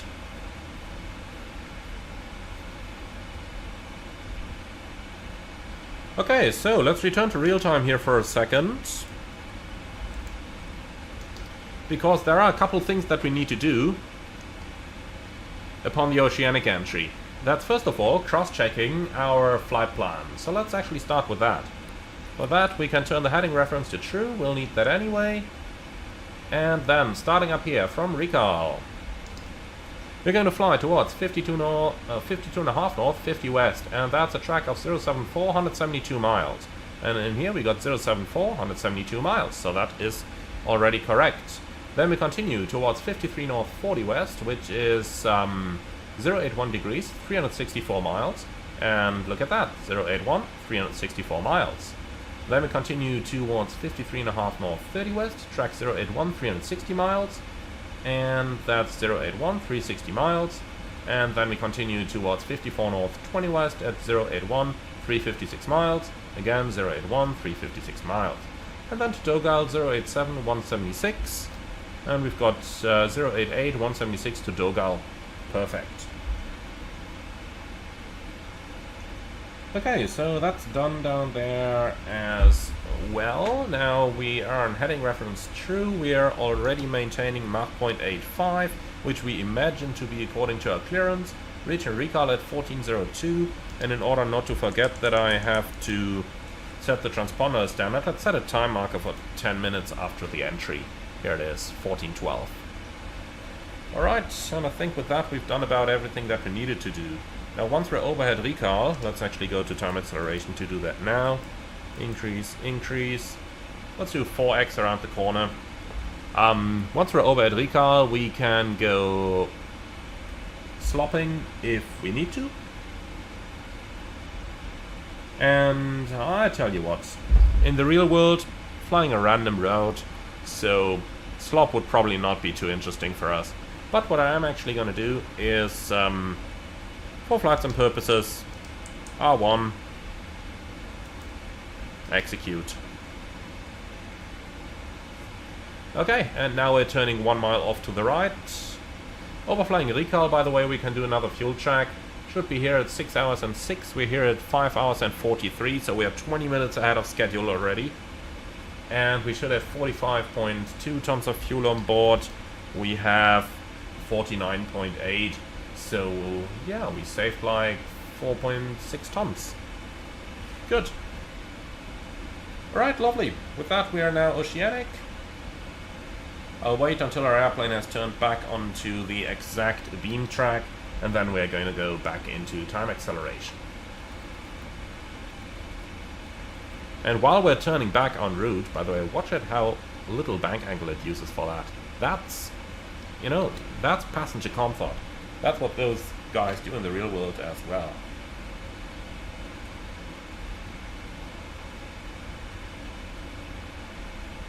So, best position for the sunshades, blocking as much of the view as possible. Alright, cool. So, here we are en route again. Now, Vala Chiora asking, as an airline pilot, do you still fly general aviation from time to time? A little. Very little. 2 years ago I renewed my single-engine piston license, but then used that, you know, for a few flights with a couple of friends, and then I lost it again because I just didn't fly enough. And honestly, it wasn't worth the money that I would have to put into it. But yes, it would occasionally be fun, especially on some layovers, you know, like getting to see Africa from 1000 AGL would be interesting. In the States you could do a lot of things as well. But yeah, I suppose it's just very expensive, and I'd rather buy myself a home, rather buy than rent it, than, you know, do general aviation at the moment. And intercept localizer, yes, I said passenger comfort, and honestly, it still counts. Remember, we are carrying 1 passenger today, accompanying some cargo. And obviously, you gotta handle those boxes carefully as well. You never know what you might have back there, if there might be something fragile among it.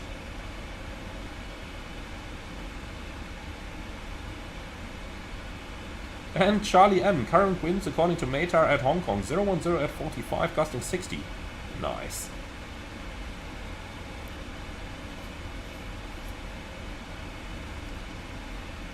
Mohammed, how many times have I arrived to Frankfurt? I didn't count them. I really didn't count them. Sorry.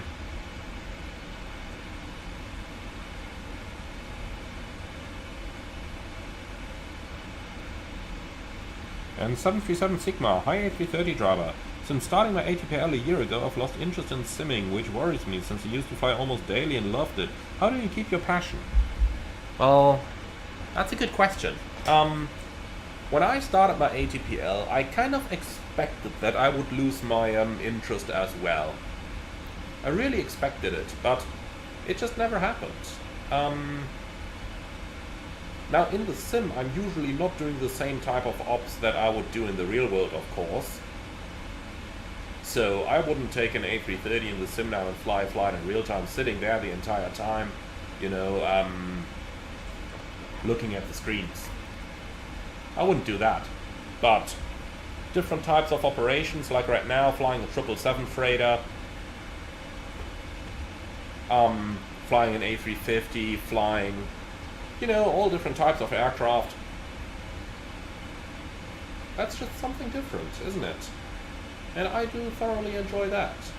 Now, obviously, what I do enjoy as well is to show you guys the type of operation that I do in the real world. So, when I just said that I wouldn't really want to, you know, do the same type of ops that I do in the real world in the sim, that's outside of the channel. In the channel, I actually enjoy showing that type of operations to you guys. But then it's, you know, then it's a little bit more the type of actually showing it to you that's enjoyable. Of course, I wouldn't do it if it felt boring or if I wouldn't want to do it, but I think you get where I'm going with this. It's the different types of ops, the different aircraft, different airports. I mean, in the sim you can take a 777 into, you know, into Lukla if you want to. Yes, I did try that on the channel, I believe. Not 100% sure if I posted that one. I think I did. So yeah, that's kind of interesting, I think. At least to me it is.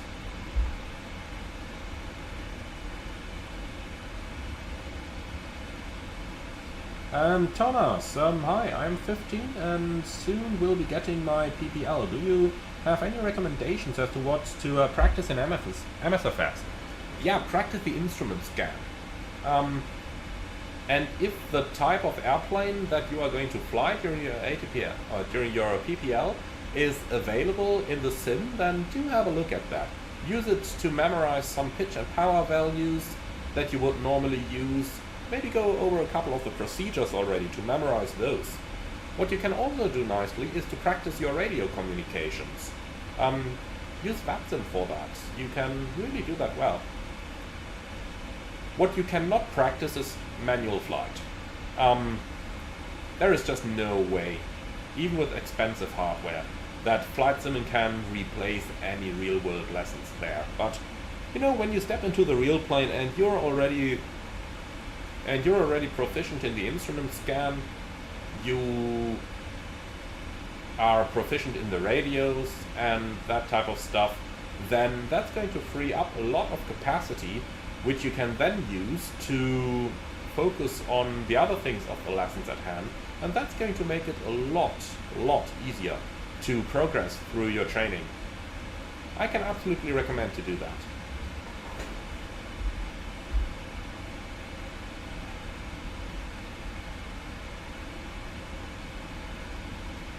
And NXS, what's my opinion on those that are super adamant on their add-on aircraft being study level? Think Phoenix versus any build. From my experience, does it actually matter that much? No, it doesn't. Not at all. The reason why I think most people are enjoying study level add-ons is because they are usually free of really bad bugs. So if you're flying a PMDG aircraft, you know that those predictions in the aircraft are going to work. You know that the autopilot is not going to let you down. You know that you will be able to do your standard A to B flight, because that is really what 99.9% of simmers are doing with those add-ons. You will be able to know that your standard IFR A to B flight is going to work with a very high level of certainty. And with study level add-ons, the chance for that is just a lot higher than with other add-ons. And I think that is the main reason why people are so focused on study level. Honestly, if you ask the average I love Phoenix, I hate the Inibuild 350 person, if they actually know how to make use of the things that the Phoenix can do where the Inibuild has problems with, so the difficult failure stuff, think like dual hydraulic losses, slats or flaps jammed. Well, I think the Inibuilds can actually do that, but you get where I'm going. If you ask those people, like, can you tell me the proper procedure for a yellow and blue hydraulic failure? Hardly anyone will be able to.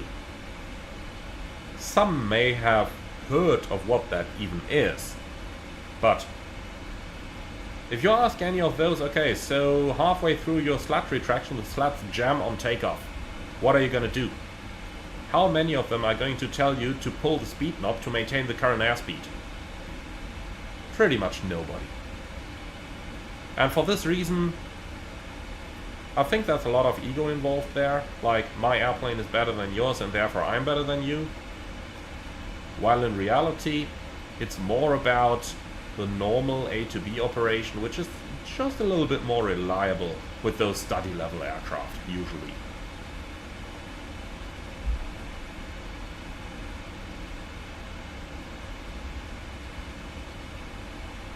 And Intercept Localizer, what you are enjoying in Flight Simulator is simulating abnormal procedures like engine fires, medical emergencies, or some else. Yeah, I do agree with that. I do enjoy those as well, but I think my channel gives me a pretty good idea how many flight simmers actually enjoy that type of ops, and that is not many. Because the majority of simmers, I can very clearly see that on the number of views that a video gets. Those abnormal and emergency videos are seen by maybe a fourth, or let's say a third at best, of the number of people that would watch a normal flight from A to B. And the reasons for that, at least I think so, are mostly that emergencies are normally something that people don't expect them to be. So, let's say you take off, you've got an engine failure. Okay, you click that warning away, just keep flying straight, you climb up to the acceleration altitude, you start accelerating, but it's not that spectacular. On the other hand side, when you watch at the channel to really get a high number of views on those videos, think Swiss001 for example, the way he does those things is, you get that engine fire, you start screaming, you start talking about death. Well, that attracts the views.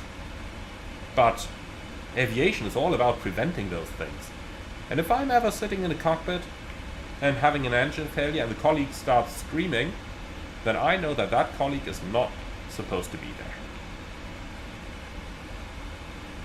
Obviously, I'm not talking about the initial, oh fuck, when the failure happens. That's something else. But, apart from that, you know, making it unspectacular, not making it spectacular, that's what aviation is about.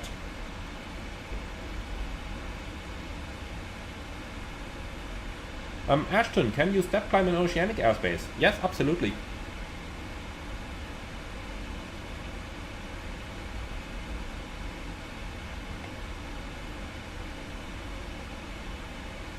And Metal Eye, how many views on the how to lose your ATPL license video? Oh, that was a lot. People appreciated that. But that's exactly the type of stuff that I'm talking about, you know? Swiss001 gets that many views because he starts screaming and talking about dying when a failure happens. And on the how to lose your license video, I basically did exactly that. I made it spectacular. And yeah, that's why it got so much attention. Obviously it wasn't realistic, but it was spectacular.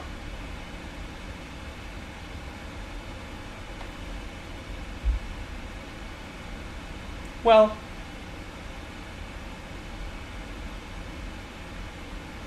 so Mohammed, what happens when the hydraulic gets broken? What do you do? Well, if all of them break down, all three systems, then you still have mechanical backup. I'm talking Airbus now, but Boeing is actually quite similar. So when all the hydraulics break down in the Airbus, then you still have the rudders for directional steering, you still have your pitch trim to kind of steer the airplane up and down a bit, and of course you've got the engines. And you can land the airplane just on engines only, without anything else, as was shown by the DHL A300 that got shot over Baghdad. That was actually hit with a ground-to-air missile. And that killed the hydraulics. They were able to land the airplane. And in their case, the airplane was so badly damaged that not even the mechanical backup still worked. So even the mechanical backup was broken back then. And they were still able to land the airplane. Now, there are other cases.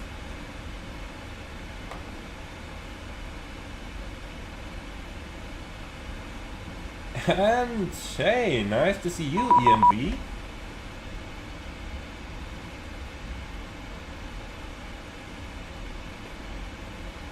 And just got a private message there, answering that real quick.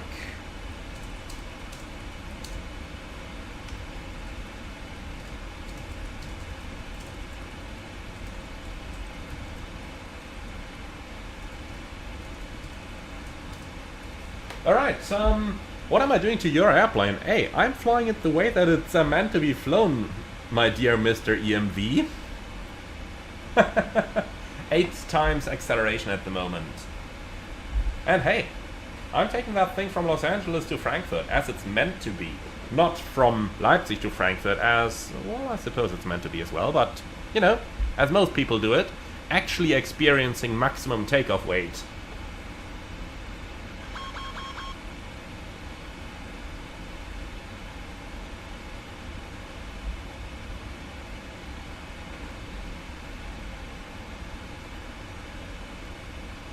And Metal Eye, I haven't tested, but when you turn off the hydraulic pumps in the 737 and pump the brakes, would you lose the pressure in the PMDG? Is that simulated? Yeah, you would, and it is simulated. Though I haven't tested it, gotta admit that, but I know that in the 777 it is for sure, and I'm very sure in the 737 it is as well.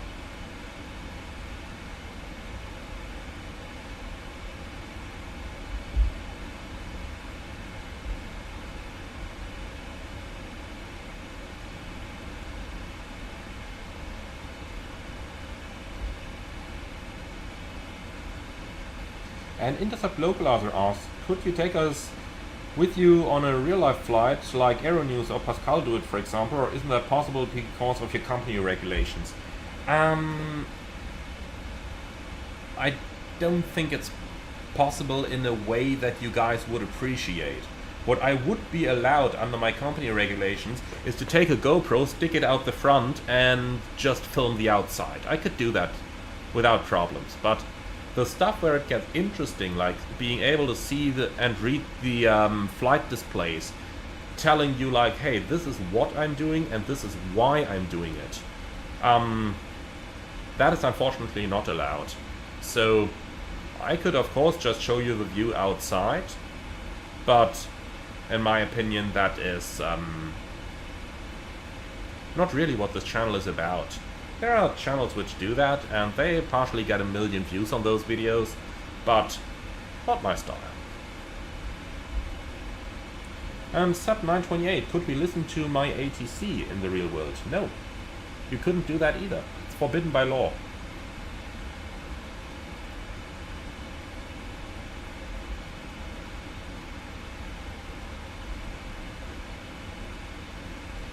And Giant, what is my favorite airplane that I would want to fly in real life someday? And if I got the opportunity, would I change my base for it? The last answer is very easy to answer, no I wouldn't. I would stay at the base, and if that means flying, you know, U-52, then so be it. Now, would I?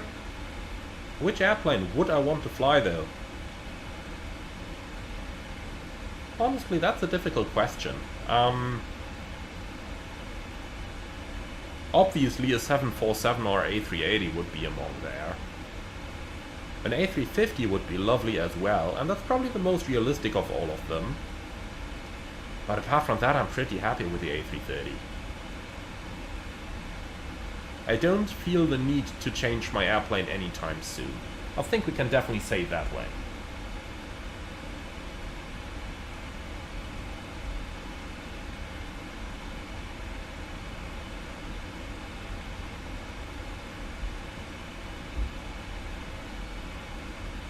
And Federico, hello, I'm still waiting for the Embraer 190 custom FMS. I fly it in real life and can't wait to try it in the sim. They are going very long with this update. Yes, they are. And if you look at the number of bugs that they currently show on their previews, and I mean, are they the first company to actually show previews by showing bugs?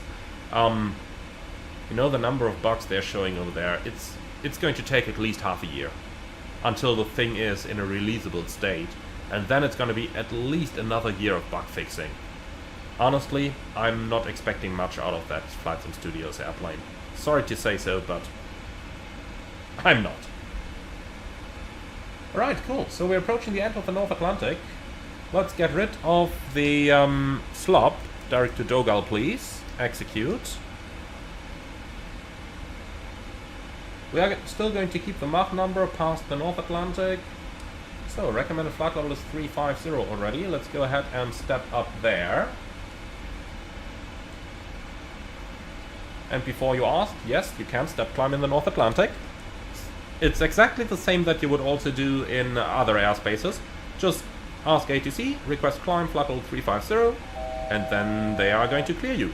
The only difference in oceanic airspace is that they're going to tell you to report reaching flight level 350 thereafter. So lower speed brake to reduce that speed somewhat. Here we go. Nice. Good. So, making things easy.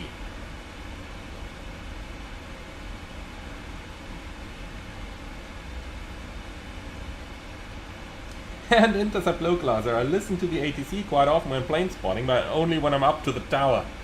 Well, I suppose if you're getting paid to look at aircraft on your taxiways and runways, then yeah, you could listen to some ATC for that. That's a price I would be happy to pay.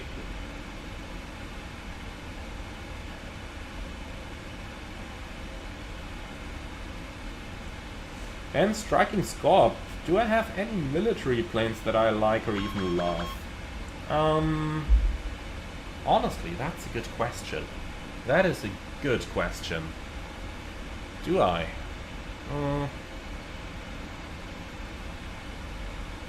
Well, there are obviously some that would be really interesting to fly, like the A400. Obviously, there is things like the B2, or even the B-52. There are some very interesting military aircraft out there for sure. The speed, what are you doing? Speed brake. Here we go. It would obviously be very interesting to fly a fighter jet at some point, but I wouldn't do what a fighter jet is built to do. That is, shoot something down. So for this reason, as interesting as it would be to fly something that goes Mach 2.5 at up to 80,000 feet, I wouldn't see myself in a fighter.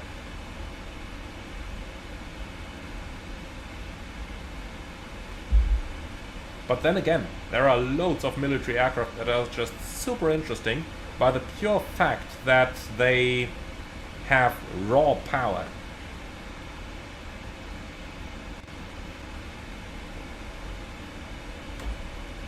Just don't put me into any of those cockpits, because, God, they look strange. They really do. Really, really do.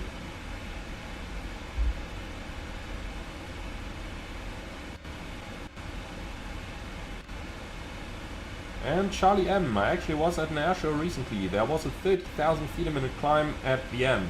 No thanks, I wouldn't want to fly that. You know, the thing that I've always asked myself is, how does the cabin pressure respond to those maneuvers? I mean, obviously, if you climb at 30,000 feet a minute, your eardrum is going to be wrecked after 2 flights. So, they gotta have some systems about that. And as far as I could tell, the cabin pressure is mostly regulated inside the pilot's suit. And that does vary as well. So you've got no chance to, you know, do the Valsalva maneuver to equalize your pressure. So how are they doing that in those aircraft?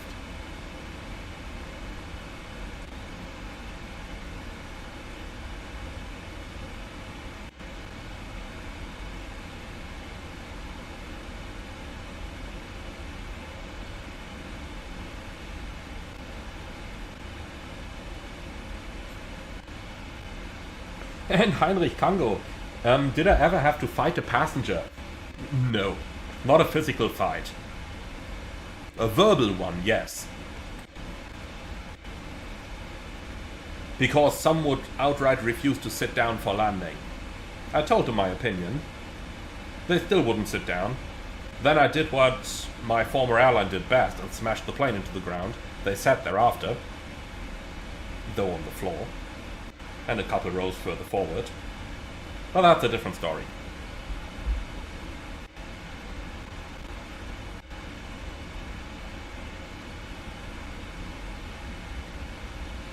So, Fuong, what level of math is needed for aviation school to become a pilot?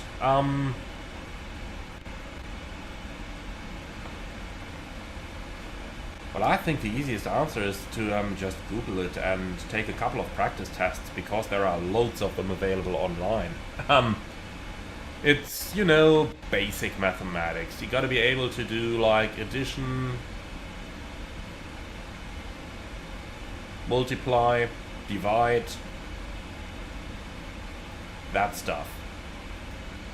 Nothing too complicated. I would say, like, in Germany, the stuff that you learn until about the 6th or 7th grade in school. That's the type of math that you need to have a good understanding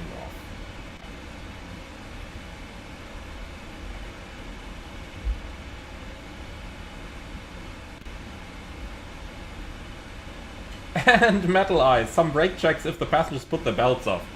Oh, I think if I say that out too loud I might get legally liable, so I'm not commenting on that.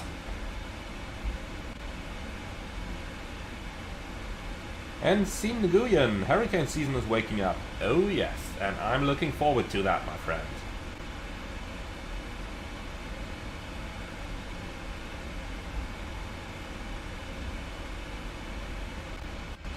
And Solvay, which aircraft have I enjoyed the most in my career? That's gotta be the A330. The 737 was nice, but the level of comfort on the Airbus is just so much higher. And in terms of flying them, I don't mind if I have a control column or a side stick next to me. Well, I do mind about the control column, because the stupid thing prevents you from moving your legs freely. But that's about the only reason why. Apart from that, easy going on all of them. Really.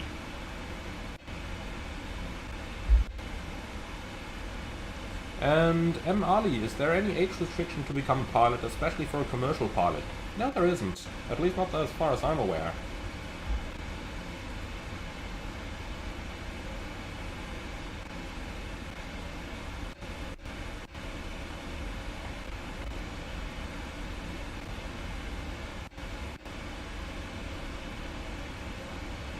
And Charlie M, you could always move to Iceland and fly the rocket for a couple of years. Yeah. But would you want to? You know? Move to a different country just to fly an airplane? That's my big problem.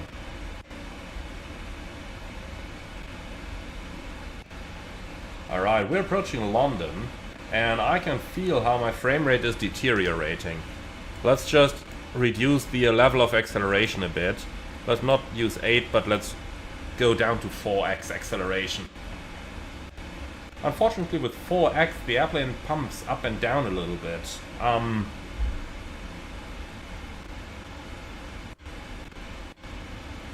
And Gorky, is it possible to push the control column with your feet accidentally? Yeah, I suppose so. I mean, not when you're, like, in a proper seating position.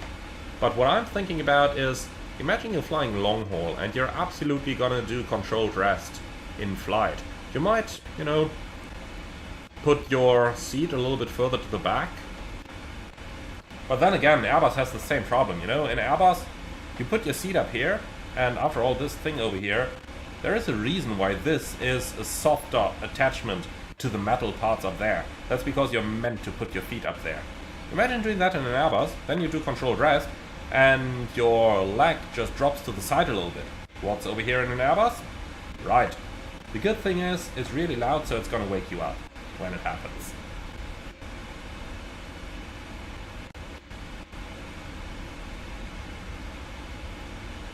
And Astab, thank you very much for the 400 NGN donation. That's really appreciated. Thoughts on joining the Air Force and then go commercial? You can do that, but is it gonna help you? Not 100% sure about that. And by the way, since there is no ATC here, let's go direct to Conan. Here we go. Alright, so, yeah, if you join the Air Force first, then, well, you obviously got to be there for a long time. And are Air Force pilots better airline pilots? No, I wouldn't say so. It is a way to get your training paid for, if you're willing to get yourself shot. Up to you. Up to you to decide that. Personally, I decided against that way, but that is not to say that it might not make sense for others.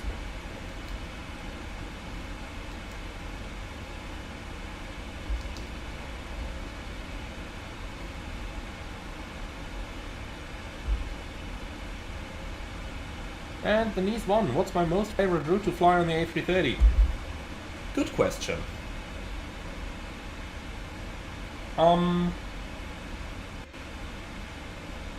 Well, they all have their pros and cons. I think we've got no bad destinations.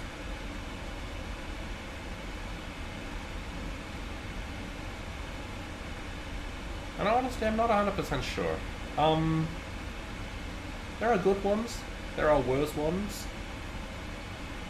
Obviously, I do like places like Mauritius, the Maldives, Punta Cana. All those lovely beach destinations. But there's other interesting ones as well. So, really not 100% sure. There's just too many great destinations. There's just far too many of them. I think that's the one thing that I can say for sure.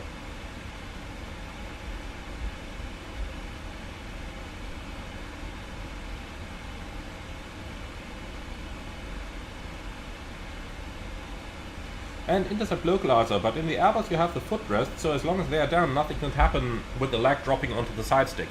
Oh no. The footrest doesn't do much of a difference there. You can't hit the rudder pedals, but you can hit the side stick. That's the problem. And I can't say that that never happened to me. Obviously you got the alarm and the other pilot is awake, so if that happens, you know, they'll immediately just take it over. That's it. But the one thing I had to learn there is to keep my feet on the ground. And just put the seat so far to the back when doing controlled rest that you cannot accidentally hit those controls. And Heinrich Tango, about favorite destinations. Las Vegas. No, not really. The time difference is just too great. Las Vegas being there is an interesting experience, but there's a time difference of 9 hours to my home base. So you fly there, you land there at like, you know, noon, maybe 1 p.m. But that's midnight for your body. So you're not gonna go out partying for another 6 hours. Because after all, you also gotta fly back at some point. Then you go to bed, you sleep for say 8 to 9 hours, you wake up. Now it's 11 p.m. or midnight in Las Vegas. You get up at that time and, well, what are you gonna do? You can't get breakfast, you can't get something proper to eat. So then you're awake all night long, sitting in your hotel room watching movies. And what now? That's the problem. So we're about to enter some controlled airspace again. Brussels is online on 129575. So let's go ahead and call him.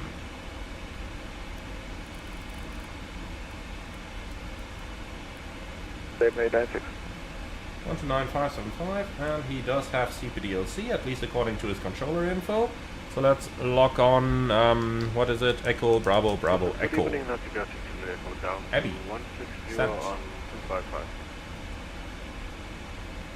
Like to get 6 Kilo Echo, Brussels Control, hello, identity by runway 01 and use Brussels.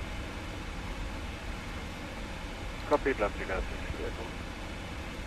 Brussels, good evening, German Cargo 473 Heavy, flight level 350.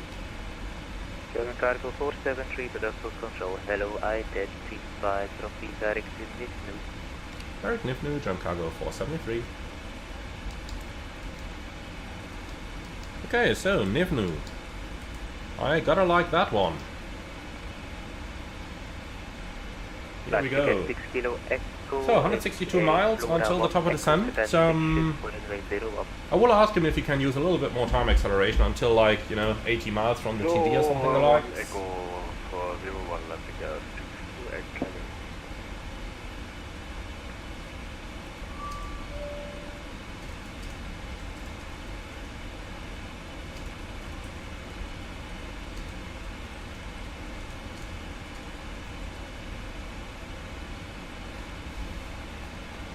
Alright, CPLC lock-on is accepted. Thank you.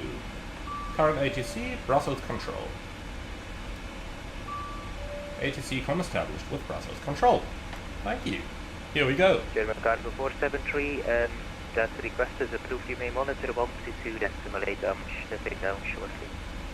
Roger that, monitor 128, German Cargo 473. Have a good evening. And you too, bye-bye. Thank you.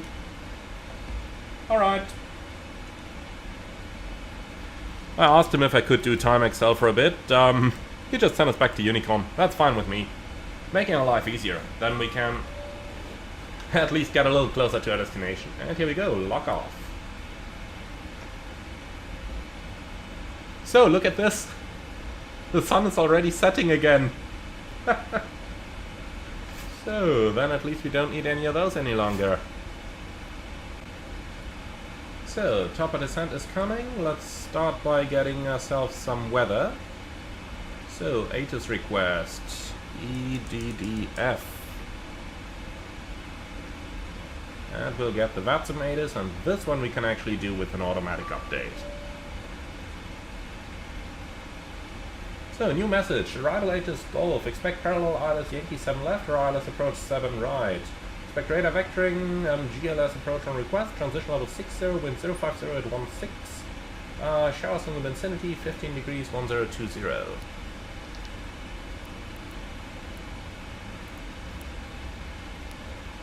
Alright, looks good. Trent Nosek. Here we go. Easy going. So we'll go back to real time in a few moments here, and then we'll stay in real time for the remainder of the flight as well. And Jono, how many long hauls do we do per week? I would say 2. One flight going somewhere and one flight coming back.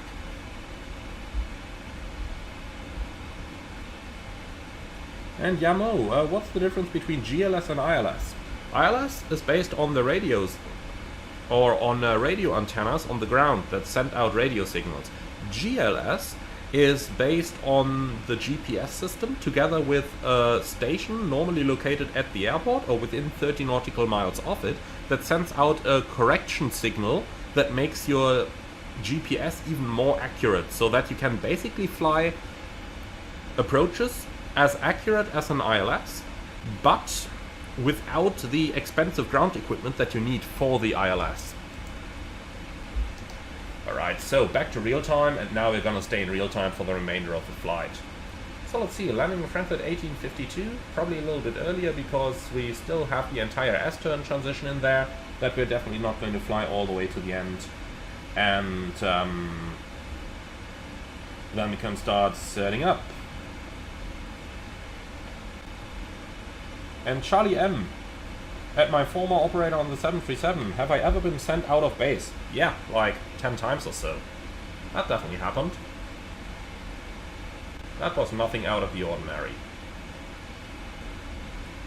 Okay, cool, so let's actually start setting up. So currently we have the ILS Yankee runway 7 left in here, and I think that's the most sensible approach to keep in our FMS for today's arrival, because 7 left is just closer to our parking spots than 7 right.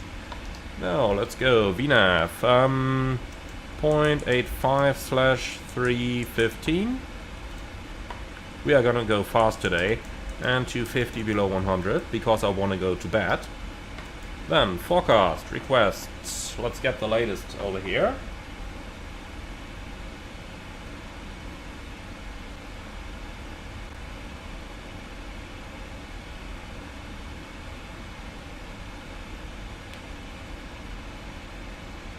And Morse 756, which plane would I choose for the rest of my career, except for the A330? Well, probably the A350.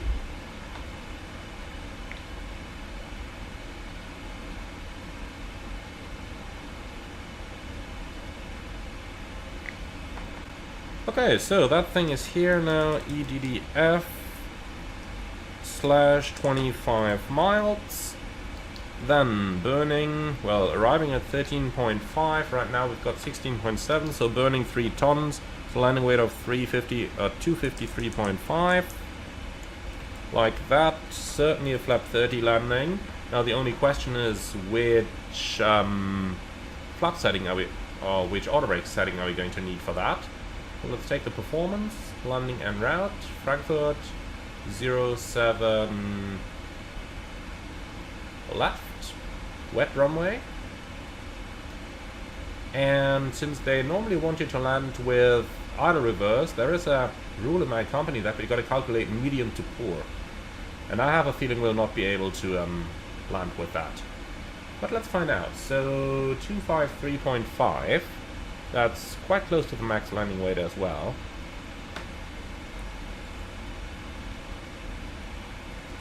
Let's actually calculate 254 just to be safe here. Alright, flap 30, air conditioning on, anti-ice off, 5 knots VRF edition. Actually, what's the wind? Let's get the tablet over here, that's easier. So the wind is 050 at 16.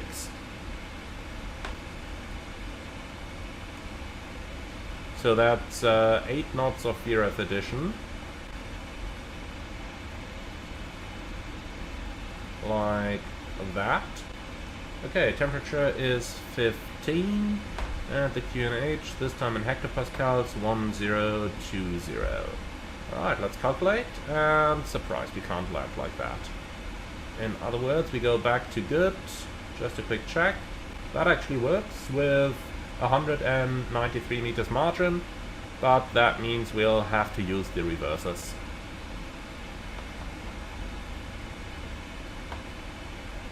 Actually, there is one more thing we can try. That's medium to poor, reversers, no credit, auto brake 4. What's that doing? Impossible. Auto brake max. Impossible. Okay. Now we can justify to the airport authority that more than idle reverse is needed.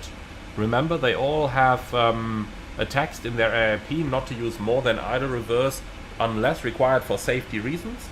And now we have a safety reason. Now we are allowed to use more than idle reverse. Alright, cool.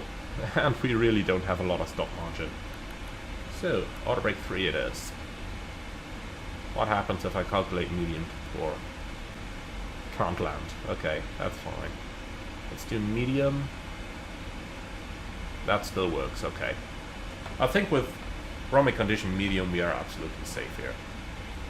Perfect, then we can put that away again, and... well, actually we can't. We need that one more time. I just remembered, I'm live streaming, and that means I actually have to pretend like I wouldn't know all the arrivals by heart in Frankfurt, and therefore I gotta pretend that, you know, I'm actually checking them. That type of stuff. No, I mean, I really do in the real world. But they also pay me a good chunk of money to do that, so I suppose that's a slightly different situation. Okay, so actually we can disregard those because we're in a 777. That means we gotta take those charts here. Probably parking somewhere up here, but we'll see where they actually send us to. And Charlie M, will we make the curfew or divert to Han? Oh, we'll easily make it. Remember, in the sim it is just 8:15 PM right now. We're landing at 9 PM, so we got like over 2 hours to spare. The plane might actually still depart again this evening, even though that would become tight.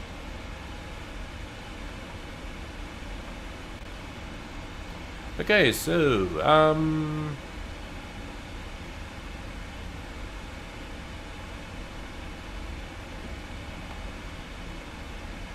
then what else do we need to do? Cross-check the arrival. So,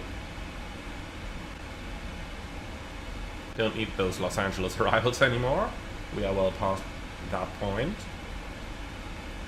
Okay, so we start with incom between level 240 and 210, LV 170, 220, MGOT, Ramop, and... Traffic. Oh, where's he descending to? Oh, lovely. Oncoming traffic descending.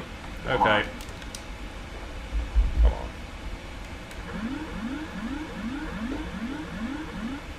So, TCAS RA. Clear of conflict.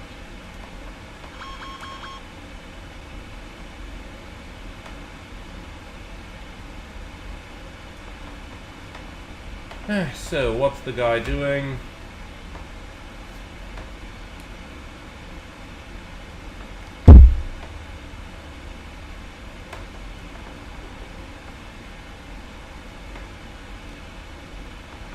Condor 1 for Papa on frequency? Because that climb array almost made us climb into the other aircraft.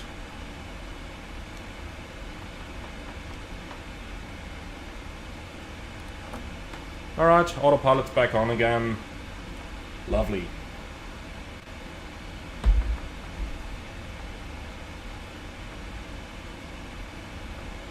Alright, nonetheless, I'm gonna send that gentleman a little message.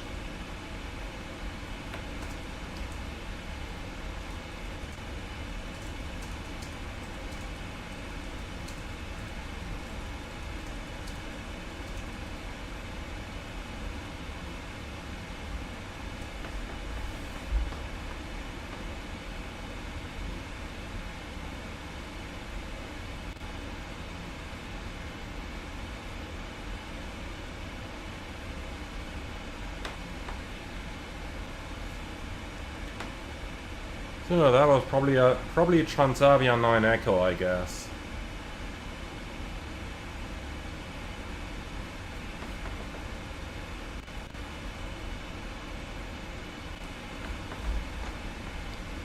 I just told him, hi, next time please check your TCAS before descending through other people's level. Alright, so that's that part. Now let's go back to work down here. Reset MCP altitude is checked, we'll do that later.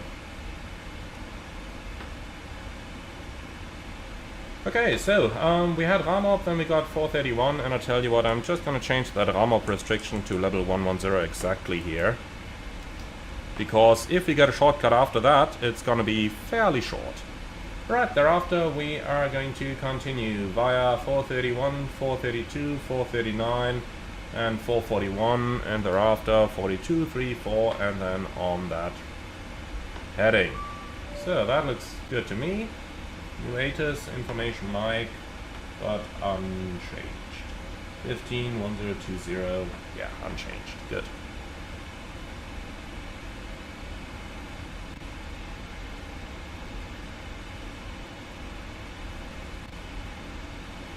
Alright, cool, so then, for the approach we added the transition from 454 so that if we get any shortcut we will nicely be able to comply and follow. We can also start initiating our descent already. Let's try level 250 first.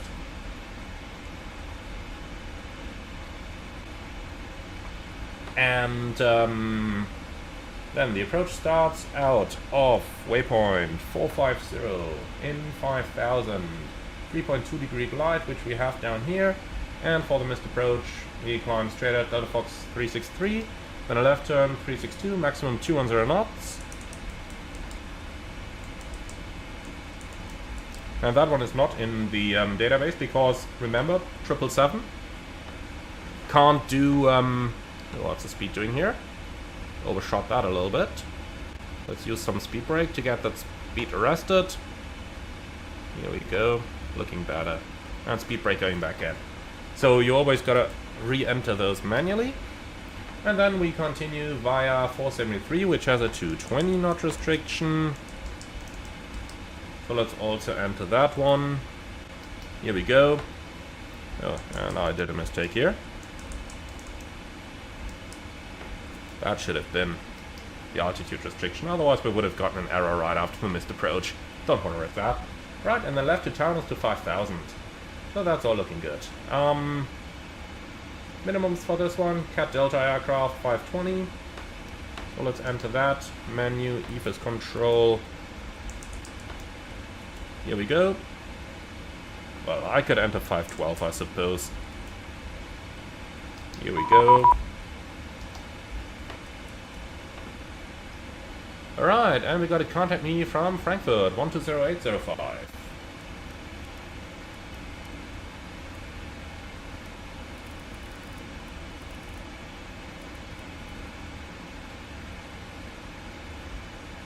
Come on, change that frequency, thank you.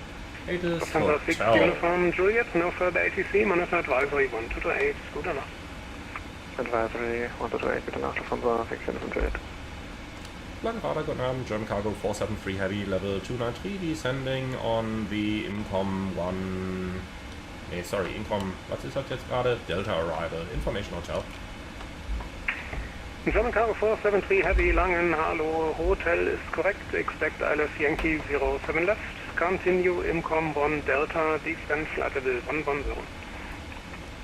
Expect the ILS Yankee 07 left on the Incom 1 Delta arrival, descend flight level 110, German Cargo 473 Heavy. All set, 110 checked, Incom 1 Delta is what we've got in the FMS anyway down here, even though it doesn't read that, it should, probably a bug. Okay, and that's that. Reducing speed to Atlantic,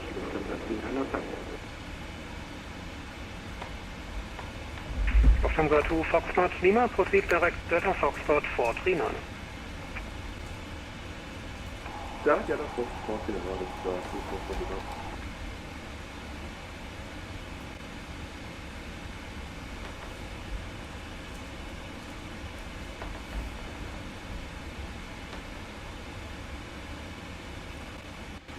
Alright, great. So, with that I think we've done all the preparations. Let's switch back to night charts already, because, well, it's nighttime already. And then let's turn on that fasten seatbelt sign and start the approach briefing. Lufthansa 397, turn left heading 100, so, Yankee 07 left. It's going to be radar vectors, eventually, for the ILS approach, runway, or for the ILS Yankee approach, runway 07 left, MSA 4300, minimums 512, go around straight at left-hand turn and climb into 5000. Extra fuel and time, we are now expecting to arrive with 13.5 versus a minimum of 9.3, so we have approximately half an hour extra fuel aboard. Now for the arrival, we're going to use flight directors, flaps 30 and order brakes 3, maximum reverse, needed for safety reasons to be able to stop the airplane on that short runway. And we are going to have a stop margin of just about 100 meters. We'll vacate the runway to the right-hand side. We'll see if we're actually able to make any of the rapid exit taxiways, or if they have to vacate at the full end. No hotspots for a taxi in. Well, maybe some hotspots, basically in the form of everything that has wheels on this airport. Be that aircraft or be that anything else. Apart from that, well, nothing special, nothing non-standard. Weather is a little bit of a factor, but look at where the wind comes from, and then you can already see that the bad weather is already through. It's only a little bit of that black area coming in there. And that's basically the end of that entire big thing over here. Alright, and that's all there is to it.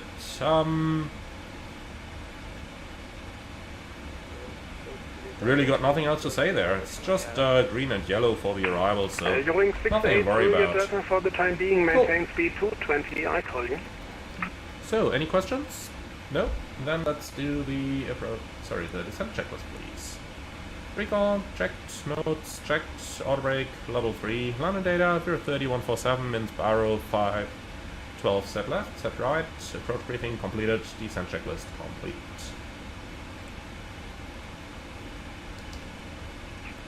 Cool. Yielding 6-8, Juliet Delta, and that's the stuff out of the way. Knots, maintain until 6 knots. And by the way, the TCAS array is now trolling, so I'll probably just call for a supervisor there and have them settle that. Lufthansa 397, speed 180 knots, maintain until 6 knots. 180 until 6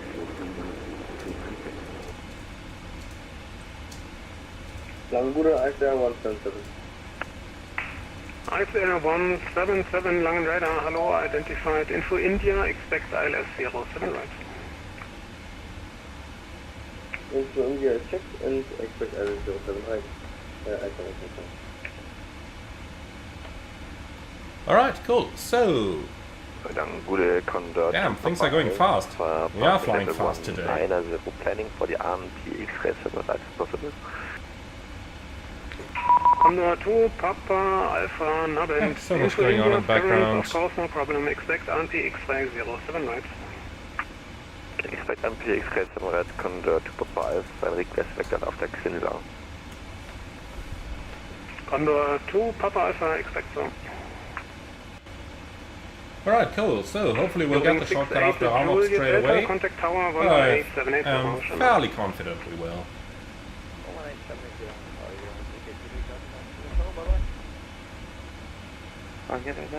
Hello, Transit Manager Victor, And anti-cooperative, would I ever have wished to have the feature of entering the minimums in the FMC back in my 737 days? No, not really. You can set the minimum so quickly, it really doesn't matter too much. ICR 177, cleared steady 1 Delta arrival, descent flight level 110. Kid 01 Delta arrival and descent flight level 110. And Faisal Rahman, thank you very much. Welcome as a new subscriber to the channel.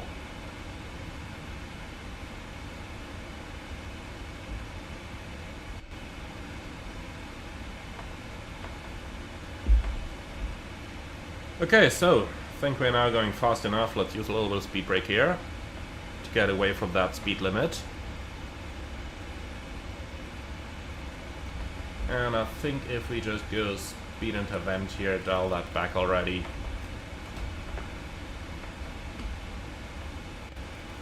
Back towards 250. Of course, there is a little weather cell straight in front of us, and well, we don't necessarily have to go into that at 320 knots. F310 down to 110, con Papa Alpha. Sunza 3907, contact tower 118780, shown out. So, 11878 will be next. We can already tune that as well. Sunza 9 Juliet Victor, climb flight level 130. Climb flight level 130, Transit Manager Victor. So, the Ramok restriction, remember, originally was below level 130, above level 110, so we are totally fine at our current altitude. That guys came on automatically here. Well, kind of understandable, 5 degrees, and certainly not the best type of weather. But look at how beautiful that looks. Also with the reflections of the light here coming from the EFB. German cargo 473 heavy, descent flight level 70. German cargo 473 heavy, descent flight level 70.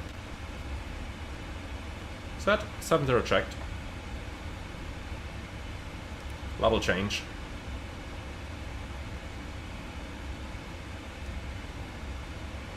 So, can't see any other traffic there. TCAS is set to be low. And calm. Okay, new ATIS. Information India, parallel dependent, ILS Yankee 7 left, ICR 177, turn right heading 310. Transition level 60, 040 at 14, showers of rain, 15 degrees, 1021.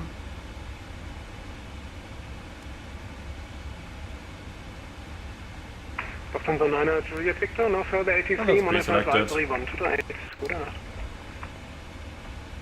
What do you want to do? Thank you so much, Transit Manager Victor. London radar with a 16 mic descending to... Alright, going through flight level 100. With a 6 Lima mic, London radar, good evening, identified information India's current, expect ILS Yankee 07 left. Alright, I'm going to retract the speed brakes. ILS Yankee 07 left, information India on board with a 16 mic. With a 6 Lima mic, cleared Kirax 5 Delta arrival, descent flight level 110.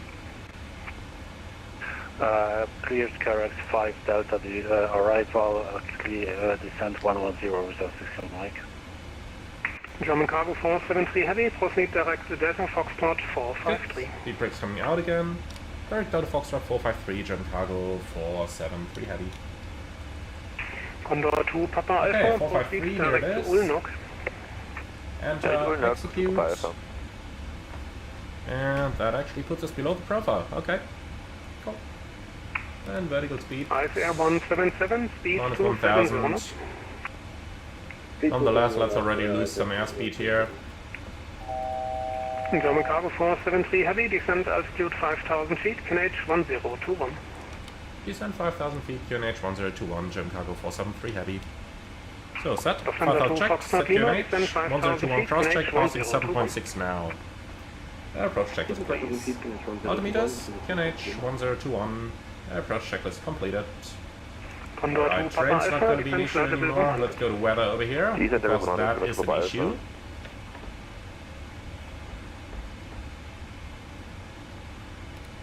Okay, level change. I'll keep the airplane a little bit below the profile here, because you never know with that wind. If it turns, then things still have the possibility of getting interesting.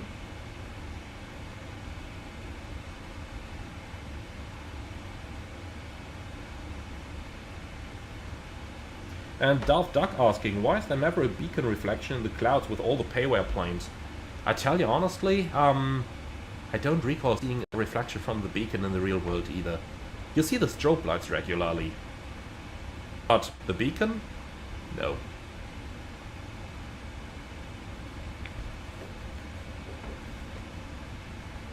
'73 heavy, turn left heading 100, cleared LS Yankee 07 left. German Cargo 473 heavy, left heading 100, cleared LS Yankee 7 left. Okay, Delta Fox 450 on top. Langen radar, good evening, identified information India's current, and intercept course 066, execute, looking good. We're India cockpit and 07 right expected, Ocean 8 Delta. So that should be 1000 to go. Ocean 8 Delta, cleared MPAX 5 Charlie arrival, descent flight so, vertical speed. Alright, we're 22 miles out, gonna keep the speed up high for the time being, and clear for the approach. Approach mode Condor 2 Papa Alpha, descent flight level 70. Descent level 70, Condor 2 Papa Alpha. Lufthansa 2 Foxtrot Lima, speed 220. Alright, let's have a little bit of fun. Ice Air 177, reduce speed to 50 knots, descent level 80. Here we go, manual flight and manual thrust. Speed 250 knots, flight level 80, Halt.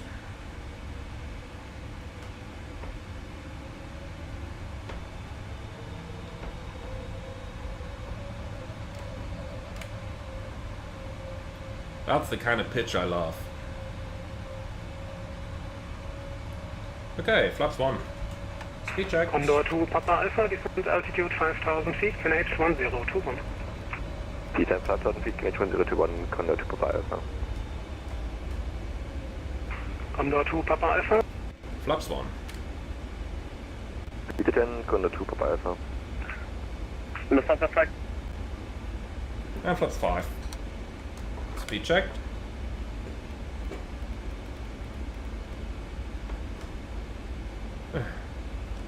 Jim Cargo 473, speed 210, we need to reduce in 2 miles latest. Roger. Lufthansa 5, Papa, Langen radar, good evening, identified info India, expect ILS Yankee 07. Speed 210. 07 left Yankee, expect Lufthansa 5. Radar no again, Lufthansa 397. So, localizer capture. Lufthansa 397, hello, identified, expect again, ILS Yankee 07 left, heading 330, climb 5000 feet. Heading 330, climb 5000 feet, and expect again, Yankee 07 left.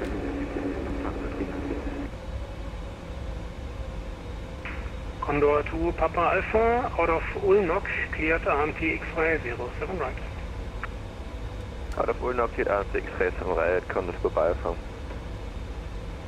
German Cargo 473 heavy, speed 180 knots or greater, maintain until 6 miles. 180 or greater until 6 miles, German Cargo 473, Duckle. Condor 2 Papa Alpha, speed 160 knots, maintain until 4 miles. 160 until 4, Condor 2 Papa Alpha. In the real world it is easier to maintain an altitude. Really gotta say that. ICR 177, turn left, heading 250. Come on, give me glide up capture. I'm not climbing again. Lufthansa 2 Foxtrot Lima, turn left, heading 100. Glide up capture, go around altitude 5000. ILS Yankee 07 left. Left heading 100, geht LS Yankee 07 left, zu Foxtrot Lima. Ich hab schon Angst, geht nach Hahn jetzt. nee, nicht das. Lufthansa 397, turn left, heading 250. Okay, so, flies nicely. 250, Lufthansa 397. Maintain until 60 ME, yeah, we should be able to do that. Proceed direct Kerax, cleared, Kerak. The pressure is a little steeper than usual, but we should still be able to do this.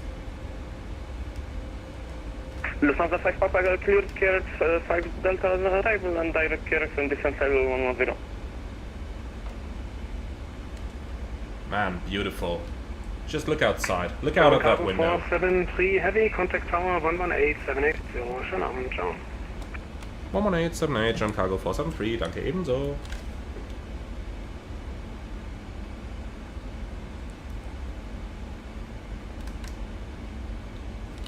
Frankfurt Tower, Gute, German Cargo 473 Heavy, ILS Yankee 07 left.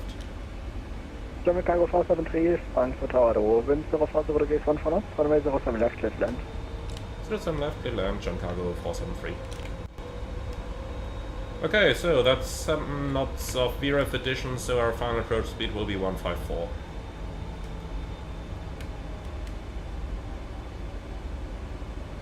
Weather in the missed approach actually looks pretty good. Just some small cells there, nothing significant.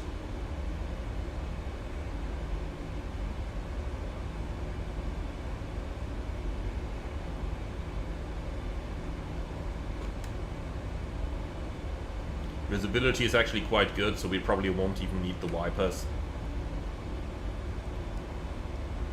The problem is, those wipers, in the real world I'd probably order them on, because I could order them off again at any time. In the sim it always feels so strange when the rain stops, but you still have to, you know, work on those wipers. Alright, get down, flaps 20.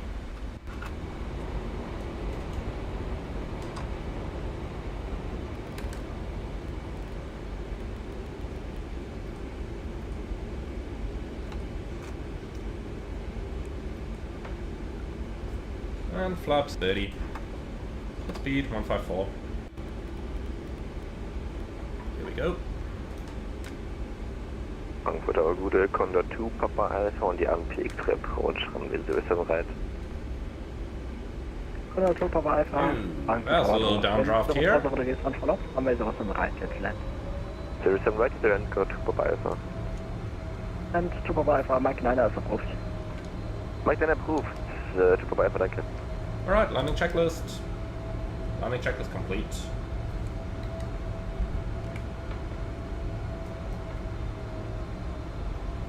Turkish 8 Romeo Whiskey identified. Contact Langen 136, decimal 130 Charles. Langen 136, 130, Turkish 8 Romeo Whiskey. So, weather looks splendid.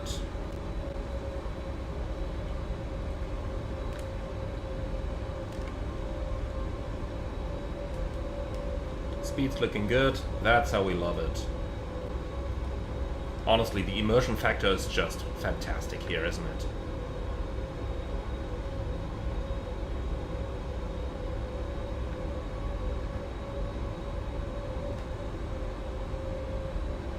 Why is the auto thrust back on? You go off, my friend.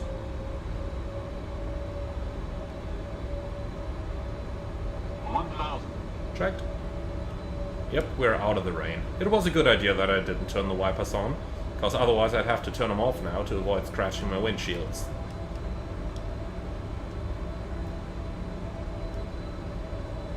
Approaching 07 left. Intentionally.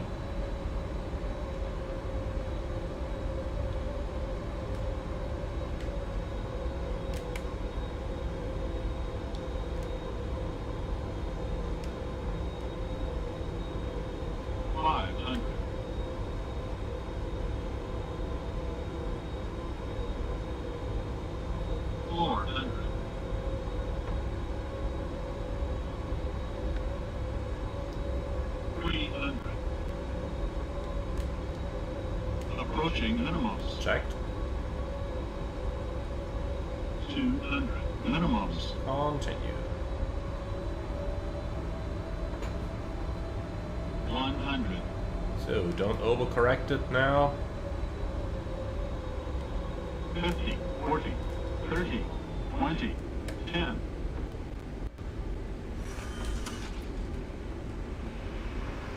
So, speed picks up, thrust was normal. Beautiful cargo landing.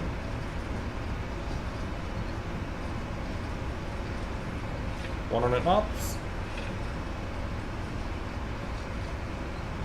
80 knots.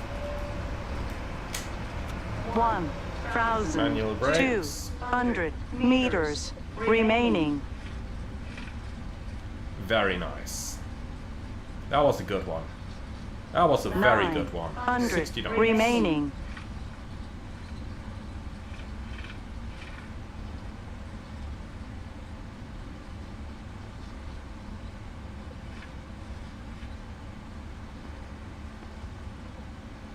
German Cargo 473, willkommen in Frankfurt, taxi right on Papa 1, hold short of whiskey. German Cargo 473, right Papa 1, hold short whiskey. Okay, beautiful. So, runway is vacated, we'll make sure we get the entire airplane orbit first. And we do get the northern routing indeed, so it did make sense that we landed on 07 left. Wind 04 degrees 1 for knots, runway 07 left, clear to land, Papa 6 approved. 07 left, clear to land, Papa 6 approved. Okay, so we'll turn to the right and then we'll take the first taxiway back to the left.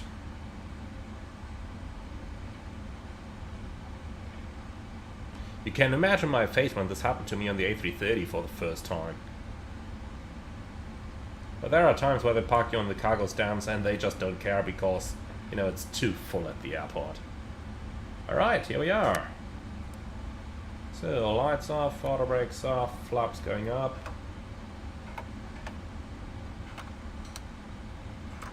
And weather radar is of course coming off as well. So, speed brakes coming up. And transponder alt off. Alright, here we are. Welcome to Frankfurt, everyone. Hope that you guys enjoyed it as much as I did. It's surely fun doing this time and time again. And yeah, if we take a second to talk about the landing, there was a moment where we got a little bit of deviation from the glide slope at like about 100 or 200 feet or so, but don't overcorrect that.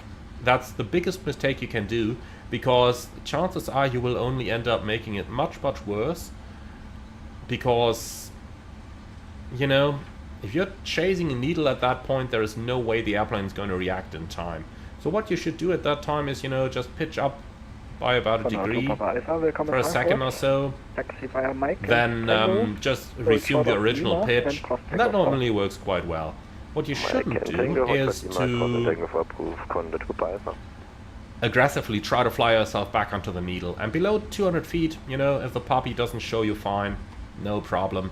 As long as you can land it in the touchdown zone, you're legal.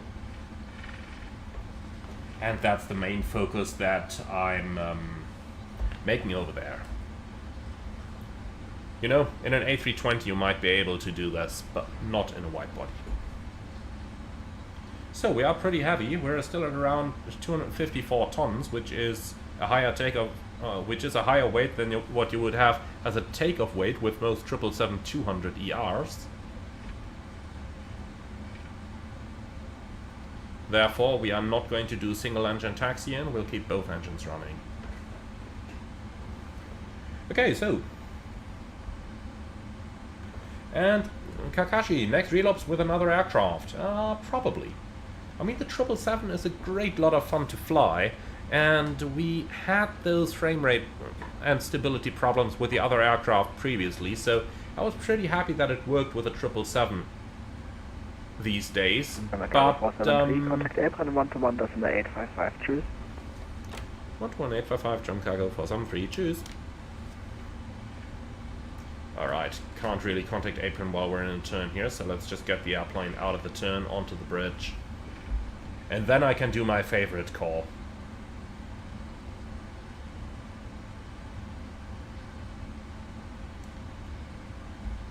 So. Heard that one in the real world. Always have to laugh my ass out of it. Have to do it in VATSIM. Apron, Gude, die Box auf der Brücke. Sim Cargo 473, Apron, Gude, stand Foxtrot 235, via Papa 1, November North, tschüss. Fox 235, Papa 1, November North, einen schönen Abend, Jam Cargo 473. Alright, here we are. So, Fox 235, we'll just make that left-hand turn, and then we'll have a look at the chart as to where that is exactly.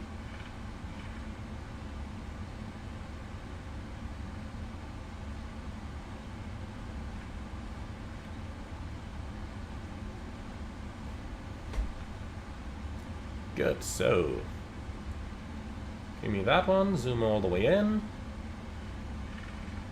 Here we are. So we'll initially keep going straight onto Papa 1, that's going to lead us onto November North, and then we'll eventually end up at our parking stand. So Fox 235 is over here, so Papa 1 all the way, then the right turn, left turn, first stand over here. I've recently been parking here with the A330 in the real world. That was a fun one as well. I mean, I kind of know the airport rather well, and that means I had no problems navigating here at all. But, you know, some of the colleagues don't necessarily know the airport that well in these areas here. So they were like, what the hell are they talking about? What are we doing here? What are you doing here? And then obviously you do spend the next minute or so on, you know, doing most of the stuff so that your colleagues have the time to look up the charts and get themselves comfortable with where exactly you are.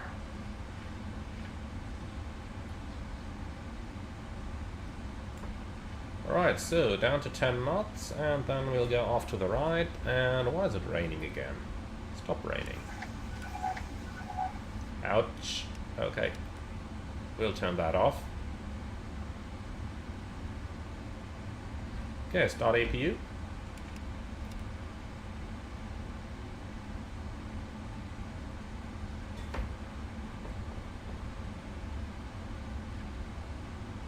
Lufthansa 12 Hotel Gate, Alpha 38, ready for push and start.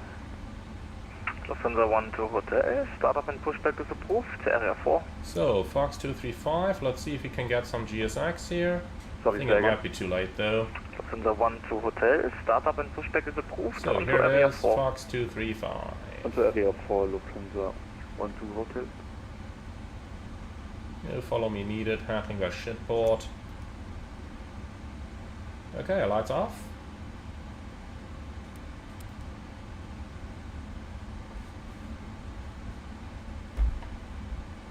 And that's looking good. So we'll just maintain the speed. The marshaller is, I was about to say inside, but I think he's inside the pushback tuck. Well, I suppose I don't even want to find out. So here we go. Yeah, that's awesome marshalling. Shouldn't GSX like clear the position of any other vehicles when you call them? I think, which of the two is our GSX marshaller? Alpha 69er, nice. I'm gonna take the, I'm gonna take that. Short of November 8.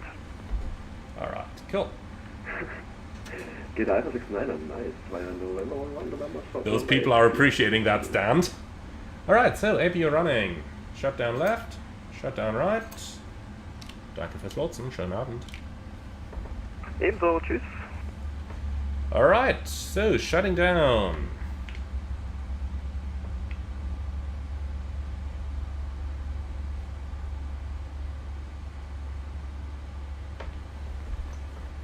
Okay, lovely. Storm lights on.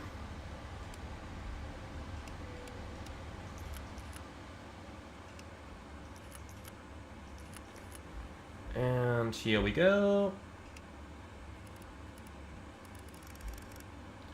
Lovely, so we'll turn that radio off now. Come on, go off, like this, perfect. Alright, cool, both engines below 20%, beacon is coming off. Then we can already select deboarding over here. And shut down checklist please, which is park and brake, is, where is it?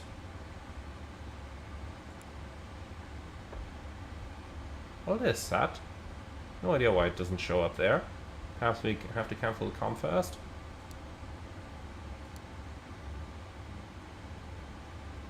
Yeah, cancel and cancel. Thanks.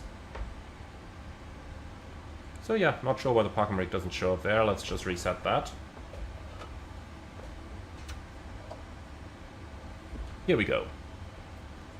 So, parking brake, set, shutdown checklist, complete. So we are not in area 3, we are between area 5 and...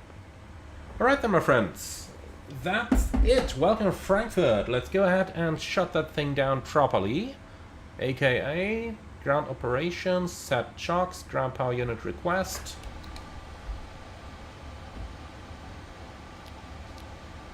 Here we go, and that's our GPU, or rather our APU going off. Then let's make our way to the back of the airplane here. Disarm the slides so that it doesn't get expensive in a moment.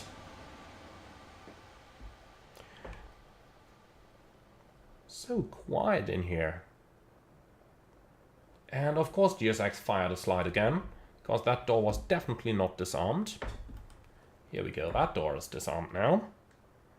Alright, so we've made it. Then let's go ahead and shut the airplane down, at least into a condition where we could give it to the engineers.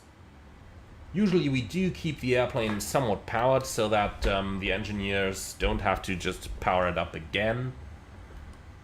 Man, look at the beautiful rain effects here. That's just lovely. So, ADRU off, emergency exit lights off, packs stay on. We're not gonna get an air conditioning unit anyway. And without securing the aircraft checklist, packs off, secure checklist complete. Alright, so let's do a little bit of paperwork. The status page is looking good, and no messages over here. Then let's do a recall, just quickly go over everything we got here, but that's all fine. Oil sufficient in the plane. Alright, and with that I think we can officially say we've made it to Frankfurt. Oh, yeah, that doesn't look good. This looks good though. Really good, doesn't it? Really appreciate the graphics of that sim. Now, Gorky asked in the comments, will I keep streaming or is it just occasionally? Well, it's gonna be more often than over the past couple of months, for sure, because now I have good internet again. That really used to be my main problem. They introduced the construction site just in front of my flat, and that basically cut my upload from the previous 50 Mbit down to 10. And with 10 Mbit you're not streaming. That's just not working. It would actually take like 2 hours to upload, you know, a 1 hour video. So that was really a problem, but that's all solved now. And I have a gigabit connection, so 1000 down, 50 up, which is the best you can get in Germany. Yes, 50 up is the best you can get. Yes, that is awful. And yes, that is Germany. But yeah, now it's working reliably again, so I'm really happy that I can stream again without any problems. So I will definitely stream more often. I can't guarantee how often, but it will happen every now and then. I mean, I really can't say how often. But it will definitely happen a lot more often than it used to in the past. Alright, and I think with that we've just made it to our destination just about fine. So thank you very much for watching, my friends. I think that's about everything I can share with you for the time being. As always, like, comment and subscribe. If you really loved what I'm doing on the channel, I would appreciate a small donation through the Buy Me a Coffee link in the video description below. And yeah, with all of that out of the way, I'm really looking forward to see you all again on the next one.